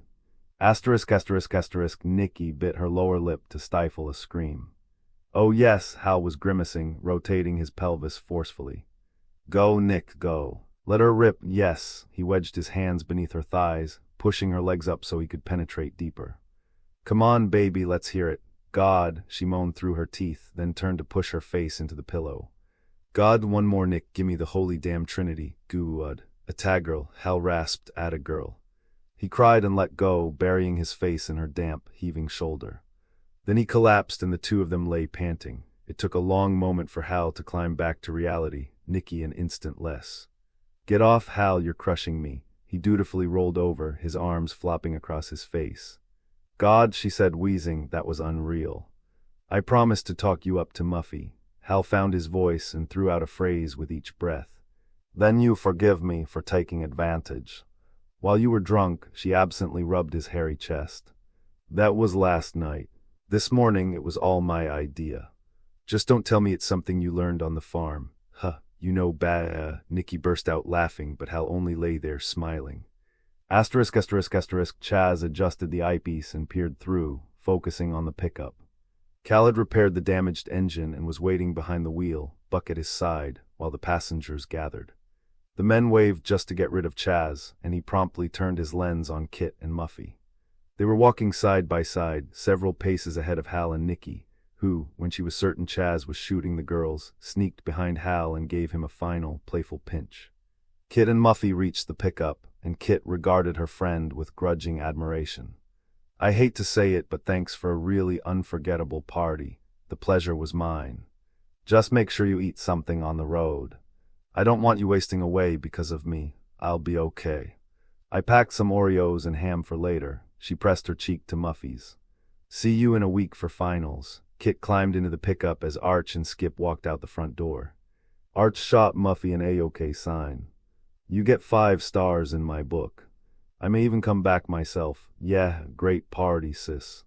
Sorry I can't stay to help with the cleanup, but there's a lady who's simply gonna die if I don't get back. In Boston. Which one this time? Oh, father would definitely not approve. A receptionist on Washington Street. Washington Street. Skip, you know what that'll do to the good family name. I'm more concerned with what MS. Edwina Grimley is going to do to me, which I must say is considerable. Muffy smiled indulgently as Skip kissed her forehead. She stepped back and brushed ashes from the lapels of his tweed jacket. You're impossible. Who'd believe that beneath this handsome, Ivy League exterior lurks a creature lower on the evolutionary scale than Chaz? I heard that. Chaz bellowed as Skip and Arch went to the pickup. Just remember it was Freud who said that the only thing a man finds more exciting than a woman is 2 women. Where did he say that? Asked Rob as he and Frank came from the house. Well, it wasn't actually Sigmund Freud who said it. It was a relative of his. A relative? Asked Frank, genuinely interested. Yeah, his brother. Not very well known, Arnie Freud. His field was sexual non-aberrations, so no one gave a shit. Realizing his leg was being pulled, and doubly annoyed because it was on tape, Frank exhaled loudly and caught up to Rob, who'd gone to talk to Muffy. Rob turned to him. Well, Frank, does she pass muster? Frank hugged Muffy tightly. With flying colors. I'll make a full and glowing report to your father tomorrow, so he can draw up the deed along with the other papers for the Wednesday signing. He cast a rueful look toward the pickup. I only wish I could say the same about your brother. Muffy grew defensive. Uncle Frank, he's been a great help this weekend. I think you're all a bit too hard on him. On the contrary. His conduct at school and his grade point remain inexcusable. He knows your father can't be expected to entrust him. Now I've already talked to Skip, and he has to get used to the fact that until he learns responsibility, he'll have to live with you holding the purse strings. Excuse me, Rob cut in, but I'll leave you to discuss this in private. No, Frank said quickly. That's really all there is to say. He looked at the pickup. It looks to me like things are pretty crowded in there. I think I'll walk down. Just stay clear of the tractor, Muffy teased. There's a killer on the loose. Frank walked off and Rob turned to Muffy. Well, thanks again. It's been different. Muffy threw her arms around Rob and pulled him close. Thanks for coming, and thanks even more for being such a good sport. That's my middle name, he said, tipping an imaginary hat as he headed for the pickup. He went directly to the flatbed, where Kit was sitting against the cab, and hefted his suitcase up. What's up, future Doc? Family problems we should all have. Rob hopped on and snuggled beside her, Kit resting her head on his shoulder. She noticed Nan leaving through the kitchen just then, approaching the pickup from the rear. She watched as Muffy ran after her, calling her name. Nan, please. I want to talk to you, Nan continued on, stopping only when Muffy cut in front of her. What do you want? Look, I know you're upset, but I wanted to tell you that I'm sorry about the misunderstanding. Misunderstanding, Nan yelled, her voice like a whip. Is that all it was to you? Sure. What else? Jesus, Muffy, you're sick. She started off again and Muffy grabbed her. Nan shook off her hand. Leave me alone, Nan. I don't understand why you're acting like this. The tape was just some idle cocktail party gossip I recorded. There was nothing on it about idle cocktail party gossip. That's what you call a baby crying for its mother. Muffy's thin brows dipped at the center. What do you mean? I didn't put a tape like that in your room. You don't let up, do you? Especially when the joke's on somebody else. Nan, really my ass. No, listen to me. All I did was leave things to remind everyone of home. I wanted to confuse you, make you think the killer wasn't Buck but one of you, someone who knew about your private lives. That's why I had copies of the Tennessee Gazette in Hal's room, steroids for Arch, a vibrator for Nikki. The only thing I could think of for you was how your folks are always having parties, so I made a party tape, with the baby thrown in for laughs. No, Nan, there wasn't any. Muffy, drop it. I've had enough of this weekend, and I've certainly had enough of you. Turning, Nan went to the pickup and slammed the door behind her. Bewildered, Muffy pushed her hair from her face and stared in amazement at a friend who was obviously having delusions. She wondered whether it was safe to let her drive home, or whether she should call the real constable. While she decided, the ferryman opened the door a crack. "That's it, Muffy." Muffy took a last look at Nan and decided to let her be. Maybe she'd calm a little during the rest of vacation week so they could discuss this rationally back at school. She said, "Yes, Cal, that's it. Uncle Frank's walking. You look tired. You gonna be okay here by yourself?" Muffy put on a smile. "I'll be fine. And thanks again for all you did." The ferryman smiled, then backed down the driveway and turned onto the road. Waving one last time, Muffy walked slowly back to the house, the strains of 100 bottles of beer ringing out from the cab. The dirty dining room table helped Muffy put Nan from her mind. Her gaze went from the filthy dishes to the skillets and utensils in the kitchen, and then to the steps leading upstairs. "To hell with it," she said, throwing her hands up at the mess and making for the staircase. The dishes weren't going anywhere, and she'd handle them later. She hadn't slept the night before, going from the all-night celebration to making breakfast, and decided to do that first. Crawling up to her room, she made her way through the mess Buffy had made, nearly impaling her foot on a flower vase that lay shattered on the floor. Pushing it aside with her toe, she picked up an overturned spider plant, a Duran Duran album, and a pair of scissors. Setting them on her dresser, she flopped on the king-size bed. "What a great bunch of people," she muttered as she pulled off her jeans and snuggled under the ruffled cover. Okay, there were a few hurt feelings. But all in all, things went great. She also told herself that regardless of what Frank said, she had a terrific brother.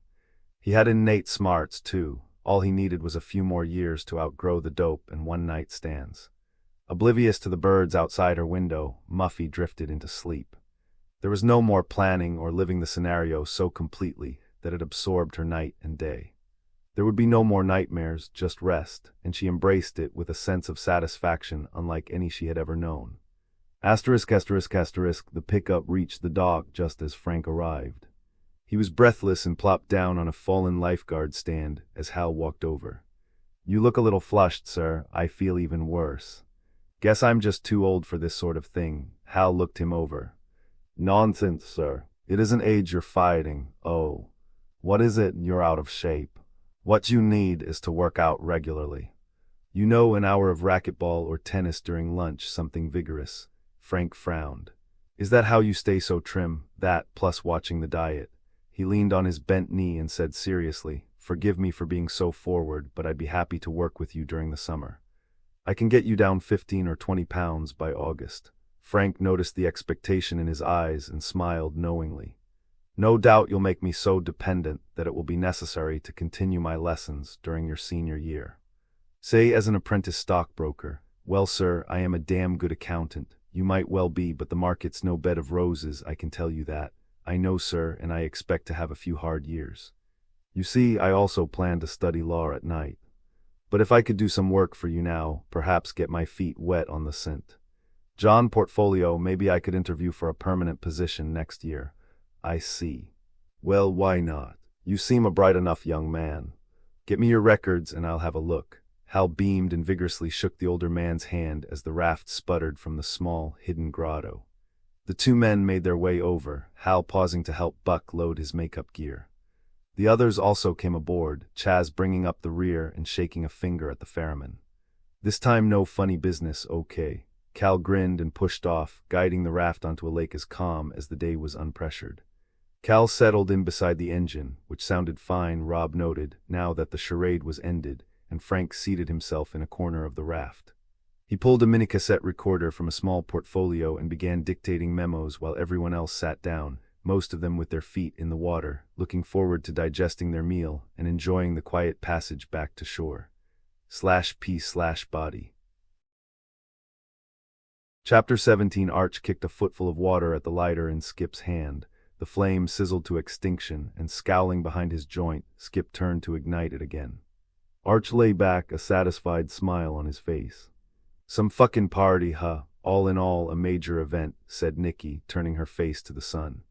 "I think I found out a lot about myself." "Yeah," Chaz teased, "like what?"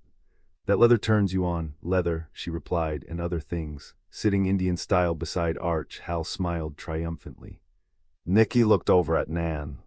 "What about you? Enjoy yourself?" "Yes," she answered tentatively. It was fun. Chaz's face was contorted by thought. You know what I think's weird? How when we thought Buck here got hurt because of Skip's prank, and when things started happening and we thought maybe some of us were getting killed, how we all just kind of naturally accepted the fact that it was, oh yeah, sure, because of the prank. Rob looked up from stroking Kit's arm. What the hell are you talking about? I'm saying it's like pranks really piss people off. It unleashes things, you know. Pranks make any kind of behavior possible and we accept it. Wow, Arch snickered, I'm impressed. That from Psych 1, no, it's from Advanced Real Life 1 million douchebag, Nikki said self-consciously. I think it all comes from watching too much television. Do you really, Professor? Arch sneered. Hal leapt to her defense. She's right, bozo. The news and the sitcoms and the commercials, we see them over the same medium, so we believe it all. And if you start believing in Star Trek and Muppet Babies, you'll believe anything. What you're saying is pranks create a new sense of reality, summarized Rob. Hal and Chaz nodded as Arch reached into his duffel bag and pulled out a scone. I don't care what you junior psychologists make of this. All I know is that Muffy scared the shit out of us. Well put, said Skip. Of course, I know what I'd do if I weren't her brother. Chaz asked what, but Nikki said instantly, go back and give her a taste of her own medicine, that's what we should do. Everyone looked over, Nikki blushed. What's the matter? Did I say something wrong? Arch turned slowly to Chaz. Hey yeah, Chaz took up the thought. What a perfecto idea. Go back and scare the shit out of her. Outrageous, even Kit grinned. She sure wouldn't be expecting it. Noticing that Frank's eyes were on them, Hal rose. Well, I don't know. I think it's a bad idea, and besides, I got a stack o' books this high. Harvey's right, Rob piped up. I mean, what are we talking about? We've had our fun. Now we got work to do. Fuck yeah, Arch drove his palm against his forehead. I forgot I got intramural squads tomorrow. Chaz asked, so I can't go back. Chaz held up his pinky and thumb and rubbed them together. Know what this is? What? The world's smallest violin. We'll miss ya, but we also don't need you to wipe our asses. Rob said, but that doesn't mean we should think with those asses. I say forget about it. Arch laughed and Chaz's mouth shifted unhappily to the side of his face. Geez, Rob, I knew you were poor, but I never thought you couldn't afford balls. It isn't a matter of balls, Chaz, it's common sense. That's a crock.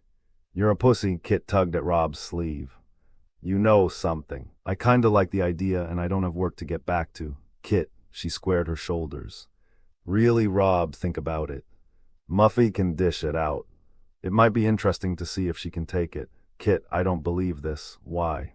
Just because you've decided to get serious about your life doesn't mean we can't have fun anymore. Agreed, but this is a serious case of overkill. I call it just desserts. She shot back. You can do whatever you want, I'm going back. All right, Chaz cheered expectantly, a real catfight. Nikki turned to Buck. Say you got any spare professional tricks you could throw our way. Freebies, he whined. Chaz pointed to his camera. No professional courtesy.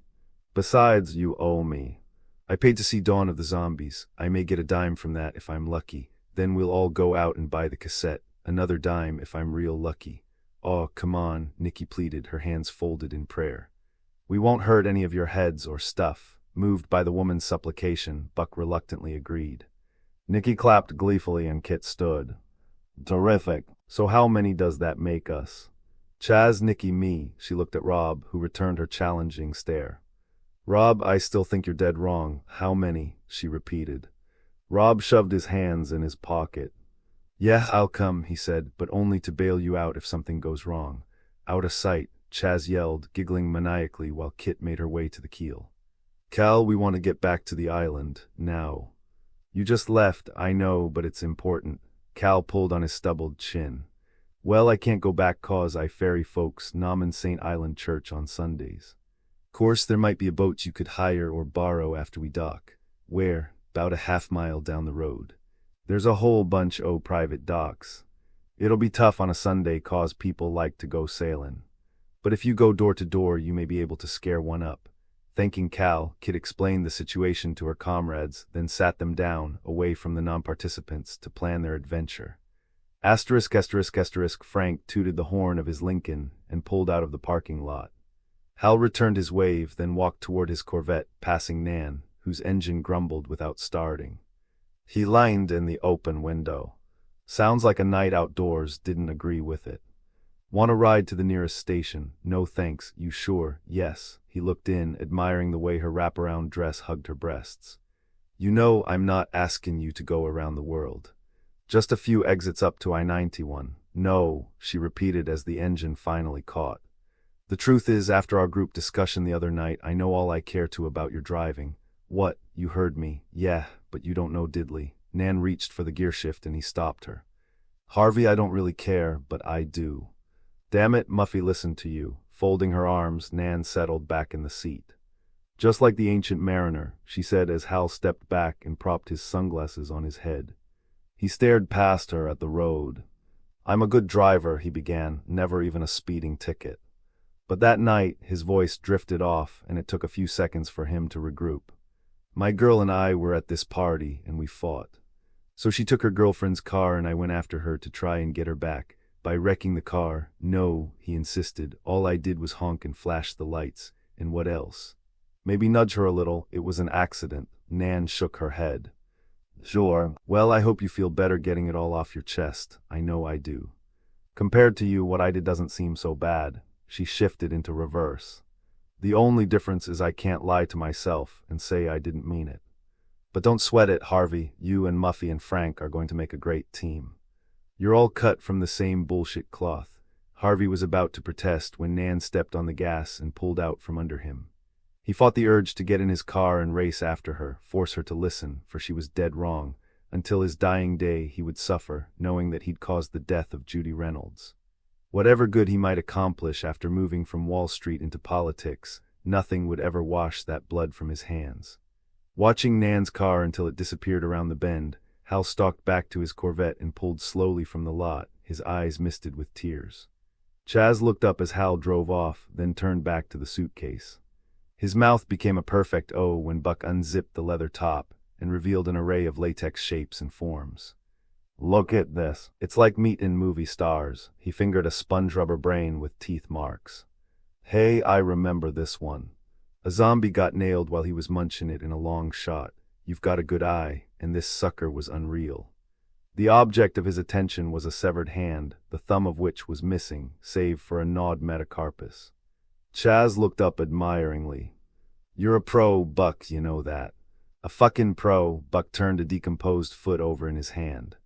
I take pride in my work, I can tell. I especially love the part when, in the mall, the zombie sucks on the head of the store dummy, thinking it's human. What a great concept. Nikki poked her toe into Chaz's seat.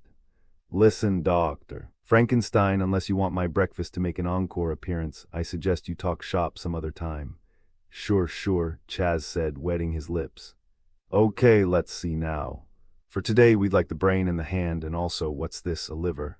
A lung, but you can't have that. In fact, you can't have any of the organs. I need M for the sequel. A sequel? Yes, Morning of the Zombies. Wow, what a title. Is that M-O-U-R? No, just plain M-O-R-N. Oh.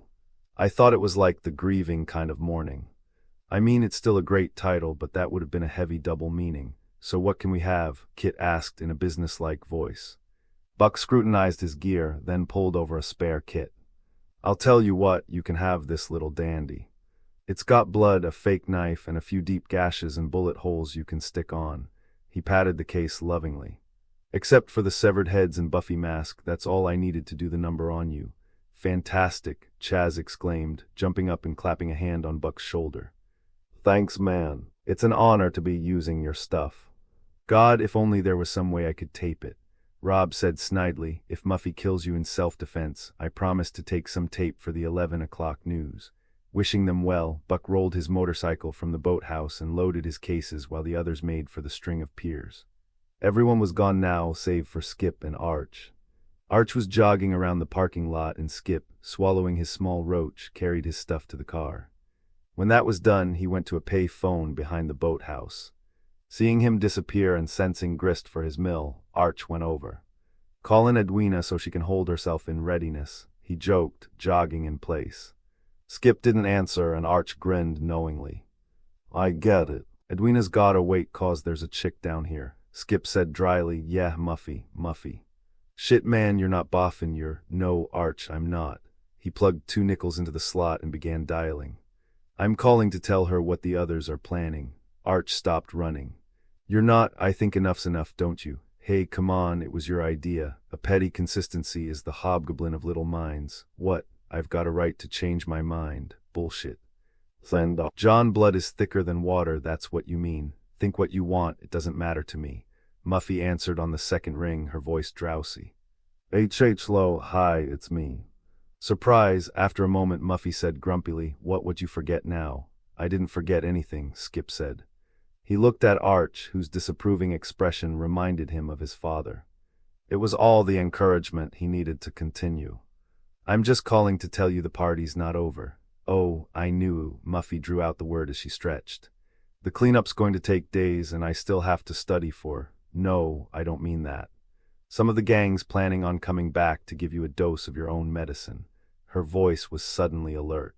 You're kidding, does a bear poop in the woods? Skip turned his back on Arch and said privately, and I'm calling for another reason too. Uncle Frank told me about his recommendations to Dad. I know, and I'm sorry. I don't agree with him, but there was nothing I could do. That's okay. I just didn't want you to think there were any hard feelings. Muffy's tone was affectionately disapproving. Oh, Skip, you dope, I know you better than that. And I also know Dad. He'll come round just as soon as you decide to buckle down. You mean when I become more like him, mister. Straight-laced conservative. No, she gently corrected him, more like the hard-working adult we know you can be. Anyway, brother of mine, that's a conversation for some other time. Right now I've got some quick thinking to do those bastards. Don't let the Sansif bitches eat you up. I won't. And I'll try not to act too surprised when they arrive. There was a brief pause. I love ya, sis, I love you too, goofball. A lot, Arch muttered, and I think you're a flaming fuckhead. Hanging up, Skip looked sadly at Arch. Like I give a short shit what you think. Christ, and they tell me to grow up. You know something, punk. If I didn't have to work out this afternoon, you wouldn't grow another milli-inch. I'd take you back to the island and shove your ass down that friggin' well. Skip walked around him. I'm quacking in my boots, mister. Tough guy. I've only got one thing to say. What's that? You'll sue if I break your face. No, Skip replied. He got in his car and after revving the engine, rolled down the window. What I've got to say is go shit in your hat.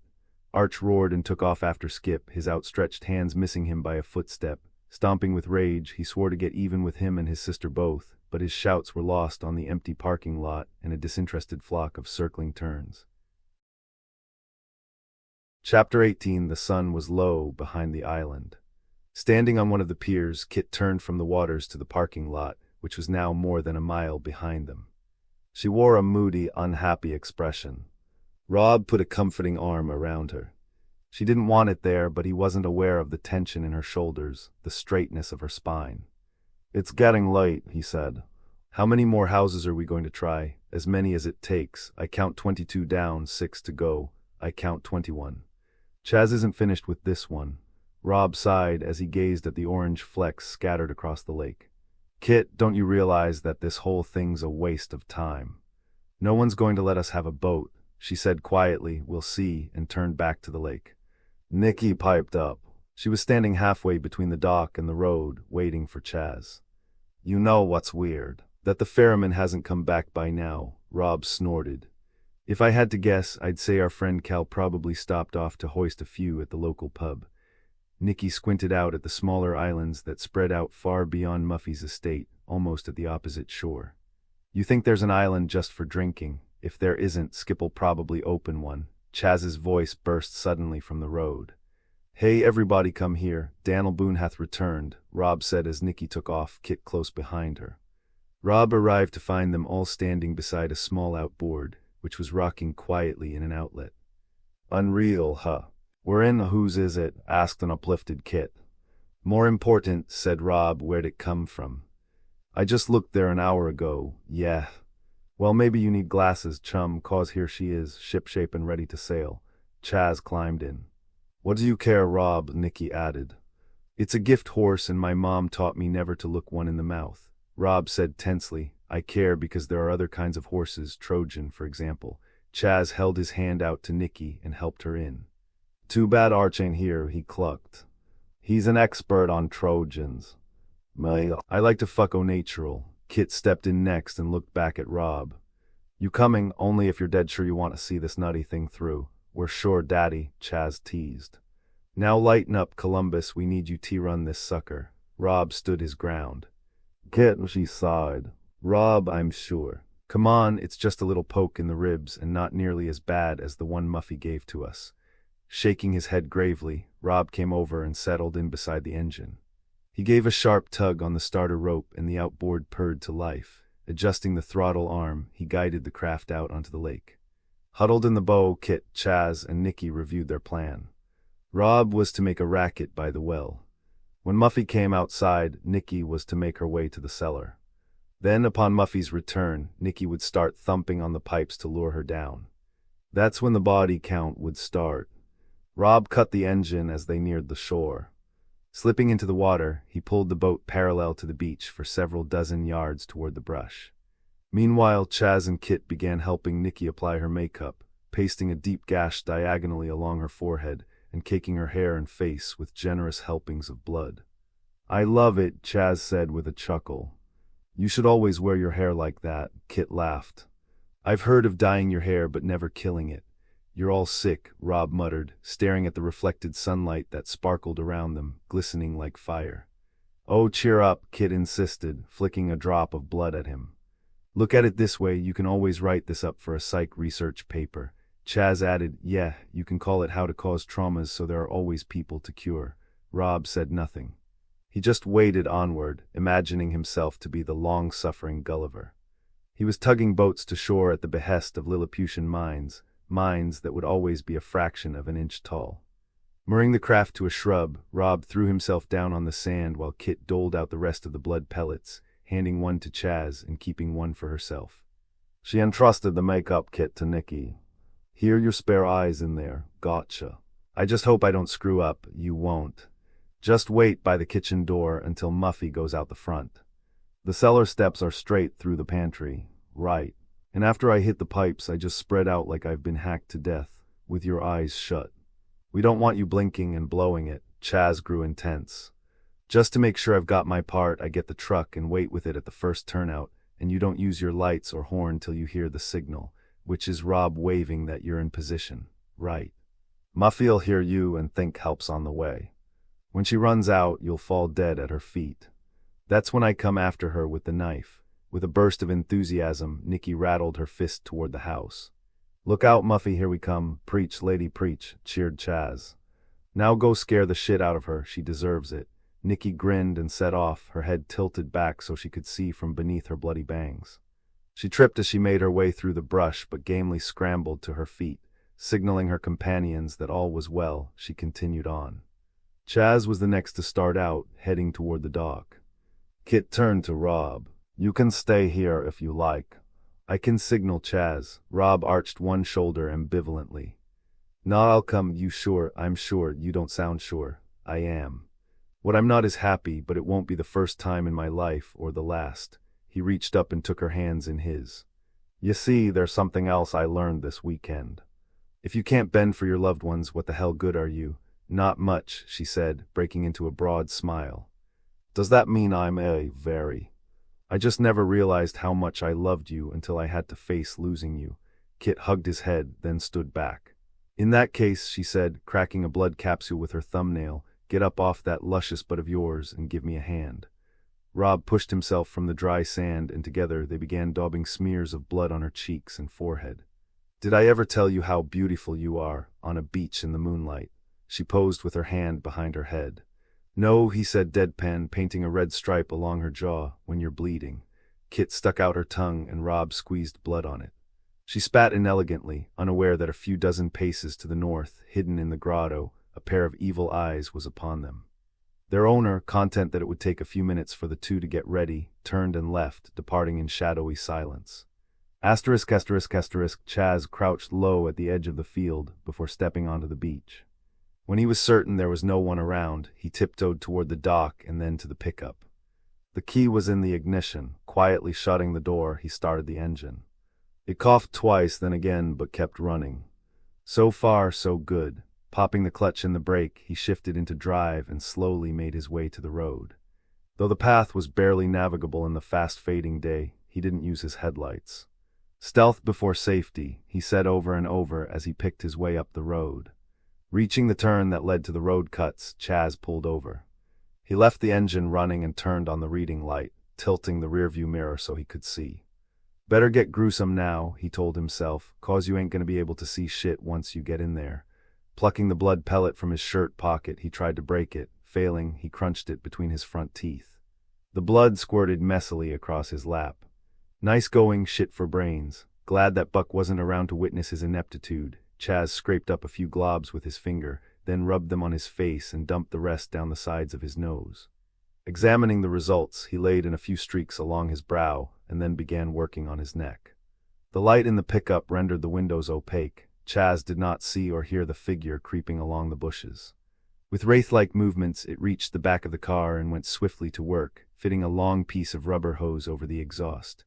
When the pipe was covered, the figure trod silently beside the truck and quietly worked the other end of the hose through the hole in the floor of the passenger side.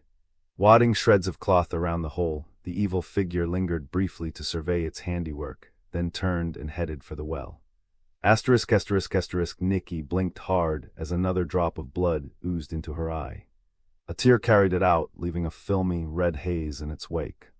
She could barely see the weeds in front of her, let alone the edge of the field and the house beyond. I don't believe this, I'm so fucked up. How do I let myself get talked into these things? She stopped and folded a stick of doublemint into her mouth. Her lips stopped trembling. No ego, that's your problem. Shit, I can't even see where I'm going. Nikki relaxed somewhat when she finally discerned the well up ahead, but she began to shiver again as the sun went down and the island's nocturnal chorus began. The well bucket had been reattached, and it creaked noisily on the rope. All around her, insects chirped to life and owls offered up their haunting cries. As she passed the well, a twig snapped loudly behind it. Nikki stopped and held her breath, using a long fingernail to scoop a fresh trickle of blood from the corner of her eye. She waited, sustained by tiny puffs of breath. Jazz, Kit, cursing herself for having agreed to go solo, Nikki forged warily ahead. Upon emerging from the brush, she noticed that there were no lights on at the house, making it little more than a black silhouette against the dark crimson horizon. She stopped again. Face it, Nichelle, you weren't cut out to be one of the walking dead. Her eyes fell on the well again, and as she looked at it in the darkness, Nikki remembered the last time she'd seen it. Thinking of Nan's body and the severed heads reinforced her. Muffy deserved this, and Nikki turned to continue boldly toward the house. The figure seemed to come from nowhere. Nikki glanced back at the house, and it was there before her, arms upraised, a meat cleaver hanging dangerously in the air, its face hidden by the night. Nikki flew back a step. Jesus God Almighty, she screamed after nearly choking on her gum. The figure came forward then, turning slightly. In the last rays of light, Nikki was able to make out the wig and smock, the gaunt outline of the face. She put her hand to her chest and sighed. Oh shit, it's you. The figure's long sleeves and shirtails stirred in the breeze. All this work for nothing. Muffy, how the heck did you find out? The figure didn't answer. The brow dipped slightly, throwing the eyes into shadow. And where were you? Behind a tree? The legs and torso remained immobile, but now the arms swooped down, slashing diagonally toward Nikki's cheek. The young woman had to jerk her head back to avoid the rectangular 12-inch blade. Hey, what are you doing? The figure said nothing but took a few steps forward and slashed again. This time the razor-fine edge caught the sleeve of Nikki's blouse, slitting it from the elbow to the wrist. Muffy, stop it. This isn't funny. The silent figure closed the gap again, swinging with both hands now. Nikki instinctively pushed up the makeup kit, and the leather case took the blow that would have destroyed the front of her face. Realizing this wasn't a joke, Nikki fled, screaming, into the brush. Having begun their own trek toward the house, Rob and Kit heard Nikki's screams and came running. They met halfway through the field, Nikki bringing them all together in a mad embrace. Help, Kit. It's Muffy, she's gone crazy. Muffy, it's horrible. She's all dressed up again like Buffy, and she had this hatchet thing. Hold on, Rob said, you're not making sense. Breaking from her grip, he gently urged her. Start from the beginning and tell us exactly what happened. Nikki drew a long breath and sobbed slightly less hysterically. I came out at the well and started walking toward the house. And she was waiting for me. Muffy must have seen us come ashore or something. I'm telling you she tried to kill me. You only thought she did, Kit admonished. It's just like yesterday. Her mind reeling, Nikki held out her sleeve. Look at this. This isn't like yesterday. She just kept swinging at me, and God, if it weren't for the makeup kit, I'd be dead. If I hadn't had that with me, but you did, and it's okay now. Kit glanced sideways at Rob, and she was troubled by his serious expression. She said soothingly, Muffy probably found out somehow what we were planning, and maybe she got a little carried away. But she was just trying to scare you. No. I'm telling you she meant it. Oh God, where's Chaz? She turned suddenly and began running back through the field. Where are you going? Rob shouted. I want Chaz. Wait, we'll come with you. The two set off after her, struggling through the dark field to the house and then down the driveway. The road was already pitch black, and the trio had to proceed by touch until they saw the pickup and its faint reading light. Nikki ran toward it, laughing with relief. Chaz. Hold on, urged Rob, breaking into a sprint. Something's not right. Even from up the road he could see that Chaz was slumped forward in the seat, his eyes shut. His awkward posture was not that of someone who dozed off, and Rob feared the worst. Nikki was the first to arrive, and looking in, she saw that his cheeks were rosy, almost as red as the fake blood along his nose. With a shriek of terror, she yanked the door open. Before she could touch him, Rob arrived and pulled Nikki away, handing her to Kit. He bent over Chaz, grabbing a fistful of the young man's shirt and shaking him. Chaz's head lolled toward him, followed by the rest of his body. Rob was unable to hold him up and fell, Chaz landing on top of him. Nikki screamed anew. Oh God, he's dead, isn't he? Muffy was here and he's dead. Rob wormed out from under the body. No, I don't think he's dead. Putting his head to Chaz's chest, he heard a heartbeat and the sound of shallow breathing. Then he spotted the tubing beneath the car. Son of a bitch. Putting his lips to Chaz's and pinching his nose, Rob blew 3 quick breaths into his mouth. Chaz's hands fluttered, and Rob repeated the procedure. Chaz moaned. Thank God, cried Nikki, weeping now with gratitude and breaking away from Kit. She knelt beside him, cradling his head. Rob, you saved him. You saved his life. Rob rose, silently grateful that they hadn't come a minute later. From his experience as a camp counselor, he knew that Chaz had been perilously close to death. Kit came over. What could have happened to him? Rob stretched out under the pickup and yanked away the tubing. Carbon monoxide. This hose was tied to the exhaust. Recognize it? Kit shook her head. It's from the boathouse. I saw it there when I went back with Arch. Kit looked sadly at Rob. Then Muffy is playing for keeps, he thought for a moment. Maybe, he answered, his expression as skeptical as his voice. Maybe, Nikki cried bitterly. It's just like Chaz said. Once it starts, something like this just snowballs. Muffy's gone crazy. Rob shut the ignition. Nikki, are you sure it was Muffy on the path? Of course I'm sure. She was wearing that stupid smock and the same fright wig and horrible mask. Chaz opened his eyes just then, and Rob squatted beside him. Welcome back to the land of the living. You all right? Why, yes. Well, I think so. What the fuck happened? Muffy tried to kill you, Nikki blurted. She's flipped out, Chaz, Rob said urgently. Did you see anybody? His flushed forehead creased with thought. No. All I remember is getting a little lightheaded. Then nada, Rob rose, nodding to himself, then hurried to the flatbed. He opened a small wooden chest latched to the side. What are you looking for? Asked Kit. This, he pulled out a tire iron and took a few practice swings. Why do you need that? Because I'm going up to the house. Oh no, you're not, she informed him. Kit, there's no time to argue. Unless I'm mistaken, Muffy's in danger. Muffy, think about it, he said. What happened to Chaz was no accident, and finding the boat on the shore like we did was no accident. A lot of things that don't make any sense were no accidents. Something's happening. Yeah, we're starting to imagine things. Muffy isn't in any danger. She's up to her old tricks, and I'm telling you she's not. Chaz almost got killed. Muffy wouldn't have done that. She's nutty, but she's not psychotic. Then who? I'm not sure, but what do you think's going to happen if we don't get there and find out? Rob didn't wait for an answer, but ran toward the house. After determining that Chaz and Nikki were all right, Kit hurried after him, her heart drumming and her mind chilled with an awful sense of déjà vu. Chapter 19. The figure was standing beside the drain pipe near the corner of the house. Flinging aside the makeup kit, it stropped the meat cleaver on the hem of its smock. Tilting it slightly from side to side, satisfied that the blade was still sharp, the figure ducked behind the bushes near the kitchen door. Inside the kitchen, Muffy pressed a glass to the automatic ice maker. Stepping away, she heard something clatter outside, a tinny rat-a-tat from the side of the house. It had been 4 hours since Skip had called. She was convinced that her classmates had had second thoughts about their undertaking and weren't coming. Probably a squirrel or raccoon, she told herself as she went to the tap and filled the glass. Their aborted plan was fine with her. She'd do some studying while she was fresh, then get the bulk of the dishes done before Clara returned in the morning. As she turned from the sink, the clattering came again. Setting the glass aside, Muffy switched on the porch light and opened the door. A plastic eyeball was banging against the drain pipe, hanging by an optic nerve that had been slung over one of the brackets. She stepped back in, her hands on her hips.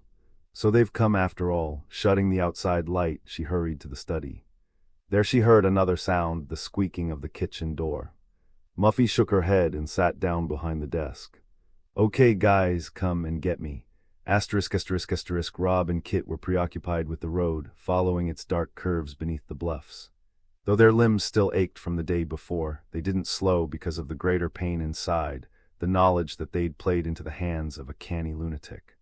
"It's all my fault," Kit said as they rounded the last of the road cuts. "Rob, I'm sorry. Forget it, Kit. Regrets aren't going to help anyone now. I know. I just hope Muffy's all right." They reached the driveway and slowed. Panting heavily, Rob took a moment to reconnoiter while Kit sat down on a rock. Her legs felt as if they were filled with wet sand, and she didn't want to move, but when Rob said that the house looked deserted, she pushed off from her knees and slogged after him. Since the side of the house was dark, they elected to go around the front first. Rob clomped onto the porch and tried the door. It was locked, and he laid into it with the side of his fist. "Muffy, are you there?" He stepped back to the edge of the porch and looked up at the second floor. Her light didn't go on, and he pounded again. When she still didn't answer, he and Kit reluctantly returned to the side. They slowed by the drain pipe, holding hands as they made their way toward the dark bushes and the door beyond. "Rob, there's no way she couldn't have heard you banging on the door. Stop it." She might be in the shower or listening to her Walkman. Falling silent, they turned their attention to the dark stretch that lay before them. The leaves of the trees shivered in a sudden gust, the shrubs shuddering and scratching against the house. "Rob, I'm scared." Kit wrapped herself around his arm as they continued on. They heard the bushes tremble again and kept their eyes glued to the door. Rob's fingers tightened around the tire iron, the metal hot in his sweaty palm. He raised it shoulder high, cocked back, ready to crack anything that wasn't Muffy. Upon reaching the screen door, Rob opened it and stepped inside. Kit waited on the stoop. He made no secret of his entry, feeling secure behind the tire iron. He looked around. The refrigerator door was open, spotlighting the room with white light. He went over and felt the decanter of orange juice, then checked in the pantry and tool closet. Convinced the room was safe, he called Kit. She came in, her eyes on the refrigerator. "What do you make of that? The stuff inside is still cold. Also, there's some fresh ice water on the counter." That means either Muffy was scared off or we scared the killer off. What would the killer be doing making a freaking snack? I don't know. Who said a fucking killer is normal? The pair made their way into the dining room, Rob turning on the dimmer switch and cranking it up full. He called Muffy's name several times as they made their way deeper into the house. Finally entering the living room, they saw a faint, shielded glow coming from down the corridor. "That light, it's the study, isn't it?" Kit nodded. Rob yelled, "Muffy, you in there?" After a few seconds, Kit snarled, "Nothing." "Christ, please don't let us be too late." They approached slowly, watching for shadows, alert for any movement. Rob flashed back to when he was a child and used to play hide-and-seek with his father. Whenever he was on the verge of finding the big man, his father would lunge at him, sending him to the floor with nervous laughter. Rob felt small again and terribly vulnerable. Slowly, moving now by inches, they approached the open doorway, reached it, and peered in. Rob swore at the sight that greeted them. Kit just stared in silence. Muffy was face down on the hardwood floor, her throat cut from ear to ear. She lay in a long pool of blood that stretched from her breast to her forehead. Her eyes were shut, but her mouth was frozen in a dead scream. "Oh God," Kit gasped, her voice a rush of dry air. Rob turned her aside, but they both looked back suddenly as the bushes rustled outside the study window. Running in, Rob yanked the desk lamp from the wall and pushed his face to the window. "Shit, there's someone out there. Rob, I'm so scared. You and me both," he admitted, pushing Kit into the hall and running with her into the living room. As they turned toward the dining room, the light went off. Backing into a living room lamp, Rob switched it on. The figure was standing just a few feet away, and Kit screamed. It was as Nikki had said, someone dressed as Buffy, only this new Buffy was taller, with awful eyes. Cruelly narrowed, they held the youths with contemptuous fire. The meat cleaver swept once, the figure putting its back into the effort. The fury of the swing discouraged Rob from attacking with his tire iron, and he pushed Kit back toward the front door. Throwing the dead bolt, he pulled on the knob, but the key bolt was still locked and the door wouldn't open. Rob smashed at it with the tire iron, but the lock was barely dented. "Up the stairs," he ordered, waiting until Kit was well on her way before he followed. They hurried to Muffy's room and locked the door. Kit wrung her hands quickly. "What now? What do we do?" Rob ran to the balcony and looked down at the trellis. "We get the fuck out. You first. Go to Chaz and Nikki and start the pickup. What about you? I'll follow as soon as you're down," he screamed just as the door flew open. The killer dropped the key to the floor and walked forward. The thin-lipped smile was wider than before as the killer came at Rob and Kit, their backs to the balcony. With a cry of rage, Rob threw himself across the room. But the figure, surprising him with its agility, ducked aside, spun, and came at Rob before he could turn. Unable to bring the tire iron fully around, Rob took the attack with his hand. The edge of the meat cleaver sliced a deep flap at the side, and squealing horribly, he dropped the iron. The blade came down again, this time cutting hard into his shoulder. The force of the blow drove Rob against the bed, and he sank, barely conscious, to the floor. Kit had watched the brief tussle with transfixed disbelief. Though the evil grimace was turned now on her, she snapped from her stupor and ran toward Rob. "No," he said, waving weakly at her. "Get out."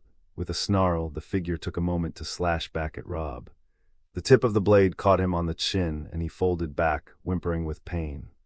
The intruder paused then to shut the light before resuming its approach.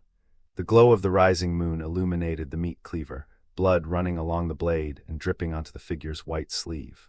Panicking, Kit turned to the balcony, feeling frantically for the trellis. But she was unable to find it beneath the crawling ivy and looked back with desperation. There was nothing to grab, nothing to protect her. Letting out short, frightened gasps, she slapped the French windows shut. The figure kicked them open disdainfully, the glass shattering. Kit screamed once, then melted to her knees. She pleaded for herself and Rob in trembling, unfinished phrases as the figure loomed closer. The lights flashed on just then, and someone ran in.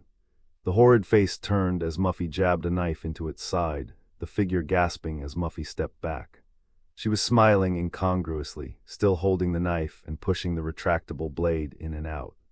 "Gotcha," she said, nearly tripping over the moaning Rob. She looked down. "Hey Rob, that's real good. Better than the impromptu job I did in the study." The figure looked at her with malevolent anger. The meat cleaver came up and Muffy rolled her eyes. "Okay guys, the fun's all over." "I'm scared to death, okay?" Crawling into the room, Kit rasped, "Muffy, it's no joke." "Sure, Kit." She reached for the mask. "Who's in there, Chaz?" The cleaver slashed the air, Muffy barely withdrawing her hand in time. "Hey, I never came that close to you guys, Muffy." Kit put her entire body into the word. "It's not Chaz." Muffy took a few steps back. "You're serious?" The blade came down again with incredible force, missing Muffy as she jumped to the right, toward the bed. She looked into the face of her awful double. Who are you?" She stumbled onto the bed, backing up against the headboard. It was just like in her dream, only this time there was no escape, no birds or sunshine to wake her. Seeing her friend's predicament, Kit pulled herself up, holding onto the window frame when her knees refused to lock. She worked out a chunk of the broken window pane and hurled it at the figure. "Leave her alone, you bastard." The glass broke harmlessly on the interloper's back, but Kit's cry drew Rob from his pain. Rising unsteadily, he saw Muffy cornered on the bed and noticed the scissors on her dresser. Falling on them, he mustered all his strength and threw himself at the figure. Plunging the blade hard into its back, Rob staggered off to the dresser and flopped across it, watching as the figure's head came back, a horrible gurgle rising from its throat. Turning with its furious eyes on Rob, the figure lurched forward. The meat cleaver came up once again and fell, but only to clatter helplessly to the floor. The figure pivoted and followed it down, landing on its back and driving the scissors into the handle. The intruder shook briefly as though electrified, and then it went limp. The wig and mask fell off and Muffy crawled over, staring in shock at the face of her dead brother. "I thought so," Rob said as he pushed himself from the dresser. He dropped to a sitting position on the floor. Kit found her strength and hurried over. Muffy knelt beside the corpse. "Skippy, talk to me." She looked pathetically at Rob. "And my blood wasn't real. I was just pretending." He called and said it was going to be another joke. She looked down, her brow wrinkled with sorrow. Kit looked quickly at Rob's wounds, then hurried to the bathroom. Grabbing a stack of hand towels and the first aid kit, she began binding his chin. The disinfectant stung, but it roused him from his stupor. Still confused, Kit asked, "I don't get it." "You knew it was Skip. I had a good idea," he informed her. "Skip planned it all. He even planned that we'd come back." "You mean what he said on the raft about turning the tables on Muffy?" Rob nodded. "He was sure someone would bite. He knew what Muffy was going to do this weekend, so he decided to turn it all against her. The tape with Nan's secret, the other things to make his sister seem like a heel, he did that to throw the authorities off his trail. After her death, he'd have been able to convince them that a lot of people had reason to hate her." He thought aloud. Harvey would really have had a rough time of it, what with having covered up the car accident. "And the boat?" Kit asked, finishing the chin and turning to his shoulder. "He left it for us, probably also waylaid Cal, somehow. And he attacked Nikki when we came back just to get us scared and suspicious of one another. That way we'd have blamed each other when Muffy was found dead. Anybody except him, leaving him above suspicion, and Daddy's sole heir. But you and me, we got in his way." Rob noticed the tension in Kit's mouth and realized what she'd endured these last 2 nights. Yet she'd never deserted him, never let fear come between them. He stroked her hair, feeling prouder of her than anyone he'd ever known. When she moved to attend to his hand, Rob looked over at Muffy. She had stretched out her legs and held Skip's head in her lap. "It was a good trick," Rob said soberly, "even better than Muffy's." The guy was no fool, just a little overanxious.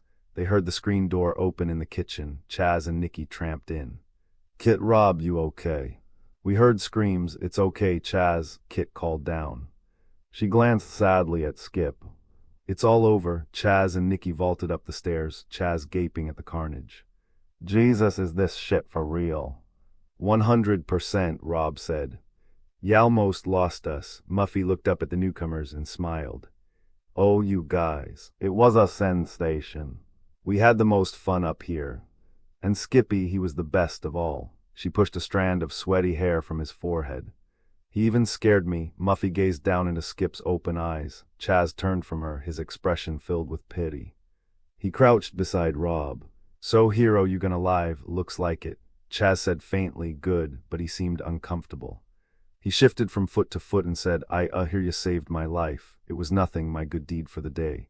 "Yeah, well, I owe ya. I'm not very good at this.